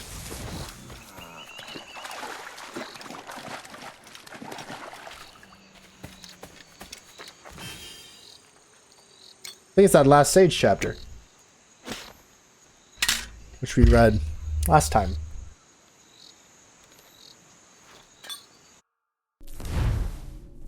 As I write, the year is now near upon 1706, and I am sickly and in poor condition, and so must tell what little else I can of my condition. All I tell here, I have dredged from the dark void of my memory. I cannot confirm or prove what I argue, but perhaps if some others like me were to see this, they too would understand and feel not alone, as I so often have. In my original life, I died in the midst of a beloved's experiment. This method of which she spoke, on the transference of mind into machine, and from thence into a human body, was a failure. Yet an instructive one, I believe. For in my last moments, I recollect her comforts to me and a clear promise that my death would not be an end, but a beginning. There's another way, beloved, she said to me. Imperfect, yet possible. Firstly, I will agree to carry out Minerva's experiments, her terrible gift to the humans. Yet my purpose will be contrary. My purpose will be your immortality. In collecting samples of the code in the human's blood, I will add my own augmentations. Samples of your code, transfigured in such a way that when the proper pieces come together, it may further transfigure the zygote of a newly conceived child. In this way, you shall be reborn, again and again, through the ages. With luck, this recessive recurrence shall never die out, but travel on like a raft downstream along the tide of inheritance. I was dying as she spoke, there in my beloved arms, but I understood her meaning well. Look for me, beloved. Your death will not be in vain, for I will be with you again, entombed, lying in wait, ready to emerge again when the time is right. She then pierced me through the heart, thus ending my life. How truly bizarre it is.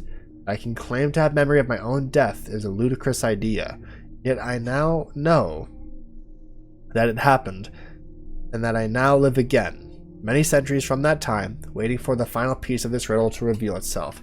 Yet how this will be I cannot say. Thus to any and all who have read this and understood little, be not upset, for there is more mystery than sense in the world, and our only purpose is to endure it. TK 1706. Who the fuck is TK? And it kind of reveals that Minerva is behind a lot of this stuff. The Sage. We've read this. Does it add... Oh, update. There's a large part to a series of letters acquired through the efforts of our researchers. We now have some sense of what constitutes a sage. It appears that such a person, always a man, is the result of a bizarre experiment perpetrated by Juno, one of the luminaries of the so-called first civilization, with the aid of her husband, Eta. Apparently, using her husband's DNA as a base, Juno manipulated this genetic material to create a program that she inserted as junk DNA into the human genome. Though harmless by all appearances, this program could, under the right circumstances, activate suddenly during the conception of a human child, and quite literally reconfigure itself into the genome of her husband. In this way, a near-perfect replica or clone of this man's personality and intelligence. With all its memories intact, would appear in lieu of the actual child that should have resulted from this union. It is unknown at this point why Juno should have wanted her husband's likeness to continually recur throughout the centuries and millennia, especially in the light of the first civilization's swift extinction, barely 100 years after Juno and her kind walked the earth. Yet it remains a sobering fact that there is very high probability that one such replica of this Ada is alive, and walking the earth at this very moment. Yes, that is true. Anyone else? Probably not. Locations is the observatory seems to have been a surveillance device built by the precursor of first civilization about 8 millennia ago. Its cavernous antechamber was built as a security measure, while its long corridors were used to store thousands of crystal blood vials containing the DNA of those whom the first Civ wished to spy on. At the heart of the observatory was a large theater lined with seats. At the fore was a massive device like an armillary sphere with a crystal skull housed at its center. When loaded with a crystal vial containing a subject's blood, the observatory device would come to life, illuminating the room with a holographic projection of a real-time feed from the subject's own eyes and ears. This way, the first Civ could spy for an indefinite period on this subject and those with whom he or she was associated, without fear of detection. Note, too, that this crystal skull can also be removed from its perch, turning it into a portable device, but also rendering the observatory itself inoperable. Fantastic work, guys. We found it. I'll send this data to Laitita and see what she comes up with. I have no doubt she'll want to send a team down there as soon as possible. Likely for those blood vials, as modern-day surveillance systems are almost on par with that crystal skull device. What, so you can make more video games? Is that it?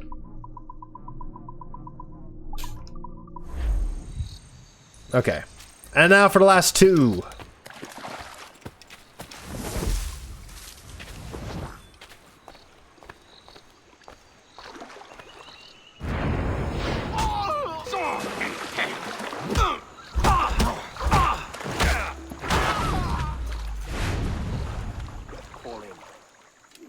Okay, clear out the last jungle. Likely where that exit was.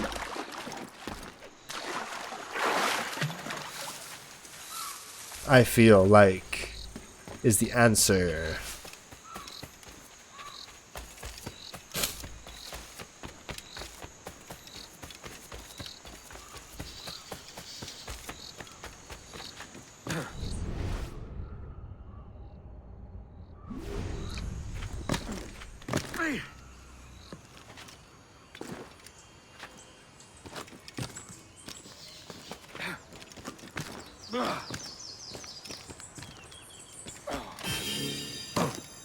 Nice.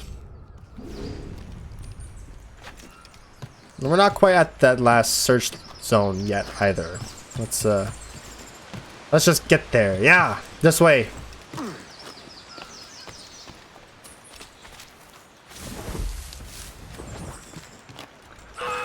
Oh. Whoop.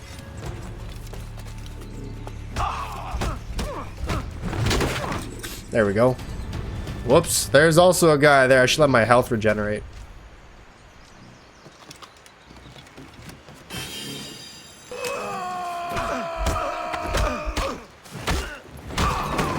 There we go. Just beat the ever-living fuck out of him. Chest. Boom. Okay, moving on.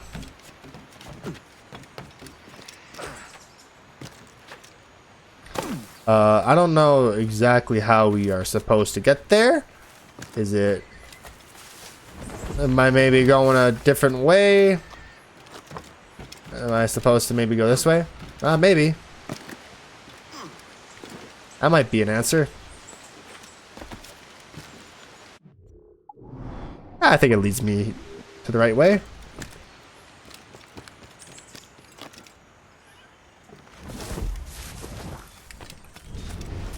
Yeah.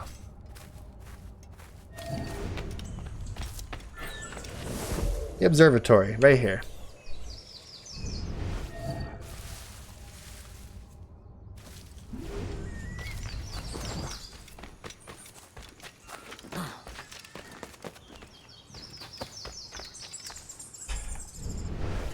There's two of them.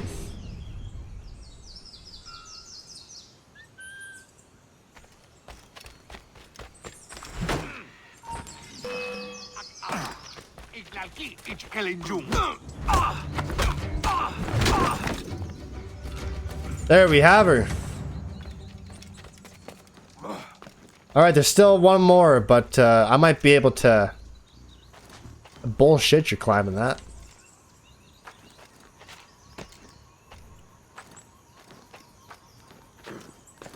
But... I have a viewpoint right here. And I'm gonna use it.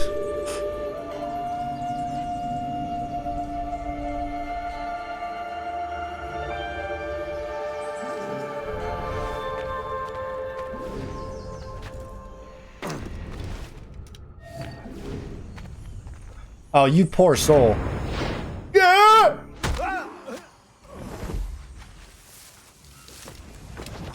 Is this the observatory? All this? Aye. An almost sacred place. All it needs is a drop of my blood.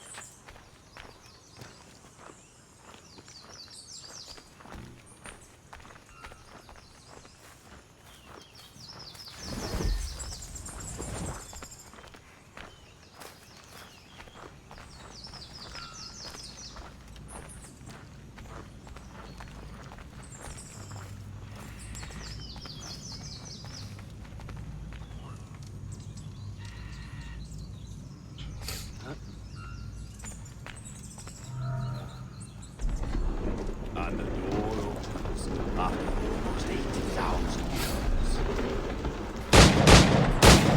years. Jesus, Roberts! Have you gone mad? Quite the contrary, Edward. These wags would have gone mad at seeing what lies beyond this gate. But you... I suspect you're made of sterner stuff. Now, pick up that chest and carry it hither.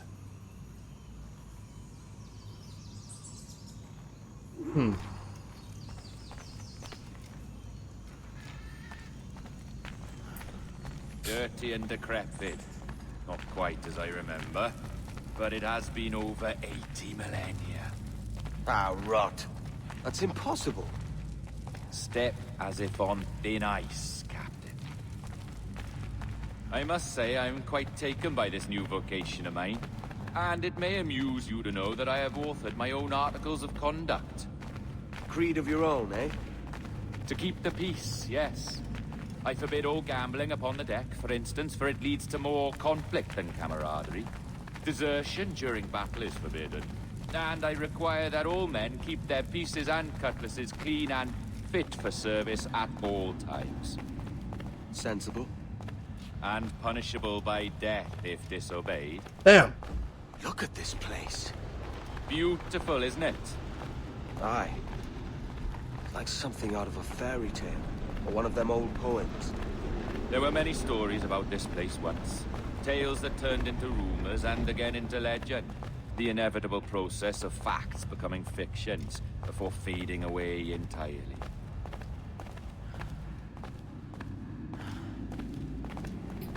Once again, I am walking faster than Roberts. Blood vials. Yes, these cubes contain the blood of an old and ancient people. A wonderful race in their time. The more you talk, man, the less I understand. I don't expect you to. Only remember this. The blood in those files is not worth a single real to anyone anymore. It may be again one day, but not in this epoch. Here we are. Place it...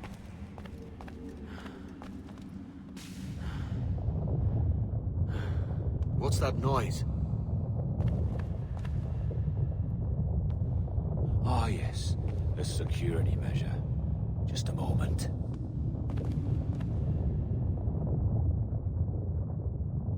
There we are. So what is this place? Think of it as a large spyglass, such as we sailors carry. A device capable of seeing great distances.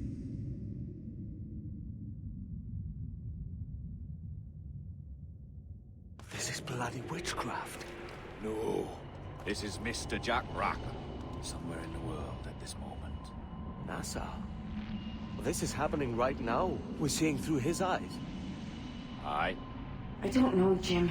I haven't the faintest idea how to pilot a ship. That ain't work a woman does. Tosh. I've seen a score of ladies who can reef a sail and spin a capstan. And would you teach me to fight? With a cutlass, like? And maybe handle a pistol? All that and more. But you have to want it and work for it. There's no stumbling into true success. Hey, lad! That's my lass you're making love to. You lay off, or I'll catch ya. Up your ass, Rackham. Lad's the last thing you should be calling me. Oh, is that right, is it? Lad? A curious bunch. Let's try another. Governor Woods Rogers.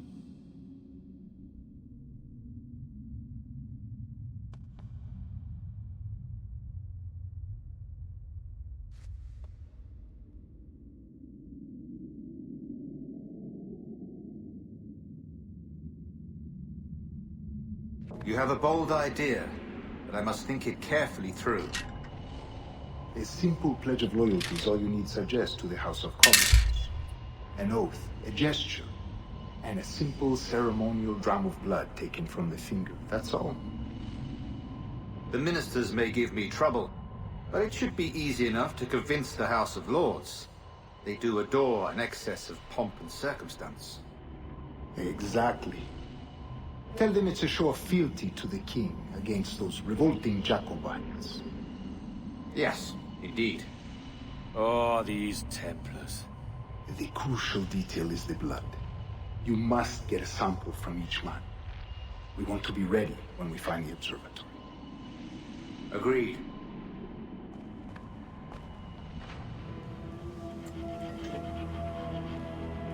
A precious tool, you see. Sorcery, that's what it is. Not so! Every mechanism that gives this device its light is a true and physical thing. Ancient, yes, but nothing supernatural or strange. We'll be masters of the ocean with that. Oh, such ambition.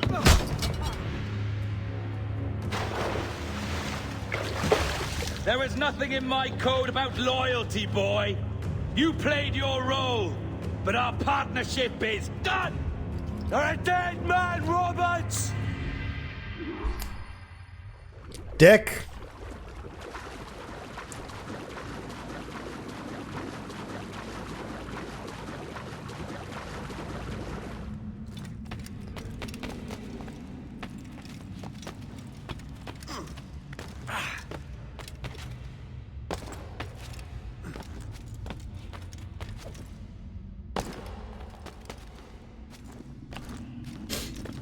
Okay, I wasn't sure. I knew this scene. I just don't remember if it was Roberts or Hornigold that was in that place of smacking Edward.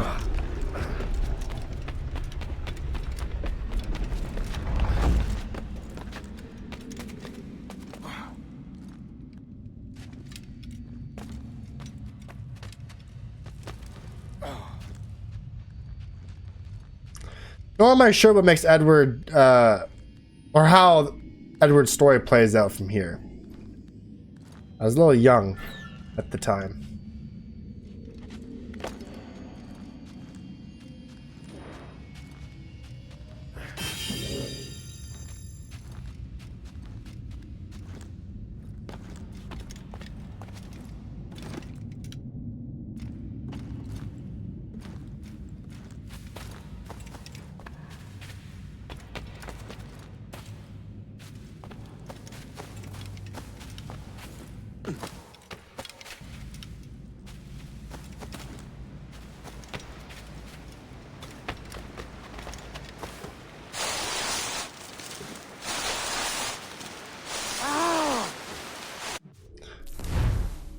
Okay. Ah!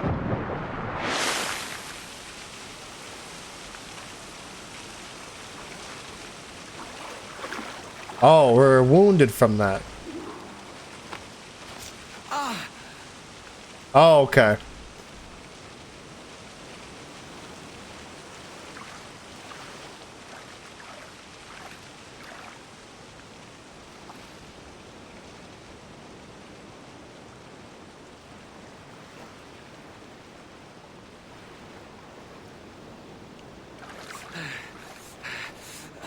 Robots! The worms can have you!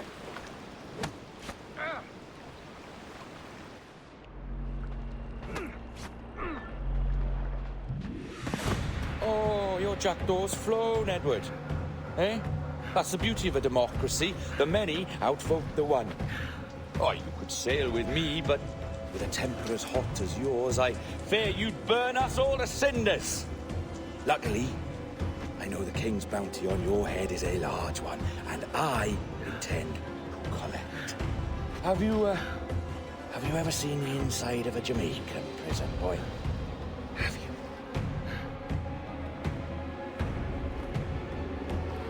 That's fucked up. That is fucked up.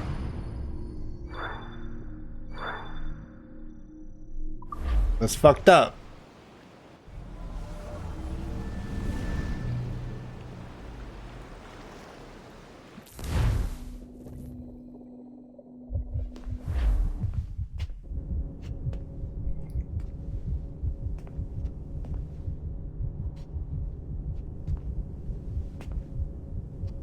Are we drunk or what's going on here? Hello? How are you? If you're anxious, that'll pass. It's the midazolam. I'm sorry about this, but we've had so many security breaches, we were forced to take drastic action, and Olivier is missing. He left for Chicago 2 days ago, but no one's seen him since. I know this seems excessive, but with our high-level security clearance, we have an obligation to our shareholders. Rest assured, we will compensate you when the hacker is found. So get some rest, okay? And if you're up to it, maybe capture some more footage? You're doing amazing work. I can't wait to show you the work we've been doing with your stuff. Take care.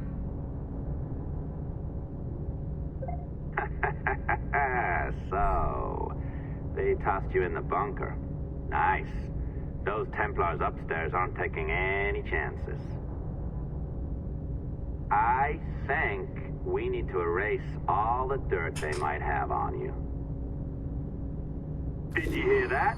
I think I just gave you level 3 security clearance. Now, head to the security room and use the cameras to watch the door to the server farm. Unfortunately, Melanie's in there now, so when I escort her out, that's when you make your move. I'd wipe these servers myself, but as the head of IT, I'd be a suspect. It has to be someone they've already locked up. Alrighty. Ah, these Templars. They run our lives, you know. They decide elections, they control various capital markets, and they inject us with little microchips to track our movements and read our thoughts. It's all very scary.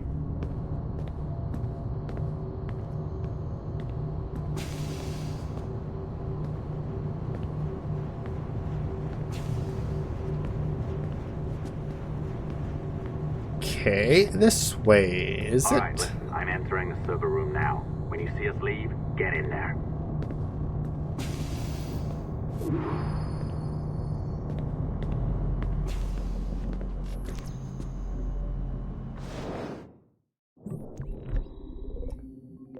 Target number 735.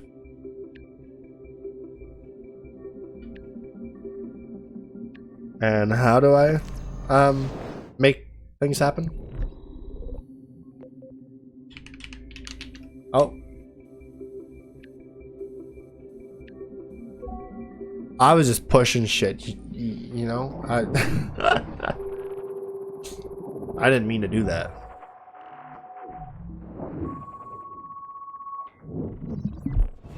There's no need for you to be down here by yourself, Miss LeMay. My team will handle the investigation. But you need an extra set of eyes on this thing, John.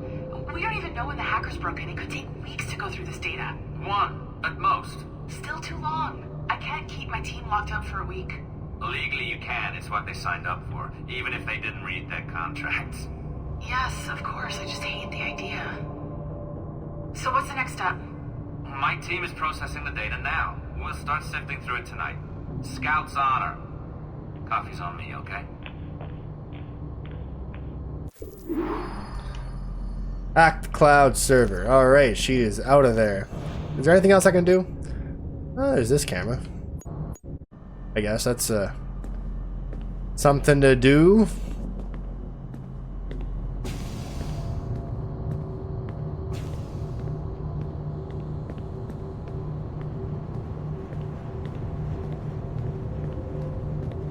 Elevator.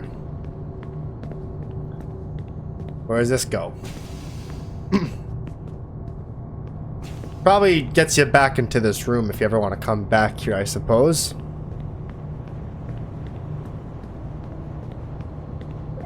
Alright. I ditched her at the coffee stand. Find a server containing the network logs.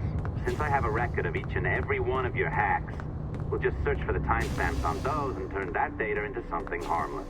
Easy as that. Okay. Here we are. Beautiful.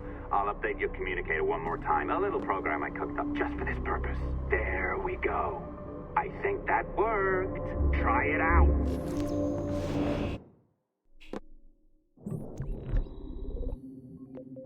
All right.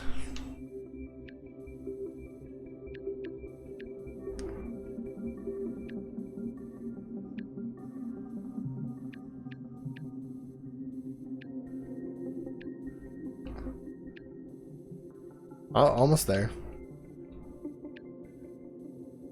I just play with the waves until the waves look like how I want them to look. Like that. Yeah. We're just fucking around.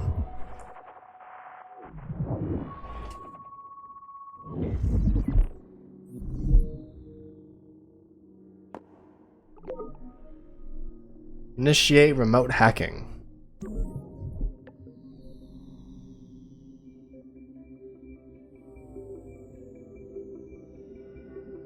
Okay.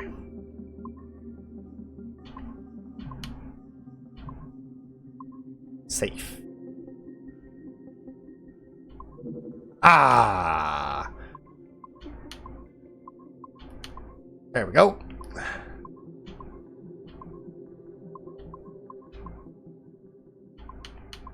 Beautiful. Made it. We made it. Good stuff.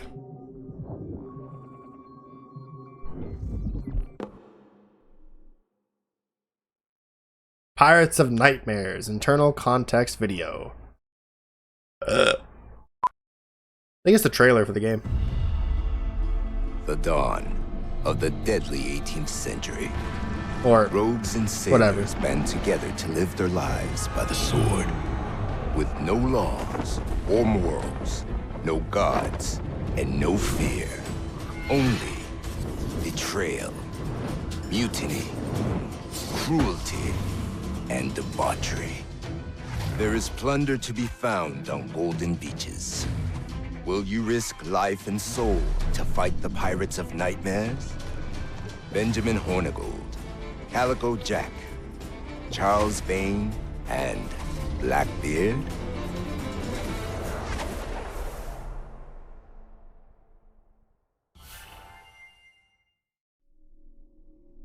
Okay.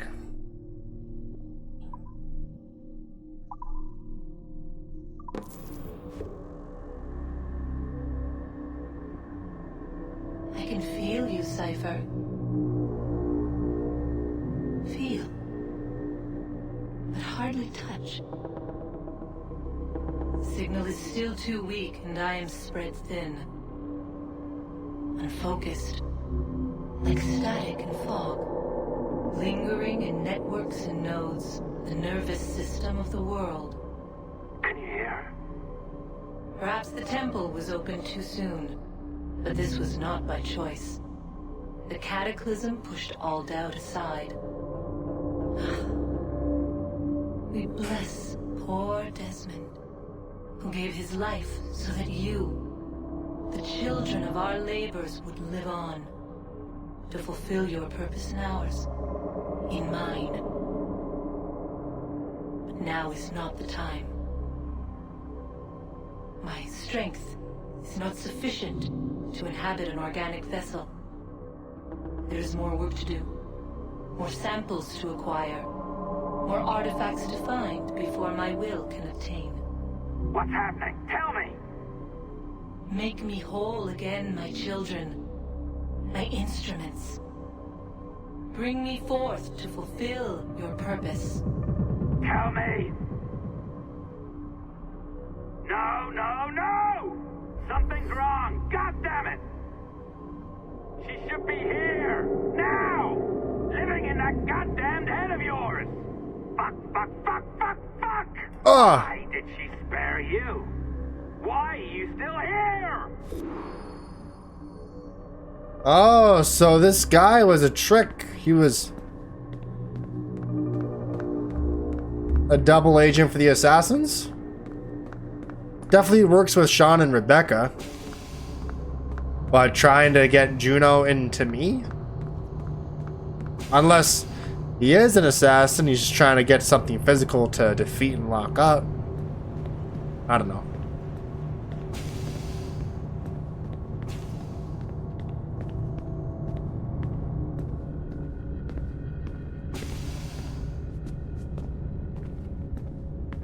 Got this guy deep in the sauce. This is what it looks like, huh?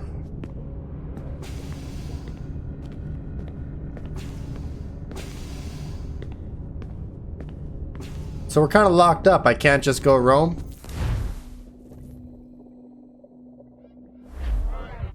The charges, sir. I'll hear them again. My lord, His Majesty's court contends that the defendants, Mary Reed and Anne Bonny, did piratically, feloniously, and in an hostile manner attack, engage, and take 7 certain fishing boats.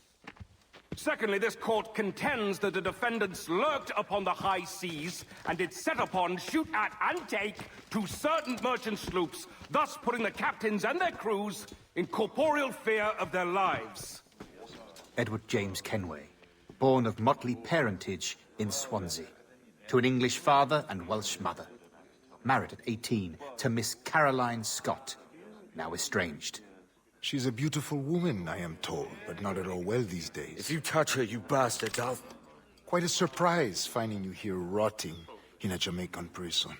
We heard rumors that you had taken up with the pirate Roberts. If you know the observatory's location, tell us now, and you'll be out of here in a flash. Rogers can hold these British hounds at bay, for a time. But this will be your fate if you fail to cooperate. You, Mary Reed and Anne Bonny, are to go from hence to the place from whence you came, and from thence to the place of execution, where you shall be severally hanged by the neck, till you are severally dead, dead, dead! Oh, right! May God in his infinite mercy be merciful to each of your souls! We're pregnant! Do you all hear that? What the devil did she say? They plead their bellies, my lord. Aye, you can't hang a woman quick with child, can ye? Quiet! Quiet! If what you claim is true, then your executions will be stayed, but only until your terms are up. Then I'll be up the duck the next time you come knocking. Remove them!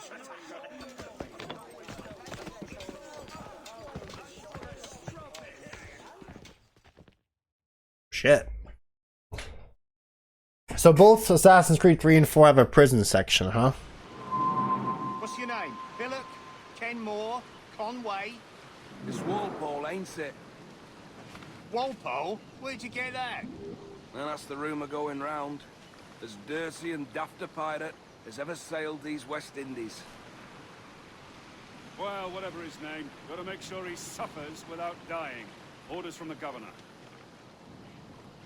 And back to the prisons at sundown. And massage his feet if he's So there's prisons, but in the daytime you get hung up here, huh? A shit detail as ever was. It's a bit. Can't they kill the bastard and been a good hanging for months? Not since Rackham got his. Rackham? Hey, hard to understand how it works. I've heard it said he scooped up Captain Vane near a year ago. He's not seen the end of the road. Ah! Oi! You stop that!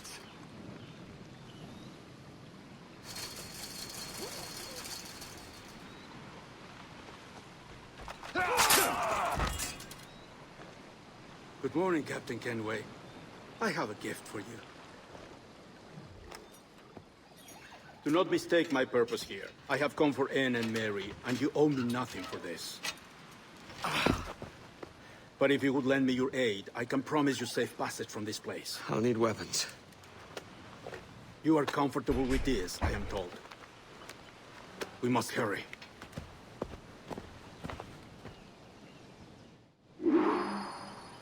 Sabotage 3 alarm bolts and visit 2 old friends. Rackham and Vane are here. Okay.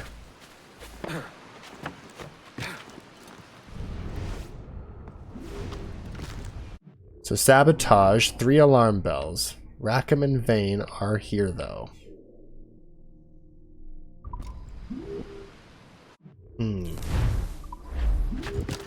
Okay. Well, there's a bell.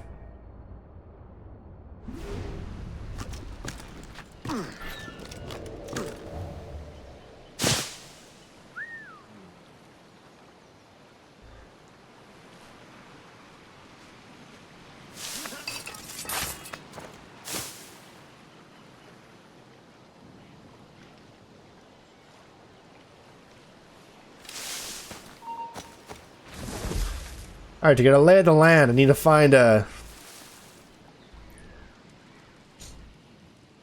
window to get this bell cut up.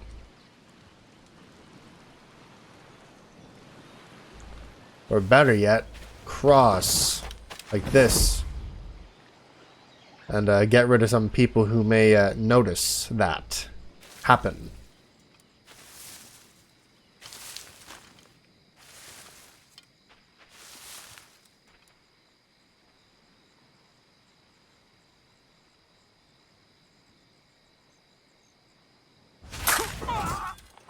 That's my time to strike right there.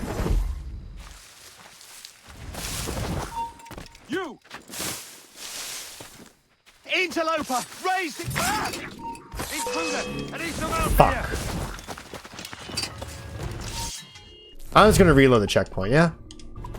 Damn!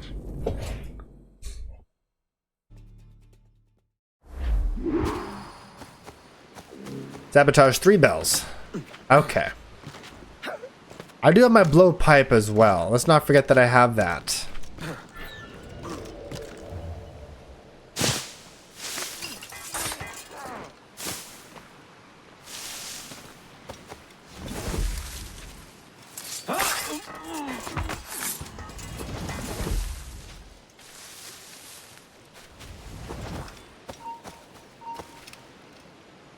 Yeah, come here. Yeah, come here.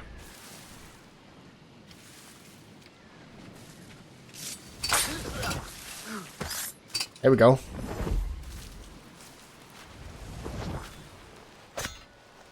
Done. Stop, I want to talk.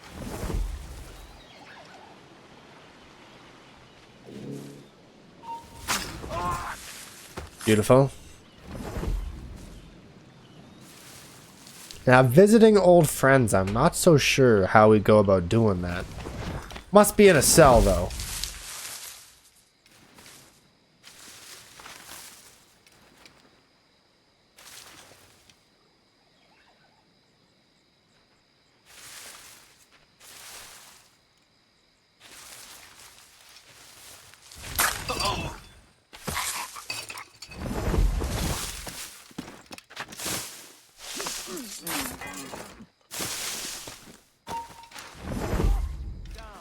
Yeah, come here, actually.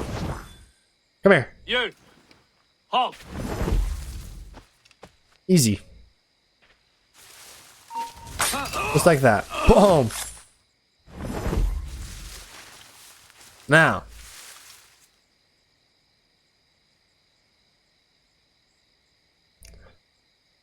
These 2 guards here.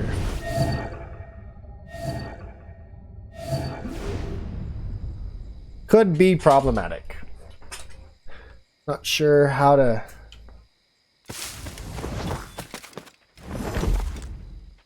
This maybe?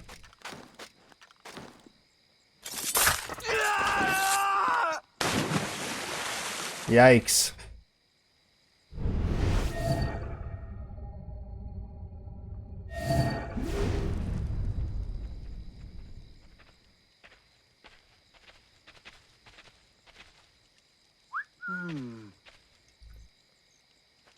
we've lost the filthy prat. Is that how that's going to work?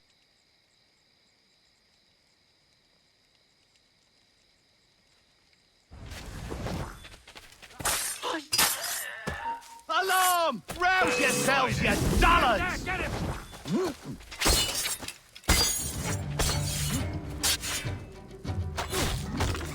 You prick!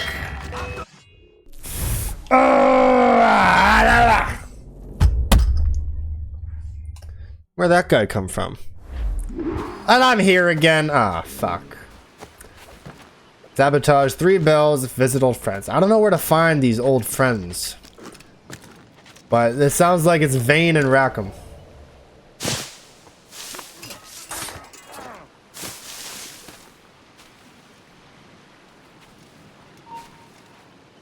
Hold there! Yeah, you could come here, I guess. Why not? Let's bring them all in by sight.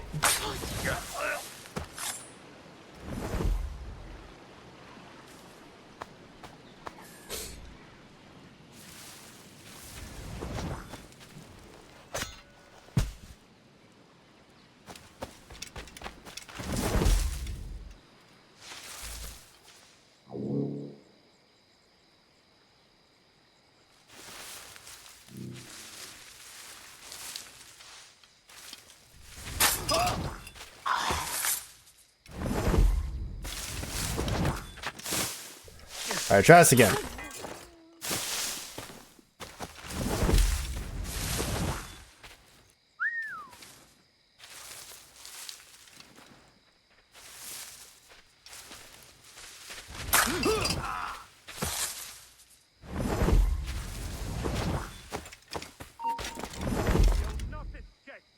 Come here!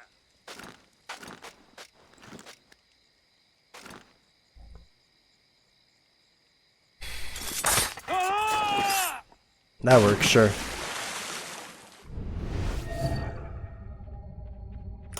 So I got no clue where that other guy came from. But,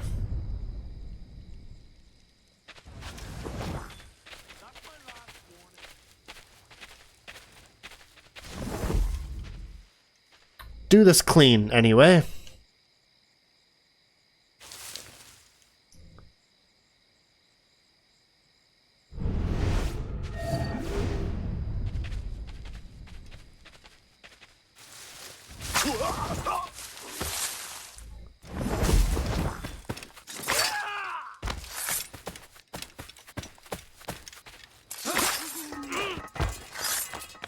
There we go. That's that.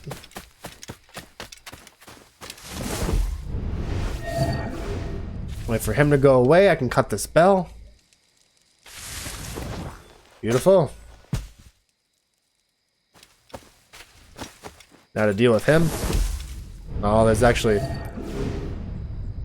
It might not be the one I want to deal with just yet.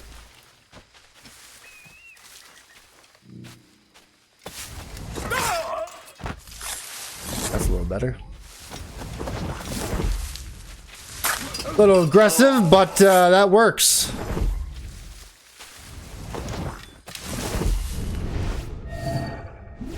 That works as well as anything else. Beautiful.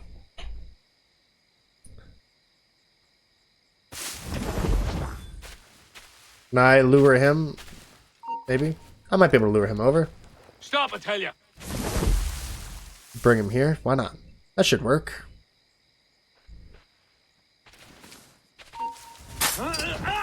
Easy. Can I lure him too? Stop, I want to talk to you. No, you don't. There will be no talking. Boom!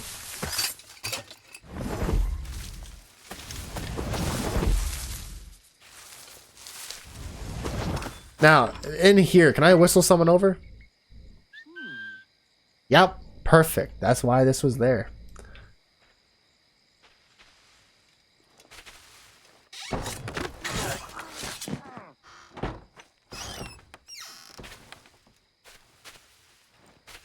And then here we get the little double assassination. Looking out for him. Or money, like Stede Bonnet from Barbados. No, they hanged him too. Did they? Aye. Blubbering and bawling. What? He collapsed at the gallows. Weeping like a little lamb. Oh. Serves the bastard right. They killed Bonnet? I'm just learning this. I never listened to these conversations. Well, it serves those bastards right up with that.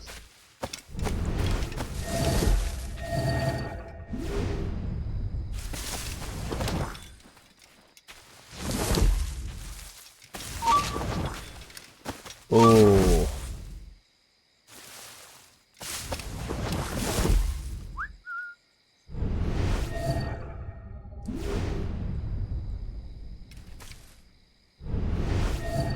Maybe I can lure him out. Yep. Hold there. There we go. Just like that.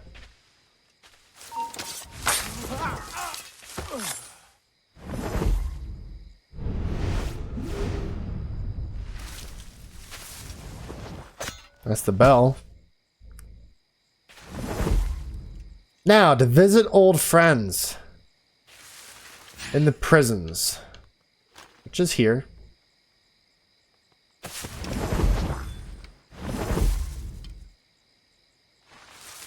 Prisons are in fact here.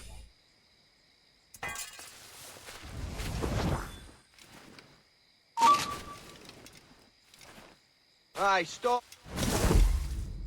I don't think he's gonna comment. Oh, he might. Oh, is he coming to investigate? That's one way to get him down. Oh yeah. He's coming. God, the bastard's running. Oh, but that's how he got up, huh? And that's my way up too.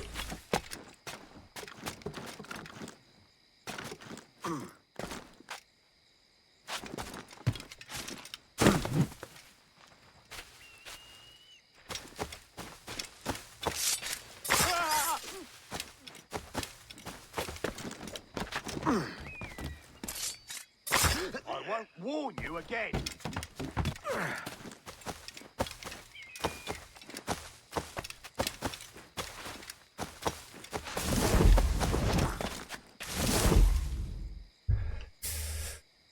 Okay.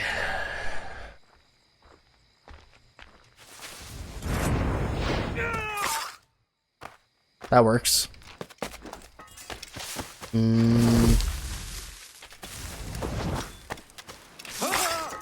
A little double right here. Hide in that bush until Buddy comes back to investigate.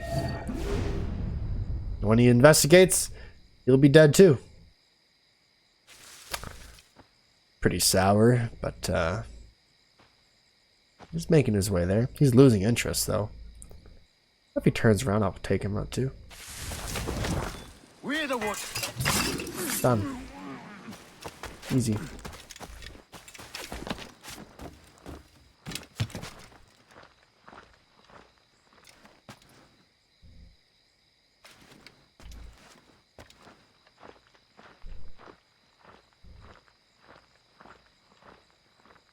Now, how do I get down there without alerting everybody? Like this. Like that. It's beautiful.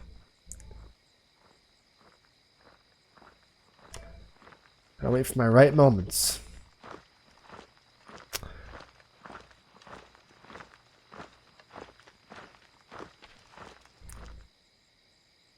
So where were you stationed prior to this assignment?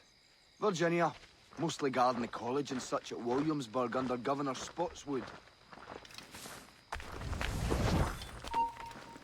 Stop! Stop! It's one down. I want this viewpoint. I can lure that guard over. I think.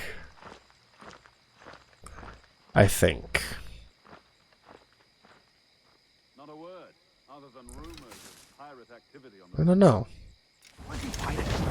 Get back back here, you deaf idiot!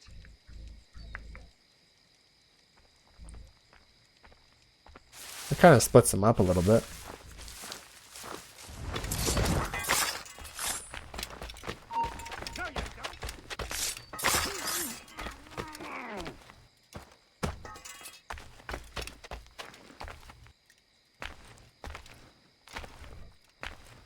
Alert!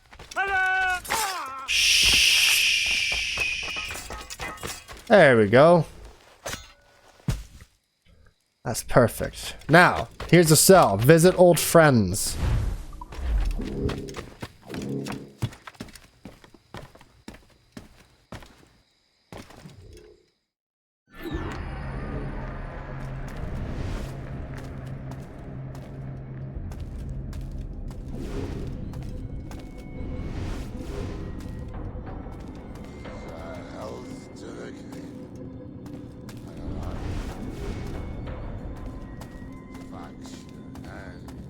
This vein right there.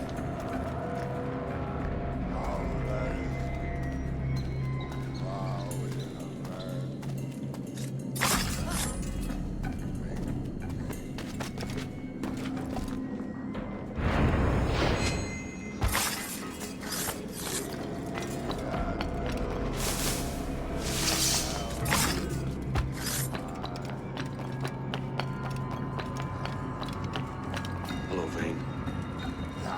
I caught wind you'd been discovered and brought here.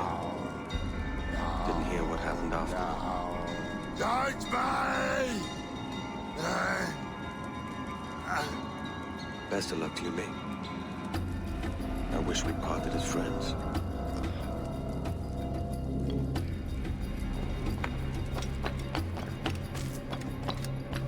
That's sad.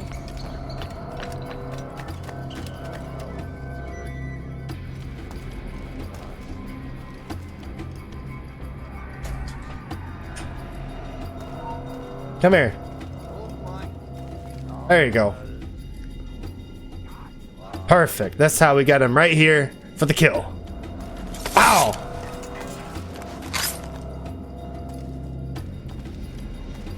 Probably do the same for him too.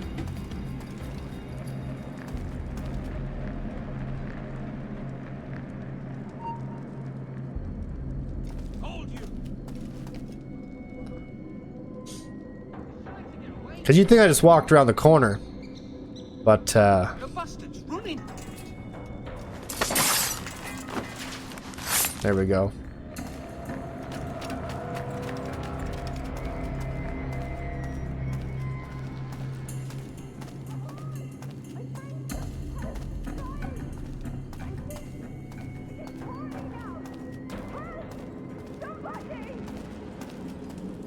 So spend some time. Bastards, murderers! You all meant a pair of you. Standing over a dying lady like she was a piece of meat. A dying pirate. There's your difference. Aye. She dies from childbirth, all the better, eh? God carries out her sentence and our hands are clean. You!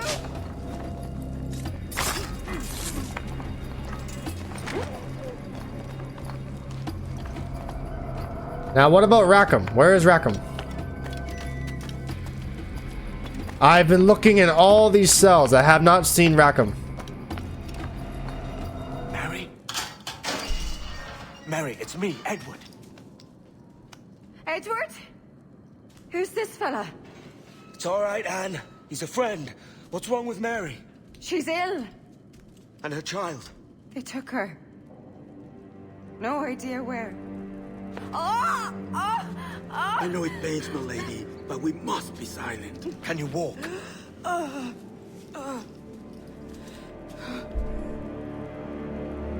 Lean on me, Mary. Come on. I can't. Search every cell! Come on, that's it. You're all right.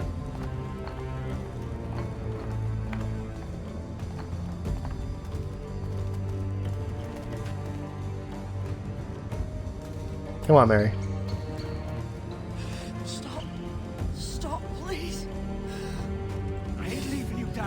you're off.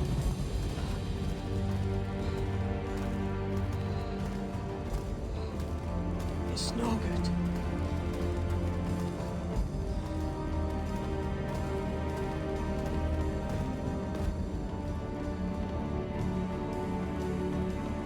There's no one here! I am leaving you nowhere. No bloody way. Put me down, Edward.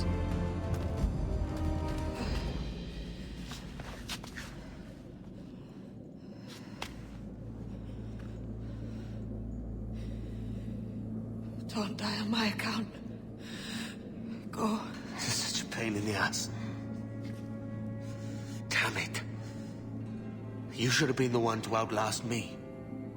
I've done my part. Will you? If you came with me, I could. Mary. I'll be with you, can we? I will.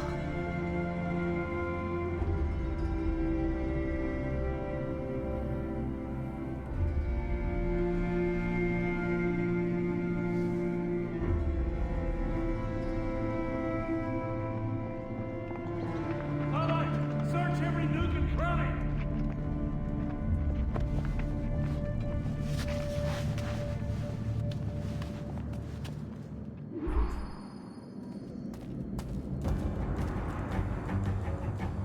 Well, I didn't find Rackham, so I guess I'll have to come back and... Well, that objective is still there.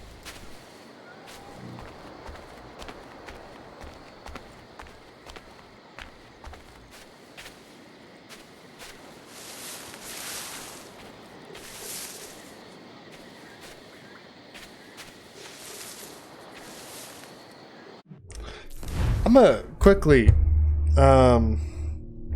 let's see here.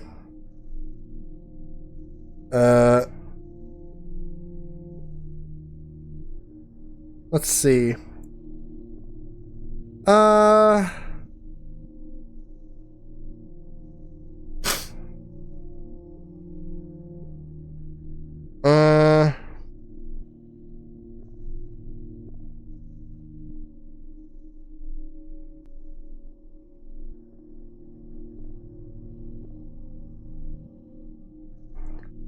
Oh, he's in a cage.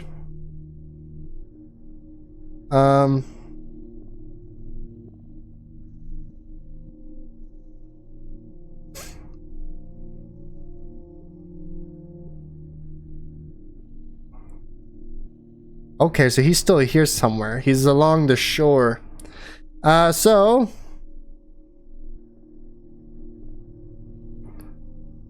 where I kind of spent some time over here.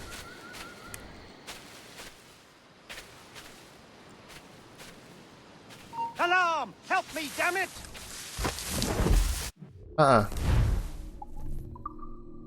I'll find him.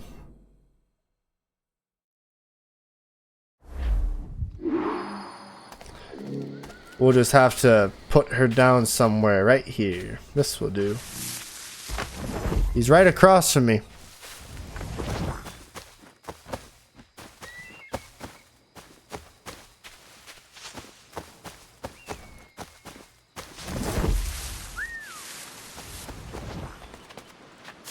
All right, let's do this again.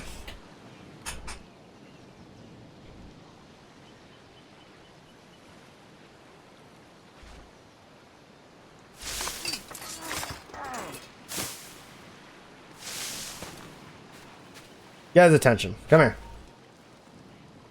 Stop!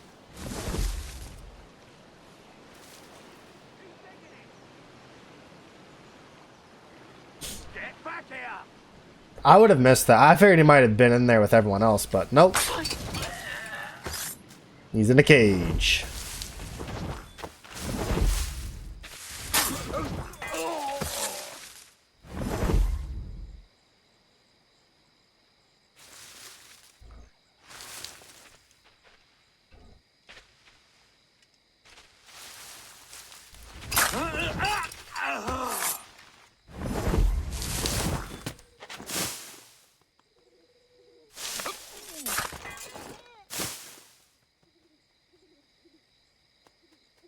Wait for it.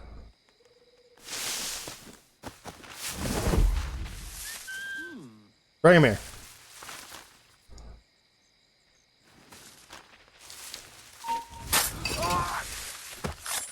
The other side of the wall. You can bring him here too? Why not? Stop there. That'll make things easy.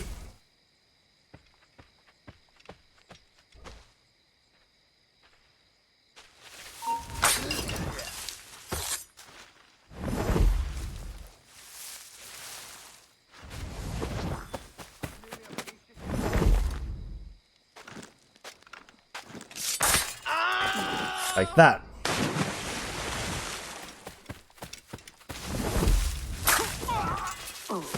Alright, Rackham is dead ahead.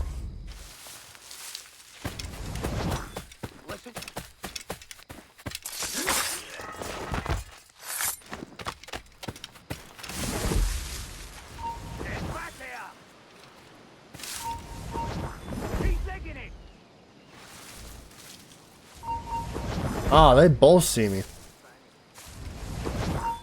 There you go. Stay right there. There you go. That's an idea.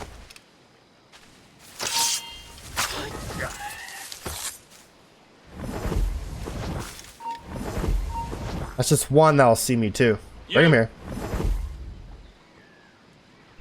Okay.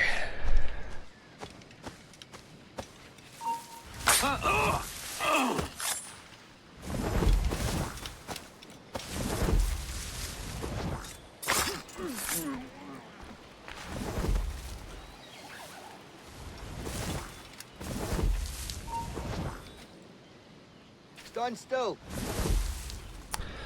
Coming. That's him on that little cage right there.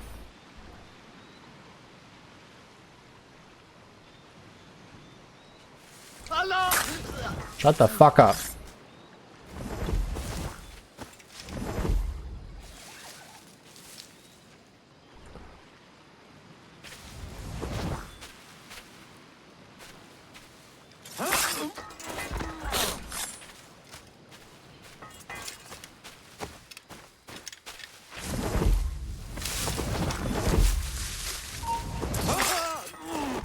You, stop. Stop there, you.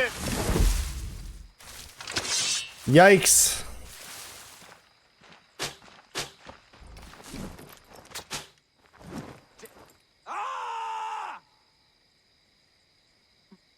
Come on, then. Give me sight.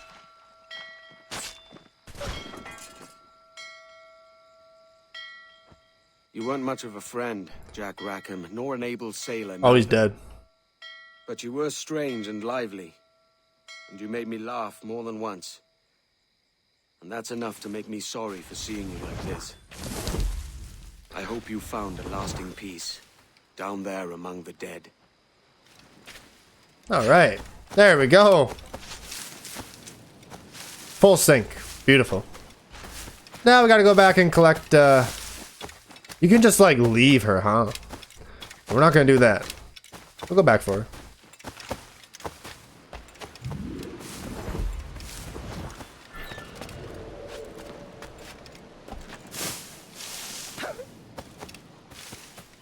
Left her in a bush. She still has an ally tag on the map.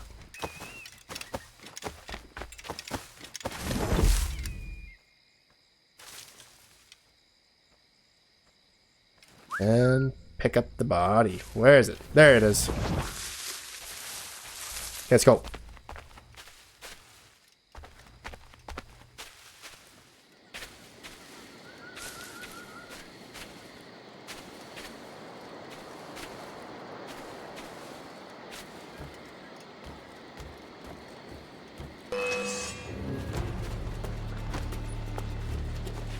Bring it on.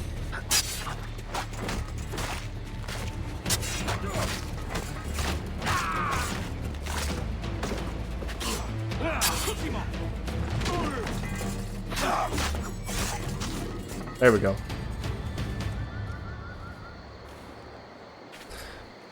Come on, Mary.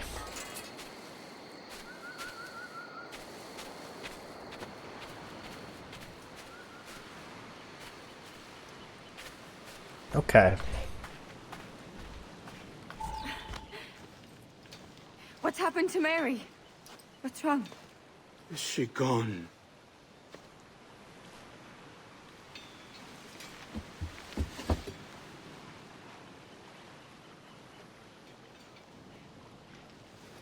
Oh no. Oh God! Oh! What will you do now? Nothing sensible.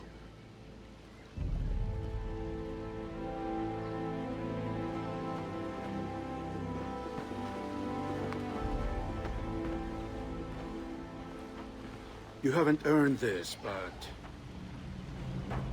they suit you.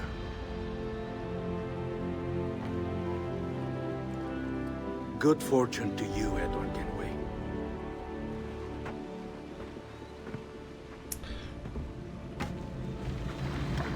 How do you expect? Oh, Edward will just take another boat, huh? Don't come with him. That'd be pretty harsh, you know, if you just, you know, just. Oh, we're drunk.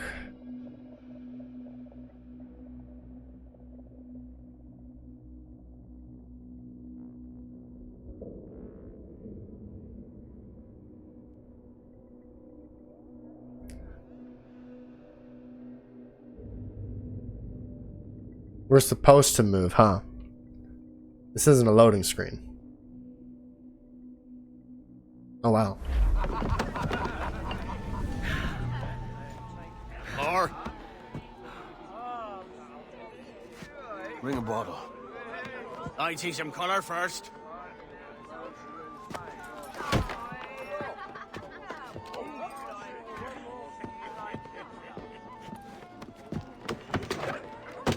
Will this do?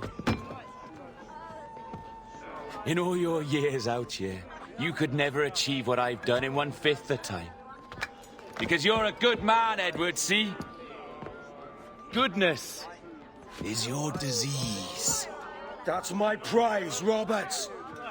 Give it here! Prize. Remember my creed, boy. A short life and a merry one, that is all. The world owes us nothing more than this. So take what you will, and then die before you live to see yourself made a fool. Give it here. That's right, boy, take it. I'll sweeten you, maggot. I'll cut you down!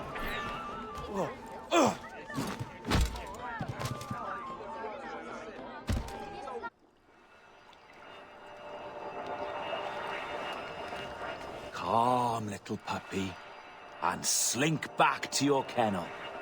You haven't the mettle for my brand of madness. Roberts! Welcome aboard, Kenway. It's prizes, plunder, and adventure ahead. Are you game? Out of my way, Ben. Raise a glass to freedom, lads. Here's to gentlemen of fortune and women of leisure. To a world full of rogues, better than all the kings and queens that kick us about. As gentlemen of fortune, we enjoy plenty and satisfaction. Oh, pleasure bonnet. and ease, liberty and power. What man with a sensible mind would choose the former life? For I have dipped my hands in muddied waters, and, withdrawing them, find 'tis better to be a commander than a common man!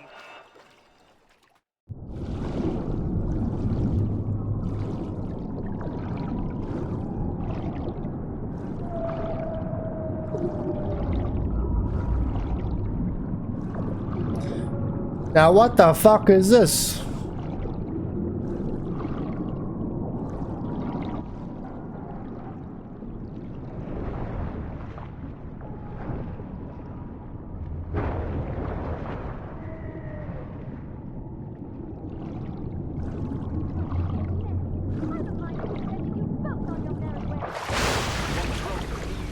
Soaring high above a shepherd's field, would swoop down on powerful wings to seize grazing land, carried off to the nest.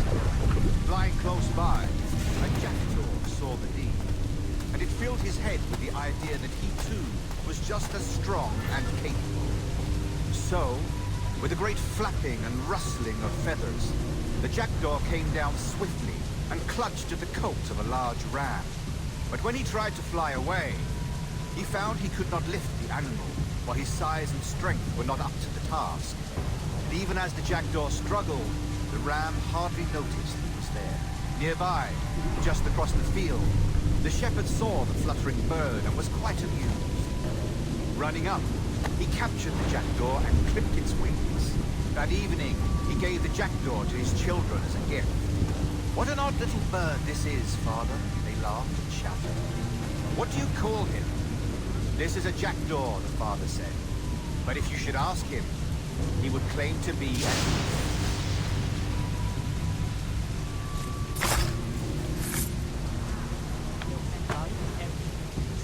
Oh.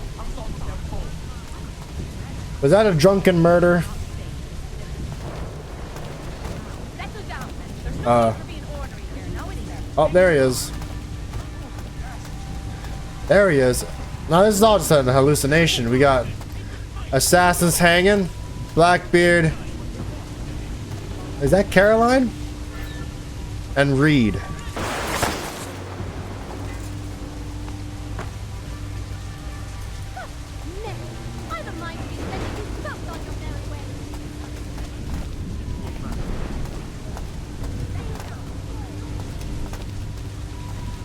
There he is. There he is.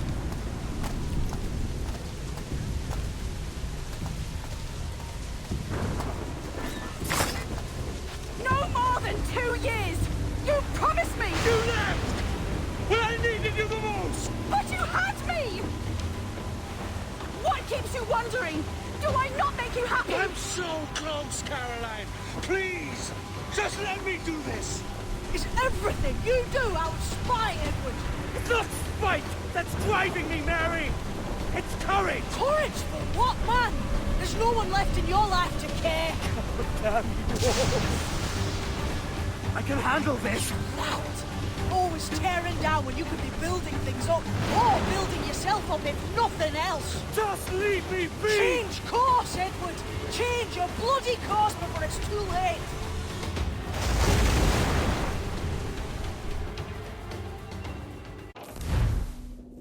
Damn!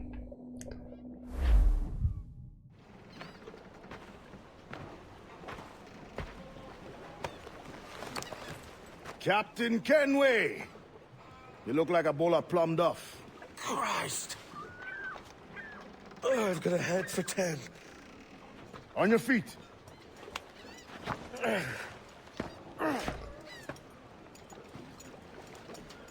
put me on the spot, Addy. After leaving me with Robert, I should have hard feelings about seeing you here. But mostly I'm bloody glad. Me too, brother. And you'll be chuffed to know your jackdaw is still in one piece. So we set sail. You're leaving? Aye, Edward. But I have another calling elsewhere. Ade, listen. When your heart and your head are ready, visit the assassins. I think you'll understand then. And so I guess by this time Freedom Cries happened.